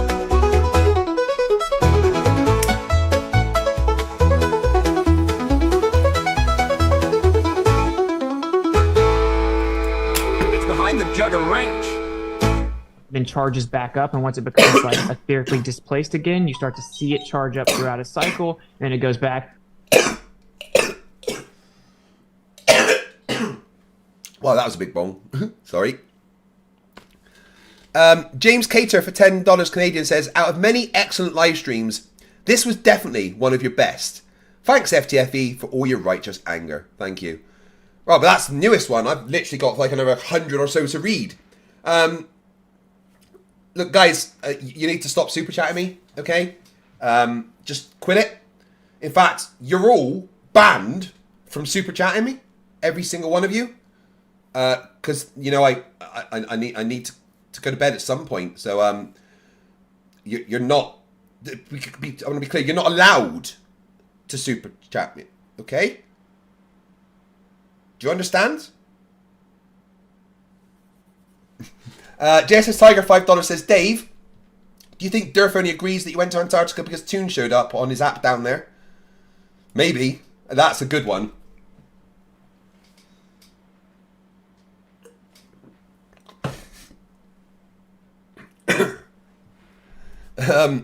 It was quite funny him being on that app. But Durf is still saying that some of it's fake, so... Steve Revel, $5 Australian. Great put down of all his nonsense, lol. How can I get in touch with Dave? I have the live video of the sun on the days you're in Antarctica. Why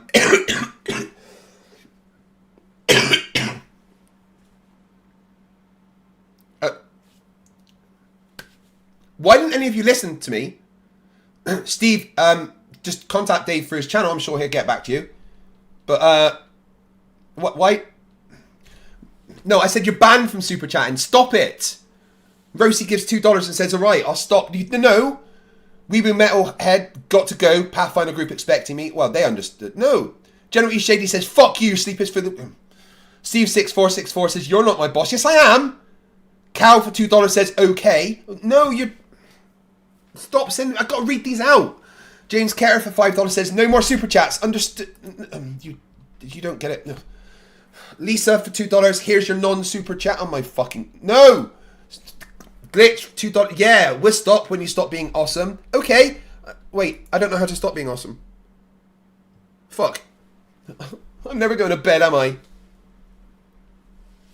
Although, this is actually becoming one of the best streams I've ever done. Steve from Wormhaven for $10 says, SAS is an official sponsor of FTFE. Steve's against Steve. McKeegan gifted a membership. Fuck you, Steve. Fuck you, Austin. Monkey in the Works. Membership. Fuck you, Austin. General E. Shady. Gifted a membership. Fuck you, Austin. Rosie. Fuck you, Austin. For $2 says, gifted 10. Missed Ashton. What am I saying? Austin. Ashton. Oh my god. I just called Ashton Austin. He's never going to forgive me. Yeah, thank you for the 10 gifts, Rosie, but you missed him. Poster 499 says, did you notice Steve hugging his knees? Classic body language, self-soothing behaviour. Should be rocking backwards and forwards. Oh my, no. General E. Shady for $2 says, yes, we heard you, now get on with it. I am legally entitled, obliged to tell you that I have to legally read out anything you put in super chats. So please stop super chatting me.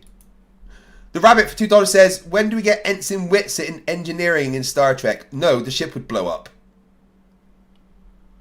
Madeline May for $2 says, well, since everyone else is doing it, I guess I am. No, don't be a sheep.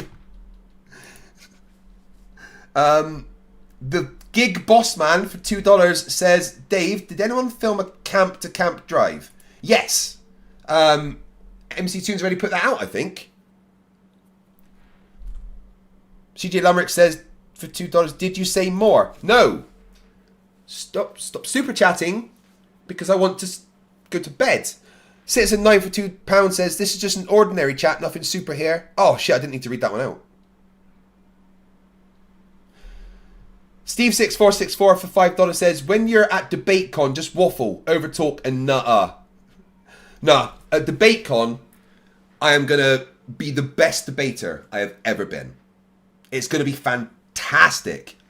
Glitch gifted a membership. Fuck you, Ashton. It's Rubik's for $2. In case there's any doubt, I literally work at NASA. Yes, they do. You guys are being mean to me now.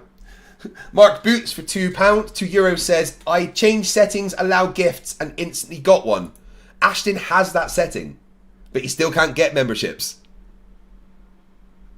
Yeah, I know, Rubik's. Right, goes to the 31st of this month. I will be doing a stream as long as you make me stream. So, I think I'll still be streaming when I get to America. Signal Step $5 says, it's insane that we all have real lives and relationships and responsibilities, and we spend this much time on flat earth bullshit, but I love it. Well, it keeps us entertained and keeps our spouses, we're not in their hair, so, Mr. Toffee's been a member for 36 months, says, woo, 3 years, I must be mad yet. I'm not paying your psychiatry bill, just so you know. Guys, you didn't understand. Please stop super chatting me. Okay? I mean, I'm going to die at this rate. Aaron Finley, member for 48 months, says, I was totally going to guess Liverpool. Dave sounds like kind of a Ringo Starr. He didn't like being called a Mike, that was for sure. Marcus Leach, $5 Canadian are, pardon me, a 12.8 meter radio telescope is elevation over azimuth. It's driven by computer-based ephemeris, perfectly matching what the sky is doing always. Thank you, Globe. Hey, who's this King Real? What's he doing?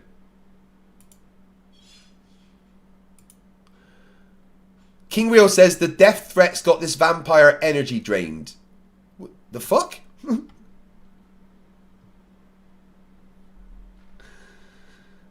Mr. Toffees for £2 says Liverpool still sucks. My dad supports Liverpool, so I guess I kind of have to, although football is just 22 guys kicking a bag of air to me. Roger that. $5 Canadian says, please don't bring Steve back. He's clearly doing this for the attention. I can't believe a grown man acts that way, and I've studied Arwen. Yes, you have. Yeah, I liked studying these people. I like to see grown men act this way. It's beautiful.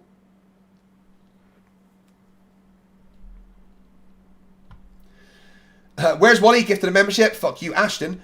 Oh my god, I've got like 100 to go. Scuba diver for £10. I'm behind, but want to say this. It's clear to me that Jaren said sits after dipping down but not going behind the mountain. The sun then goes back up where it then sits. It was since. The word he said since, because he's talking about, and he says, since people have been saying this and this and this. But yeah, it's definitely not sets. Icy Spin 199 says, dang, have you seen a better vid than Arwen Fun?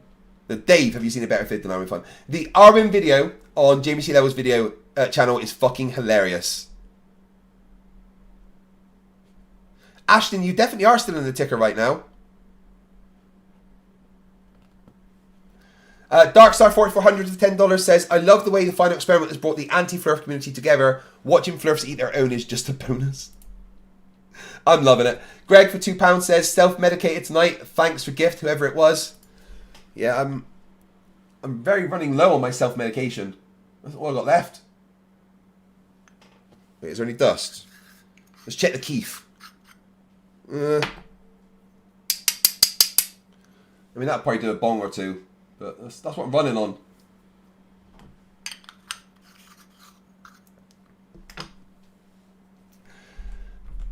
Rachbot, $2 Australian.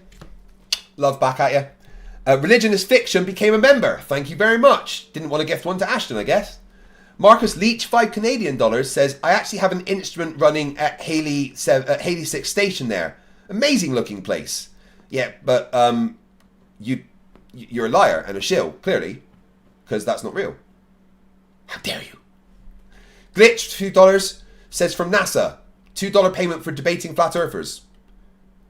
They promised me more, man. I noticed that you're still super chatting, guys. I said stop. JSS Tiger, $5. As NASA insiders, can you tell me where the aerial bombardment of Dubai's mountain temple will happen? Well, actually, what we've done is we've installed the Asgard beam weapons onto our latest ship, and we're just going to blast it from space. What? What do you mean I wasn't supposed to tell anyone that? What do you mean the space program's top secret? They don't know we've got spaceships.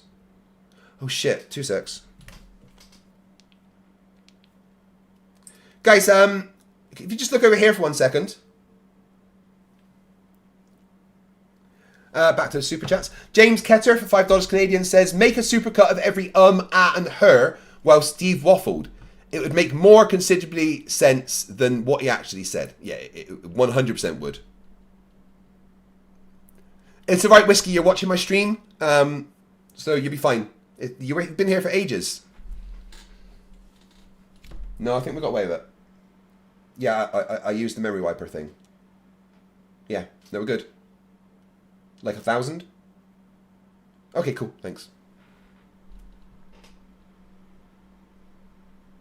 Apparently some of you blinked. Guys, don't blink. CJ Lamerix gifted 6 memberships specifically to annoy Ashton Richards. Darkstar 4400 for $2 says, this is my last super chat, really. And then for $2 they said, I lied. Well, stop sending me super chats. So I want to go to bed. I've only been streaming for 4.5 hours. CJ Lamerix gifted a membership because he hates Ashton. Lisa, $5 says, Craig, I'm threatening you with this super chat. Roar! Dave McKeegan, your content is 9 kinds of awesome. Craig, so-so.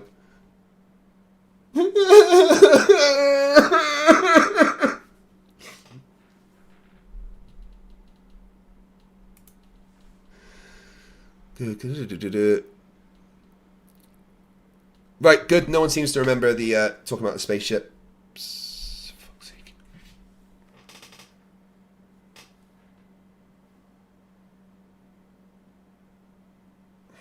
Fucking get there.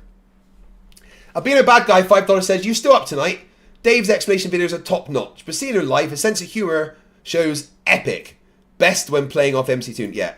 I think we need to have Dave on the MC Toon show, on the Toon and Craig show this week. Dave McKeegan for £2 says I'm not allowed to. I don't know what to do. CJ Lamerix gets the membership. Fuck you, Ashton.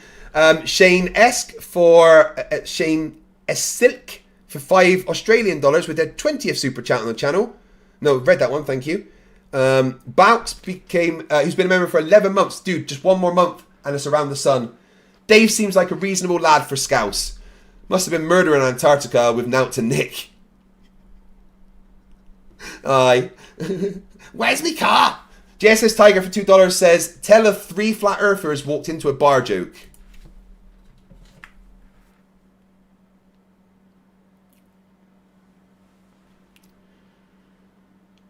Hey Lucy, I'm live to a bunch of people. Say hello.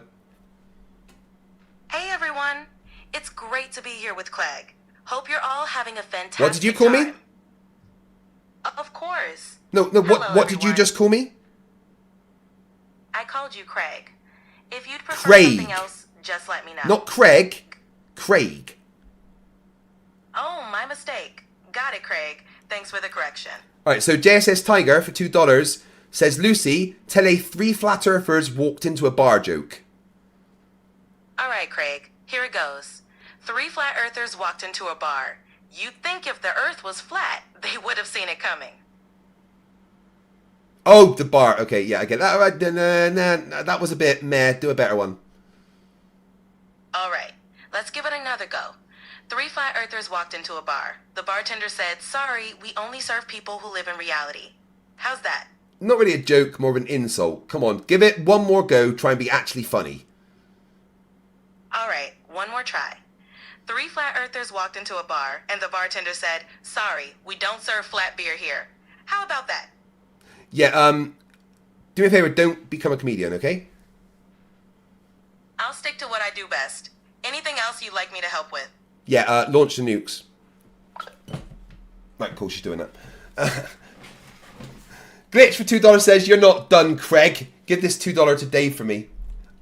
I can't do that until next month. Have I got to stay here till next month? Shit. Rage for $2 says, please don't read this. Fuck, sorry. That was their 5th super chat, but I wasn't supposed to read it and keep the stream going. King Crew for $2 says, I'm FTFE, and I think Steve is one sexy motherfucker.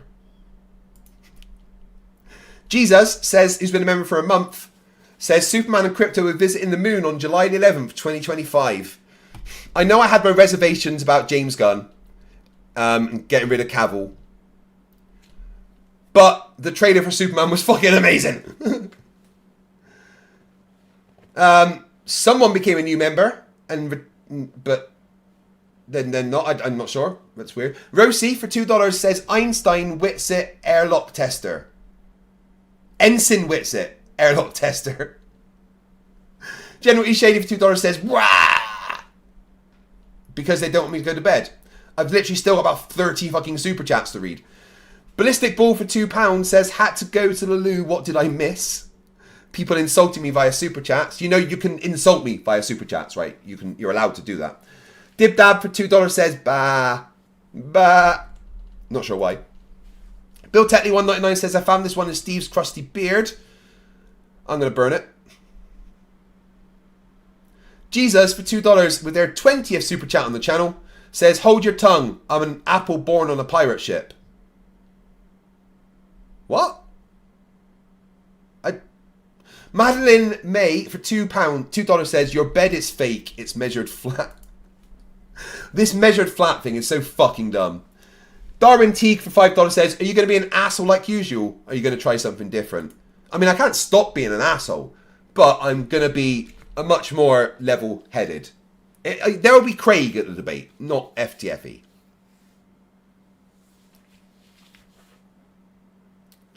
Darkstar4400 for $2 says, I just renewed my membership. Had to tell you. Thank you very much. Lisa for $5. Toon released a video on shadows. You could do one about shadow puppets? Okay. I'll make a rabbit. The Rabbit, hey, for $2 says, how do you stop super chatting? I FTFE and I love flat earth. To stop super chatting, you need to send more money. It's a bigger amount and then it stops it. Mark Boots for €2 says, who sends the last super chat wins. Good luck, FTFE. Right, here we go, guys. There's the challenge. Whoever sends the last super chat wins. Tyler Carr, $199 with their 5th super chat, says, I'll be asleep before you read this. Lol. Jealous. I had like a 1 hour nap before my before this stream because I've been up since like 8 o'clock and I'm pretty fucking tired. Monkey in the Works for £2 says directions unclear. What was that? Stop super chat. Yes. Don't super chat. Stop, please. You listen to me. Do as you're fucking told. James Cutter for $5 Canadian says, I lost my memory of that weird flash. What wasn't I supposed to do again? You weren't supposed to stop super chatting. JD63 $4.99 says penguins in space. I'd like to see that. Oh, we're getting near the bottom of the super chat list. I might be able to go to bed.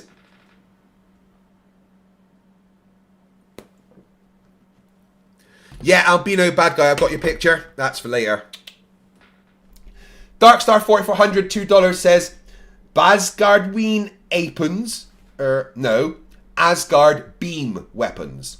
They gave them to the humans once they figured out that they couldn't procreate anymore because their clone bodies had degenerated too much. So they passed the final bits of their technology onto the Tari or you know, the humans of Earth. Did that happen or was that on TV? Wait, guys, is there a Stargate program?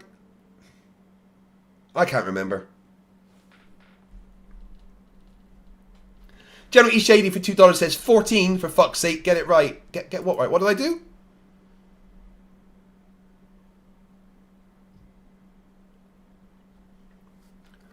I'm an alpha born in the pilot ship. Okay, I'm an asshole born in the pilot of shit. Yeah, okay. Dib for $2 says you said not to be a sheep. Yeah, but you're super chat. Fucking sheep. Rochi for $5 says my name is Craig. I've changed my mind, please. Send more super chats. No, I didn't say that. They're making me say things. I don't mean it. Dib for $2. You said top super chat? Got it. No, what's a top super chat? I mean, Madeline May for $2 says your body language says we should send more chats. No. Madeline May. Oh wait. Philip Bretta for $1.99 with a third super chat on the channel says they're never going to let me sleep. Well, I've done it. I've got to the bottom of the super chat list. Don't tell Dave. Please. Dave would be mad at me. It just took me like an hour to read out the fucking super chats. Guys, you know, Bob for $2 says more super chats. Got it. Bob, you failed. I didn't get a super chat. If I don't look at it, it's not there.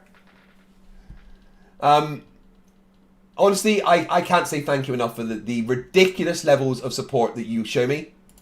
And to say thank you. Oh, wait, hold on. Lisa for $2 says, I'm really bad at reading lips. More super chat. No. No more. General E. Shady, $2 Australian, says, never going to let you down. Never going to run around or let me sleep, I guess. But anyway, as a thanks for the incredible amount of support that you give me, I'm going to force you to listen to me rapping.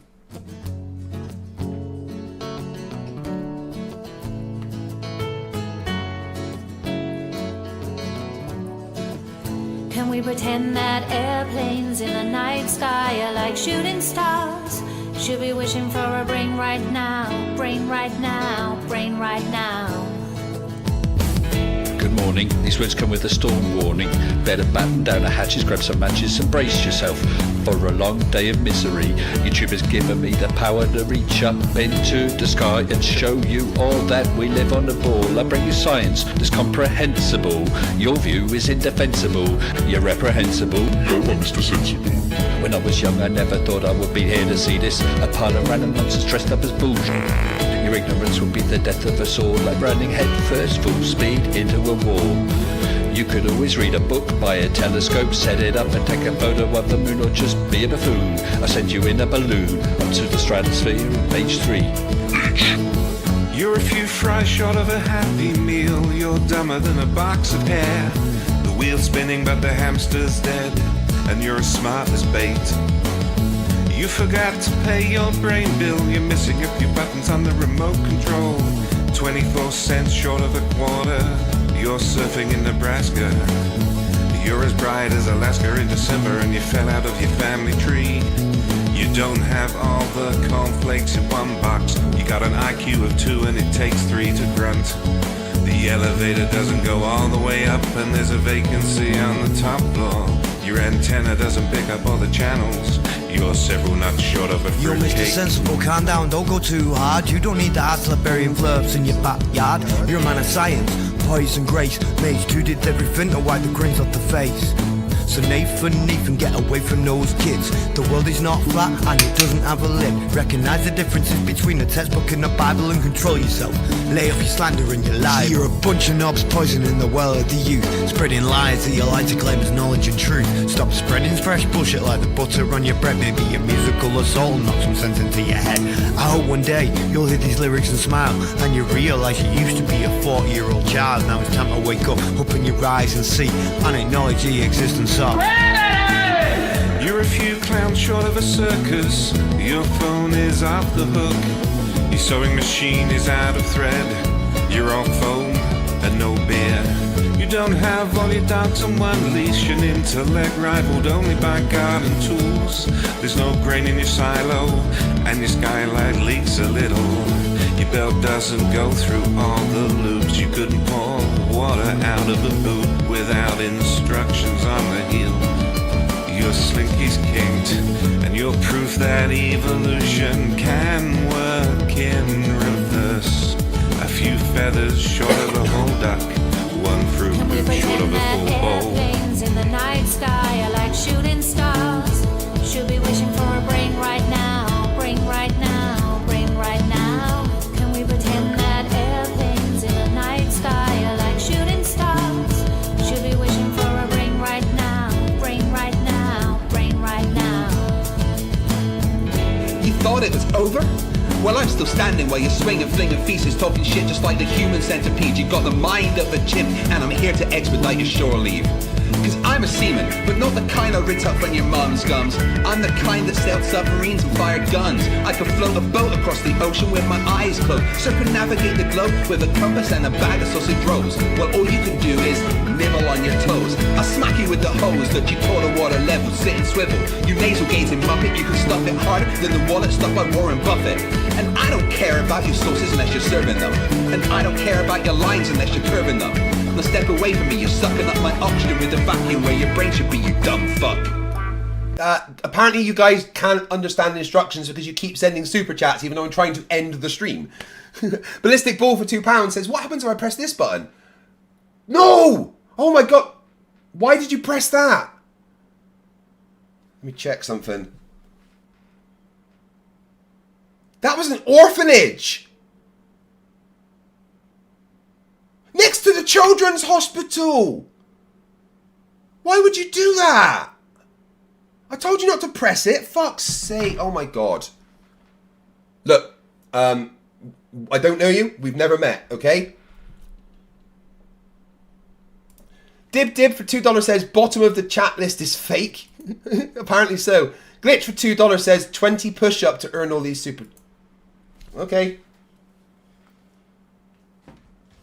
Actually, to be fair, I've only done 130 today, so I should do another 20.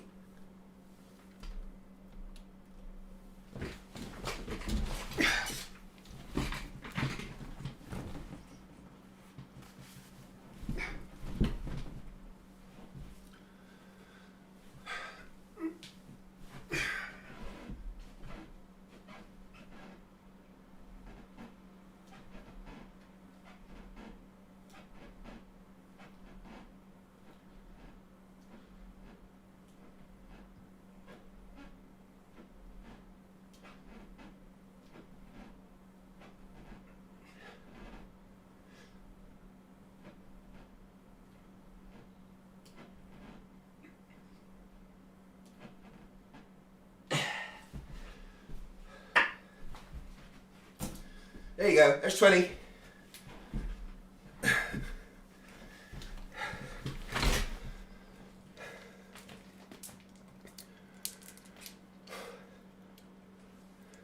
That makes 150 for today. One of my New Year's resolutions is to do 150 push-ups a day.